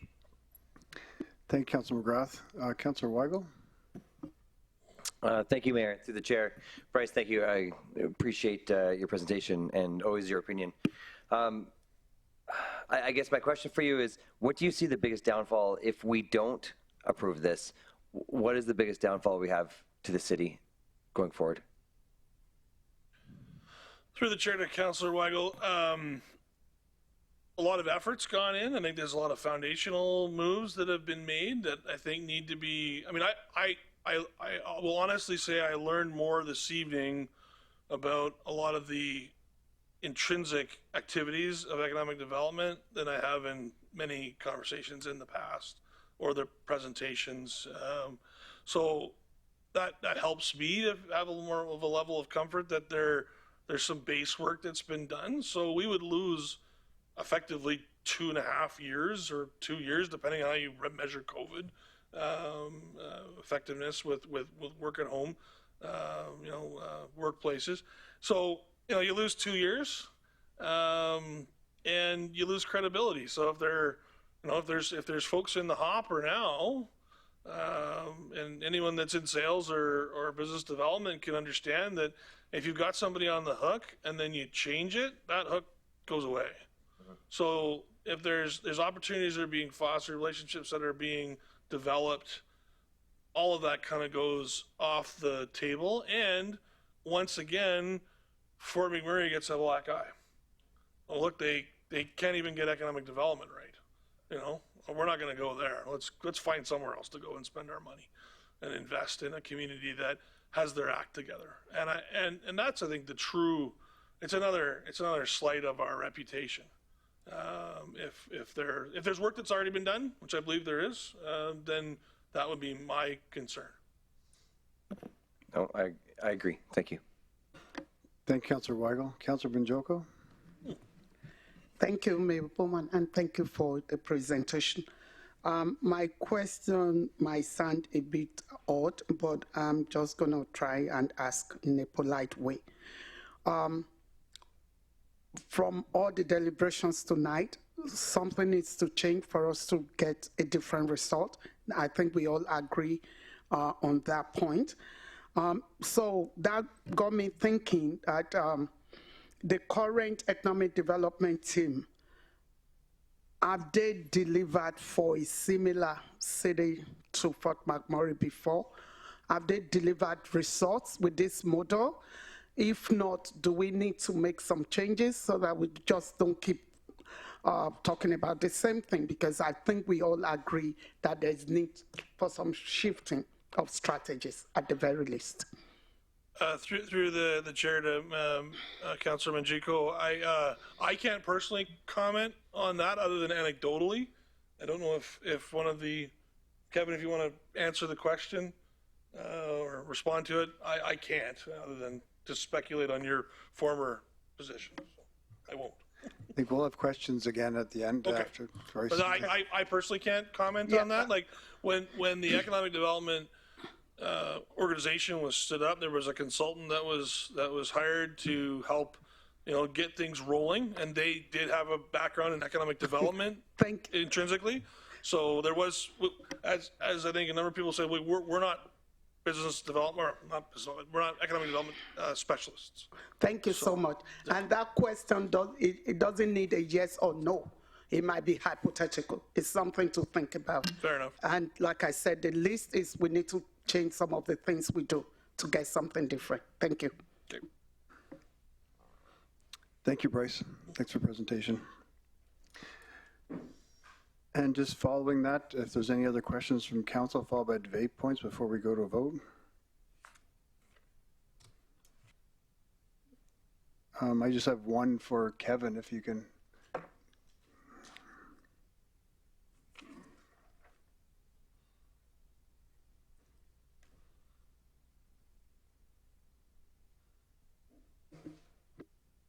Thanks, Kevin. The only question I have is just if this is passed tonight, would yourself and your board be open to quarterly presentations for the council, and if it's items that are confidential, to go in camera just to give us an update of what's going on, as we can see what the goals are going to be and what your benchmarks are each quarter? Yeah, thank you for that question, Your Worship. Absolutely. In fact, that's the struggle that we've been going through COVID. We can use this as a crutch. I'm tired of hearing about COVID and using it. But the fact of the matter is, we are committed to regular, more than just simply updates to council, but regular public updates, and they need to be in person. Frankly, we've done virtual updates. We get people logging in. I'm not sure the messages are getting through, and there's frustration in the community because the community wants to get FaceTime with myself personally as the CEO of the corporation, as well as my leadership team. There's no question that's a frustration. It's a frustration of mine personally as well. So we're committed to that engagement. Quarterly public meetings, absolutely, council or not. Anything that you'd like, we're up for.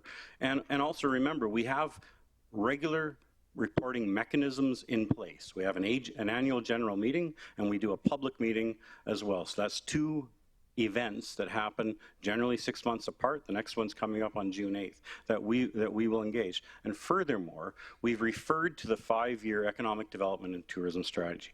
Everything from the presenters that have discussed tonight about the things that we should be doing actually are contemplated in that plan, and there is initiatives that support what's being done. There's not necessarily a lot of conflict as to what we're doing. The frustration is primarily around, can we see what you're doing, please? And that's a reasonable question. And then, and so to answer that, the issue of the 5-year strategy, I am personally meeting with all of the stakeholder organizations and groups that provided input into that plan to let them know this is the plan that we've got. Here are the details. Here are some initiatives. There's lots of flexibility for us to be able to deliver on specific initiatives and specific tactics. That'll be that. I have my very first meeting next week on that, and that will be happening regularly over the course of the spring, such that on June 8th, in fact, by then, the full strategy will have been published. People will have a time to read it. And I'll be gladly, in fact, our board of directors will also gladly respond to all the questions, and it's a critical meeting of the AGM on June 8th. So short answer, absolutely yes. Perfect, thanks, Kevin. Councillor Weigley, you have a question? Sorry, I have a debate point, and so I don't know if we're there yet. Are we at debate yet? Thank you, Kevin. We're good? I guess I just wanted to give my opinion and I guess my side here. As I listened through, the array of emotions is astronomical for me. Going back and forth. I did meet with Kevin, probably a month and a half ago, and we talked about it, and I've gone back and forth. What I've heard tonight is there's been some major misses. I think listening to Councillor McGrath, I think seeing new business come in here and having not economic development, not being part of that, not welcoming them into the city, not being part of that, I think it's a huge miss. but I think, and it's a constant thing I've heard over the last 2 days, and I've heard lots, is that every time that we have a miss, we blow it up, and we start from scratch. And I think that, that was why I gave the question to Bryce.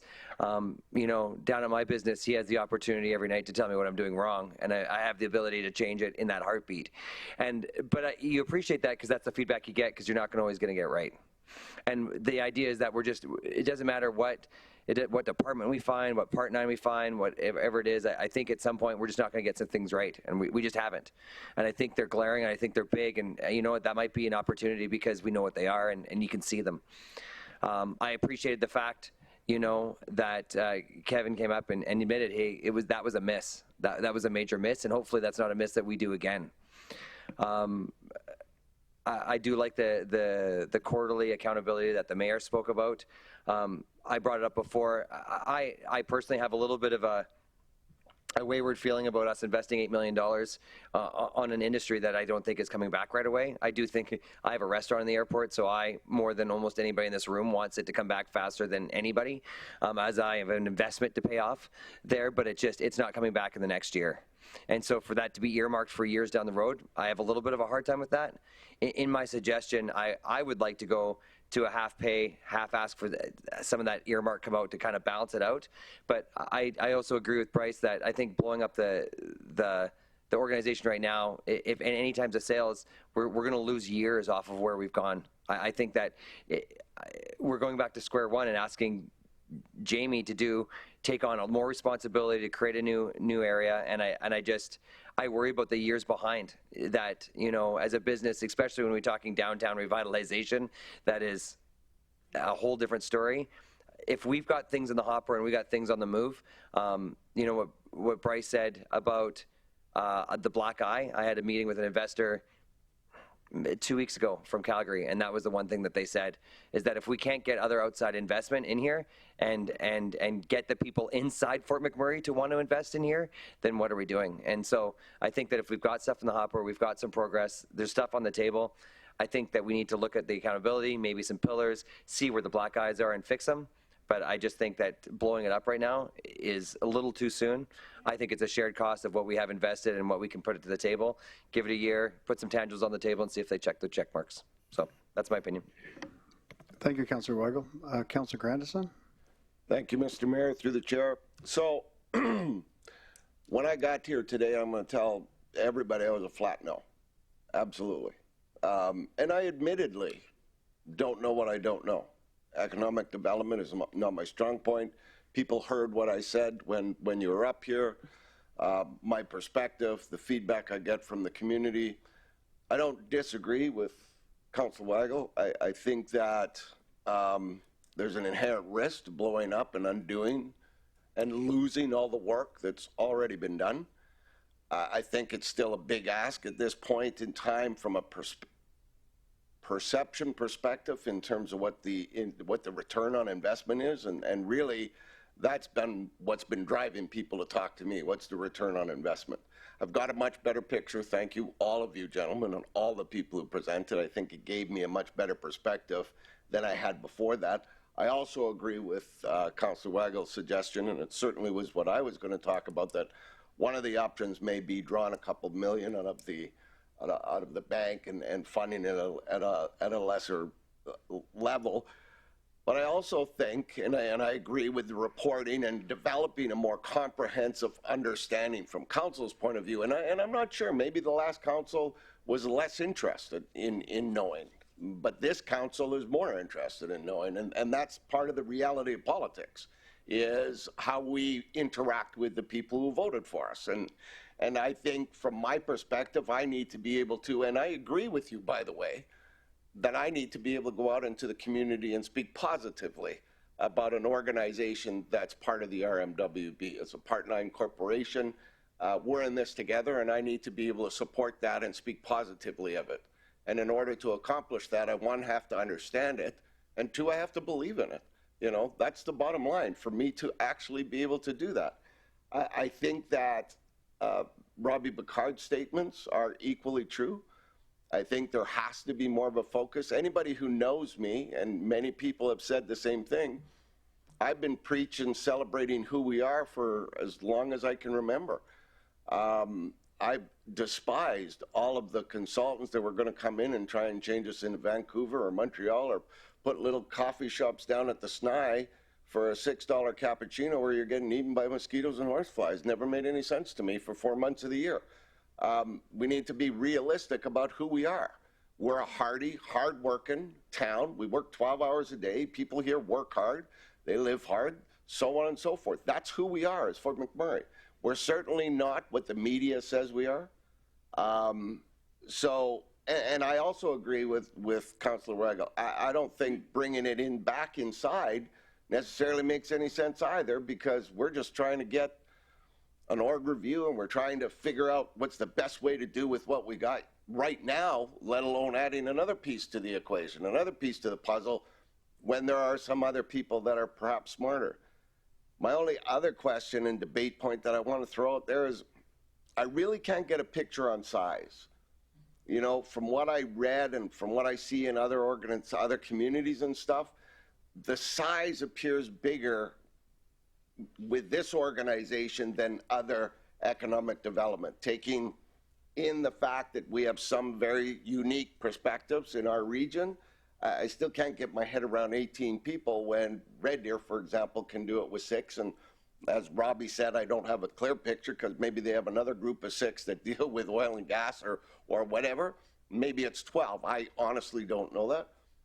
But I do have trouble with that as well. So for the moment, Mr. Mayor, that's my comments and my perspective for the moment. Thank you. Thank you, Councillor Grandison. Councillor Boussier. Roman, I came into this meeting supporting ECDEV the way it is. Given what's transpired in this community since 2014 between fires and floods and then obviously COVID and everything else, I don't think the team has had an opportunity to show their strengths. I'm hoping we have some wins this year, whether they're small or big. I'll leave that up to that team to decide. Just blowing it up doesn't make any sense right now. Bringing it in-house, like Councillor Grandin said, we're dealing with an org review and we've got other issues that we need to deal with. And I know the board is a strong board, and they have a board that does their governance, and we have our own governance to do in-house here. So I will support it. I would hope that our CAO and our mayor who participate in meetings are actively showing up and participating, and somehow, some way we can communicate with the residents on some of the wins that we have between Kevin and his team and CO Doyle and our mayor, that the public hear, because I know there is, it's broke. I hear all kinds of rumors about ECDEV, and some are good and some are not so good. So again, I think we need to give them another year, another chance to provide some victories, I guess. And I mean, I would even entertain maybe they start looking at marketing or trying to sell some lands that the city currently owns that we don't seem to be doing anything with as an organization. And hopefully they can reach out to the developers like Neil McGilvery up at Quarry Ridge and the airport. I believe RJ's got some lands out there, and I know there's some lands in other areas that are not Crown owned, but certainly maybe there's an opportunity to build some bricks and mortar and do some good things for the community. So I will definitely support it this evening, and I look forward to the other colleagues. Thank you, Councillor Boussier. Councillor McGrath. Thank you, through the chair. And I'm going to say, boys, it's been a long night. It's been a long 8 years. It's been a long 38 years. And I always hear bad stories about Fort McMurray, but it's gave me everything. Gave me 2 or 3 lives, and let me raise my family here. So I came into like any council meeting. I never had no predetermined blow them up. I'd be just as happy this evening if you took that $7 million, hey? And I know you need a little bit of reserves, but we all get complacent around this municipality because we got a bag of cash to our left all the time. But if you really believe in your team and believe in what you're telling us this evening, there'll be nobody here to nobody. Give them half. Like, I just don't support grants that are growing in a time where you're telling me you can't do nothing. I suspect that when you mobilize people and put this dog to work, you're going to need some more cash. Because if I'm home, eating my own food, and just working from home, my costs are minimal, are very minimal. And parents that return to workplace here on April 1st, that go out and find out that daycare is twice as what they left, they're going to stay home. Well, I'm not going to go to work and leave my kids behind. It's bad enough. I live in this community. I'm one of the guys that lived and watched these families struggle. We've all struggled for the last 5 years. So if you're that confident in the team, we gave you $8 million. I was here at this table. I didn't agree with it, but I said, and we were told in time that $8 million invested properly would suffice your operating grant. I know when people shake their head and stuff, but this is why you have these 20 or 30 meetings independently. As you pick up, industry comes in, you guys come in, take your own sides. By the time you get to the council chamber, you think we got her made. But I'm not like my other colleagues. I keep an open mind, but I look at the tangibles. I'm not looking for Walmart to be built up in Timberley. I'm not built in Costco. Costco's not going to build a store here until we hit a certain number of people. Lord Jesus, oh man, they don't sell meat out of their freezer until it sits for almost a week. Costco's not coming here, not tomorrow. So I'm not threatened by who asked to blow this place up. You come for a grant. I never asked to blow it up. Take the money we gave you and work with it. And if that means you got to downsize to 7 or 8 people, then so be it. But don't forget, we have the biggest partner in North America in industry doing the same thing you're doing every day. Trying to market themselves, get employees, and we don't work with them. That's the big miss in this community. Everybody has a different group, their own self-interest, but if we ever tap in and hook up to the wagon, that industry wagon, I've traveled this country with ACON, doing $4.5 billion worth of business across this nation. We had 2 communications people, and we have 7 BD people. So what I'm saying is we got to get back to reality. The reality is I'm not supporting a grant that's growing when you say you can't get out and really expedite your because now you can. I would suspect that there's going to be more because gas is more, hotels are more, planes are more. So I would say I can't support it as it sits, but I'll support transferring your investment money to let you operate for another year. And in that year, maybe we could all sit together as a group and come up with a better plan for Wood Buffalo. Not Fort McMurray, Wood Buffalo. And when we see these people come back in to see our Northern Lights out of Campiogi, that will give you some revenue. I asked in the absence of, except Jane and Lance, the tourism, for example, these open camps. We can go after the open camps. We'll always have camps inside the gates. The industry pays 96% of our tax base. But how could we hook up these guys that do these open camps? I go to Edmonton or Calgary. I got to pay the tourism tax. I got to pay the levy. That's a big miss for us. That could go back in your pocket. But because we get sidelined, we get a guy from McMurray that goes to meet the minister and says, hey, that's not a bad idea. So I challenge my colleagues. I'm not here to blow it up. I don't want to be the guy that blows it up. I'm saying that, hey, I don't know how you write it, but forget about the new money. You got money. And every grant, you know what makes me sick? I watch people come to that chair trying to feed kids and trying to help out our elderly. and they can't get a grant because they got too much in the bank. What makes this group any different? That's what I asked my colleagues. And I'm telling you, that when I can't help a senior and I can't help a kid, I sure not going to be cutting any more checks for $5 million for this entity. I rest my case. And if there was a motion brought forward to take your investment money for a year, just a year, and do what you believe in doing, you'll come back 12 months from now, almost with your money back. So it's a challenge to your team. Because I've heard many promises in those chairs from administration and Power 9 Corps. Like I say, we just cut a check to Wood Buffalo Housing for $5 million. And that's just going to grow. But it's going to be up to people like yourselves to put people in those apartments. Because the city got into way too much business. We bought the end of Franklin Avenue when I was in my early days, only to sell it back to some of the people that bought it. So we're trying to fight a lifelong of personal interest that we're able to float through here, and a few people benefited, but there's none of them here. They're all gone. And somebody said taxes. We had the cheapest residential tax in Canada, only because our big brothers up north and south are paying for it.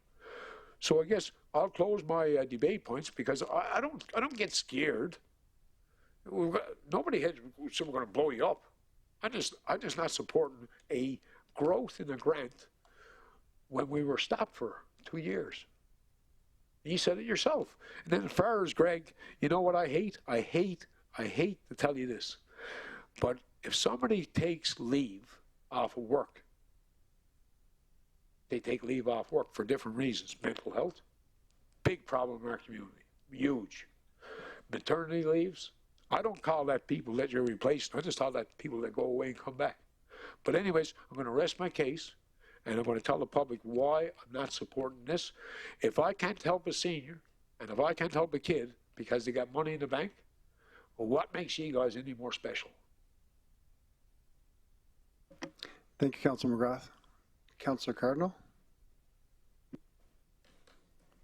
Thanks. I just wanted to say a couple words, I guess, on Indigenous relations in rural communities. I wasn't impressed by, the engagement that has been set forth by economic development. And, I noticed that when I asked the question about what has been going on and the supports over there, I know that, Kevin, you had said that the sled dog races and, the sled dog races, we were the ones that, let you know that, the supports need to be there. So, and there was a lot of other things that were going on, and like I said before, it was 7 years now since the TRC has been passed, and nothing has been said much about that in your strategy priorities and the pillars.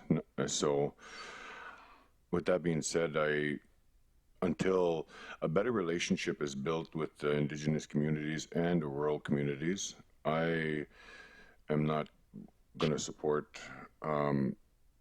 this moving forward, and that's nothing to do with any personal issues, nothing to do with any of that. Just from what I've seen in my short time in council, and not only that, living in the rural community of Fort Chipewyan, absolutely no engagement has been done with the active, to my knowledge. So until a better structure is put in place, then you'll have my support. Thanks. Thank you, Councilor Cardinal. Councilor Benjoko? Thank you, Mayor Bowman. Thanks again for all the information and the discussion today. So between I don't like the term blowing the board up or blowing the initiative up, but between stopping that and not having anything, my question is it all or nothing? Is it 4.3 million or you won't move forward? Because it's clear that the results, the desirable results hasn't come out in 2 years, and it's been explained it's a long-term thing, but certainly it's not been a very, the demonstration of results and impacts tonight, it didn't work so much. So my question is there anything, I mean, if we do half of that and they do half or whatever? To answer your question, Councilor Joko, right now the motion's on the floor for 4.36 million is what's on the floor. So we can't change that at the moment, no. The motion's already on the floor for a vote. Okay. Thank you. So, well, that's my... Sorry, possibly is your question for Kevin? It is. Kevin, do you want to? And he didn't answer my former question either, so he has the opportunity to answer both.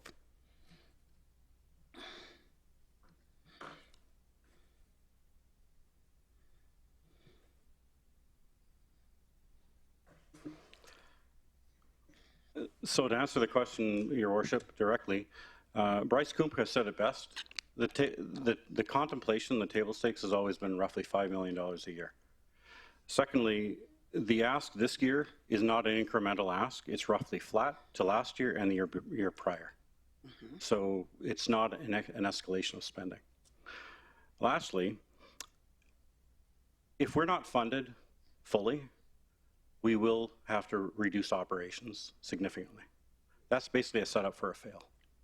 It's as simple as that. You would have to reduce operations, and it's a setup for a fail. That's what it is. If we're not funded at the proper level, and if the voice of the community, the council, does not genuinely support the efforts that we're undertaking, we might as well just pack it in. That's really what it boils down to. Thank you. Thank you, Kevin. Councillor Boussier? Through the chair to Kevin, just quick question, Kevin, if you don't mind.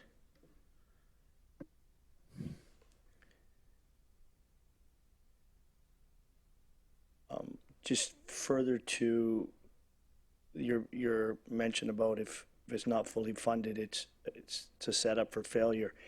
Is it safe to assume, though, that the organizational chart that I'm trying to find it, the chart that was provided today is not, it doesn't have to grow for your organization to be successful? Like we're at 17 or 18, we don't need to increase the size. Is it safe to assume that? Yes, it is. And we need to recognize that on a seasonal basis, people will come and go, and there'll be surges more than that, and there'll be less than that based on some of the temporary staff as well. Okay. So, like, we're not always a fixed number. It surges and flows, ebbs and flows. Okay, because the only reason I ask, and again, we talk about communication out in the public, is there was speculation that if this grant is provided tonight, that the organization was going to grow. So we're going to have another line under the line I'm looking at that includes your meetings and conventions, sports and events. There'd be another layer of employees. So again, I mean, there was obviously a communication issue between the public and ECDEV and the RMWB and all that. So I'm just, the grant, you're asking for the 4.3, and as long as we're comfortable that the organization doesn't have to grow to do what you and Mr. Fouts and Mr. Gregg said, then I still support. I wanted to clarify that. That's all. The only reason I asked. So the organizational structure follows the strategy. We just finished developing the 5-year strategy. Right. We are doing a structural organizational review, determining what is required. Do we absolutely need to grow? The issue of bureaucratic growth is a real issue, and I don't want to grow a bureaucracy. I want to deliver results. So that's really what this comes down to. So yeah, we'll live within our means of the budget as it's presented. That's really what it boils down to. Okay, thank you. Thank you, Kevin. Councillor Weigel. And logistically, I'm not sure if this is exactly how to do it, but I wanted to see if I could put an amendment in, as we talked about, to put the amount to half the amount, and then ask them to pull the rest from the reserve.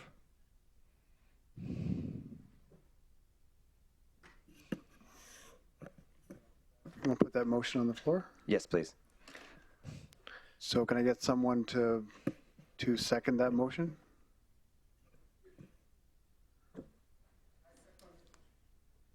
Councillor Grandison? I second that motion, Mr. Mayor. Okay, and does everyone understand what the motion on the floor is? I can talk to it again if needed. Okay, you can speak to that motion, Councillor Weigel?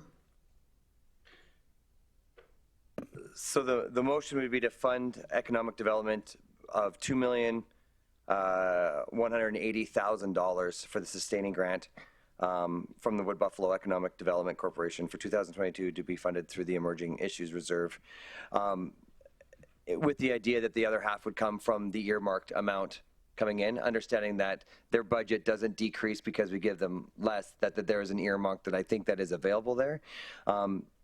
As we go through it, to me, it's just it's an equilibrium between money that's already been given versus money that we're going through. I think that economic development is going to live whether we fund it here or we fund it there. I don't think that's going to change. We talked about numbers about 3.8 million. What it costs is what it costs. It doesn't seem to change whether we put professionals in there or we do it all in house and manage it within there. For me, like I said, to have $8 million in the bank just doesn't mean make a lot, or $11 million in the bank as of 2020. I don't know, I have the exact number here now. It doesn't make sense to me, especially because it's earmarked for an industry that's not recovering in this next year to that extent. And so I do believe that they've been smart with it. I do think that that made sense, but I think right now to bring that back to sustain through this next year after we've just come through COVID and just we're tightening our straps, to me this makes sense, and I believe it's available to be functional. That'll be up to them to be able to pull that back, and I would be very for that. Understanding that next year, with the idea that it was $5 million a year, that this number probably goes up next year back to the original amount and the original ask as they grow and continue to go. But for me, for now, it's a placemake to be able to take that money that is not being used and put it to function. Thank you, Councillor Weigel. And to speak to Councillor McGrath had said earlier that it's important that everyone around the table has the same information, and that's one thing that's really important. And as I had asked Kevin earlier, is if we could do every quarterly a review on see where they're at and what they're doing. The reason I chose quarterly wasn't because it just a number popped in my head. The reason I did that is because we actually we don't pay out, so the 4.36 million isn't paid out in one check right now, it's paid out quarterly. So that review would actually show what's going on, where we're at in the community, what they're actually doing, and if it's confidential items, we could see that in camera. So that's my, and that's the reason I support just the full funding right now, myself personally. Just because it is broken up into in quarterly increments. It's not a straight out check that's written, and we would have those review every 3 months as well. Councillor Brunjoko? Thank you, Mr. Mayor. And I just wanted to say I totally support the proposal, the idea from Councillor Wagu. So that was why I asked the question, is it all or none? So if you can get 50% from us and pull 50% back from the reserve or from the money kept aside, I think that would be a fair landing place for the discussion tonight. And I believe you believe in the cause and in what you are doing. So we should be able to also see results in the next couple of quarters as we review. So I think that should be a safe place for both parties. Thank you. So I totally support that. Thank you, Councillor Majoko. Councillor Dogar? Yes, sir. No.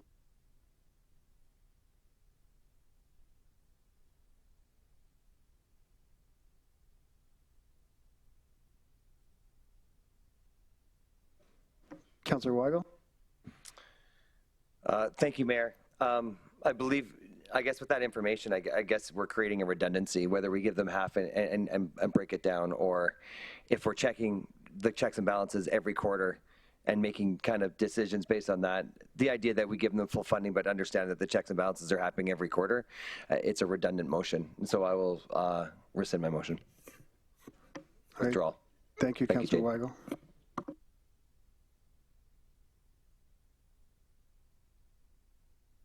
the motion from Councillor Weigel has been withdrawn. So we go back to the original motion. So there's no other questions. I don't see any questions. All in favor? 1,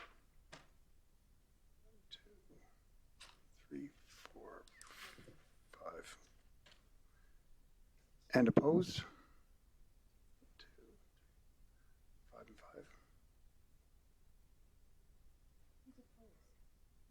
5. Opposed again, please. And how did you vote? 4. You voted for, so it's tie vote defeat. Yeah. Voted for. Tie vote defeat. So it's a tie vote, so it's been defeated.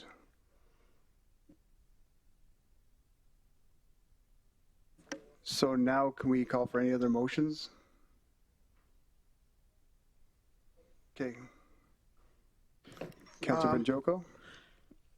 I once again want to move that we give 50% of the funding to economic development, the Wood Buffalo Economic Development Corporation for 2022.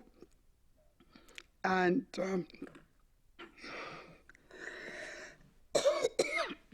water.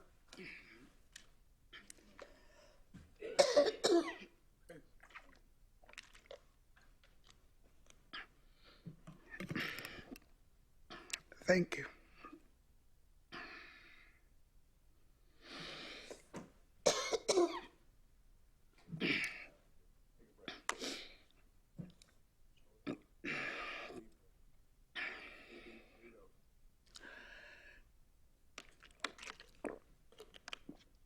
Sorry about that. I will do this.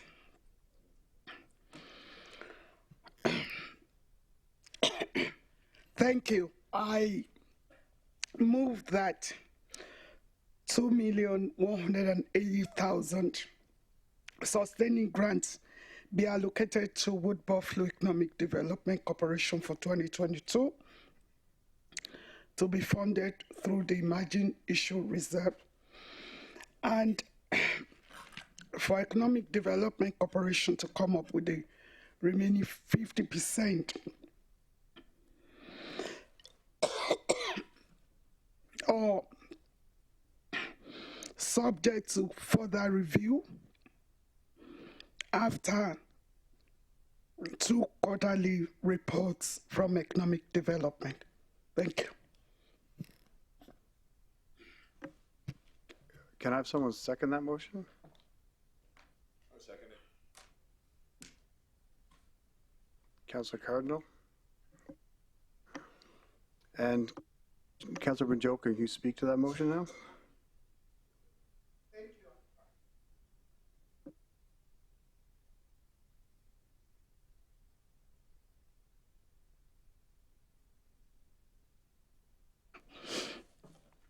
After, thank you, Mayor Bowman.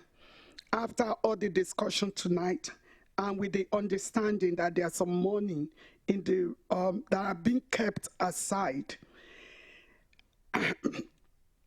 I would suggest strongly that we give the 50%, we approve the 50% tonight. And if within the next quarter or two, there's a demonstration of effectiveness,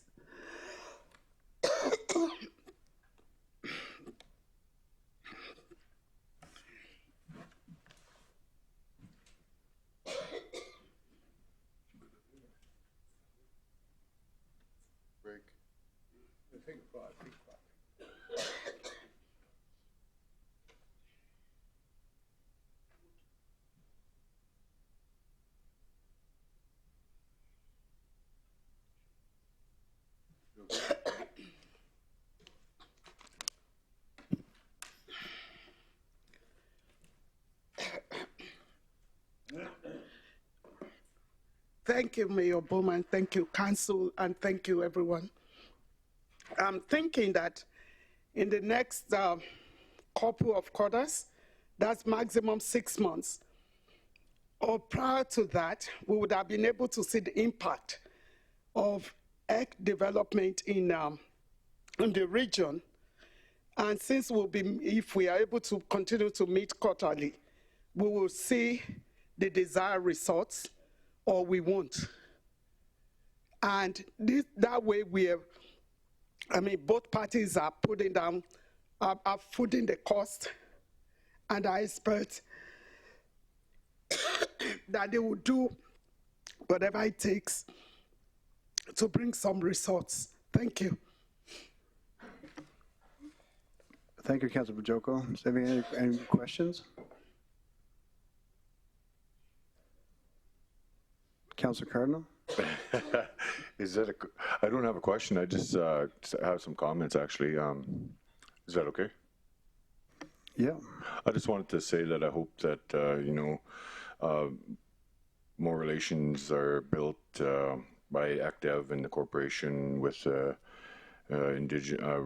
rural communities and Indigenous communities. I really hope that they take the time, and if they're too busy to take the time, well, then they got to take a hard look at what's going on in our rural communities. Thanks.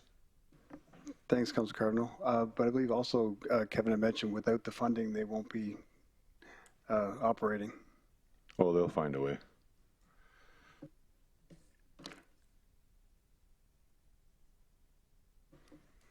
Yeah, Greg?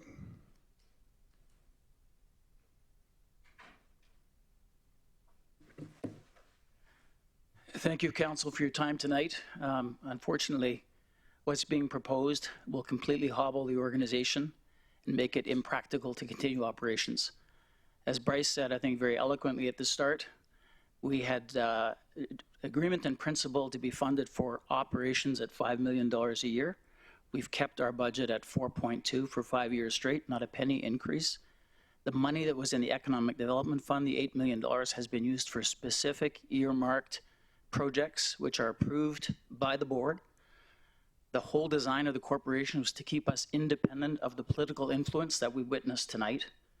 And so I regret to advise that we're not prepared to move forward as the council has proposed. And Jamie, economic development is coming back to the administration. Thank you. Thank you, Craig.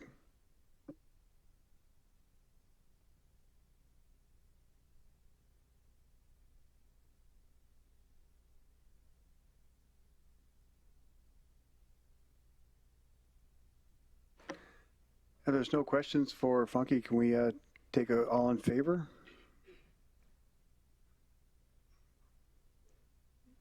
It's Councilor Cardinal. You have a question?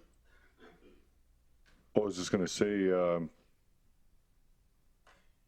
I'm glad that council's taken pride in the initiative. That's all I just wanted to say. Okay, right now we need to vote on Councilor Benjoko's motion. All in favor? And against?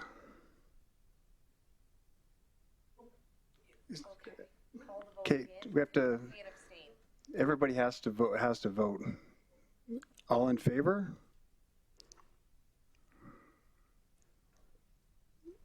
Thank you. And against? 8. Thank you. Motion's been defeated.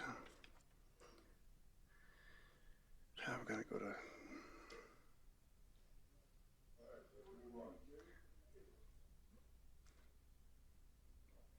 Okay, everyone, colleagues, would there be any objection to deferring the rest of the agenda to a special meeting next week that I would bring forward to everyone under the MGA on people's availability?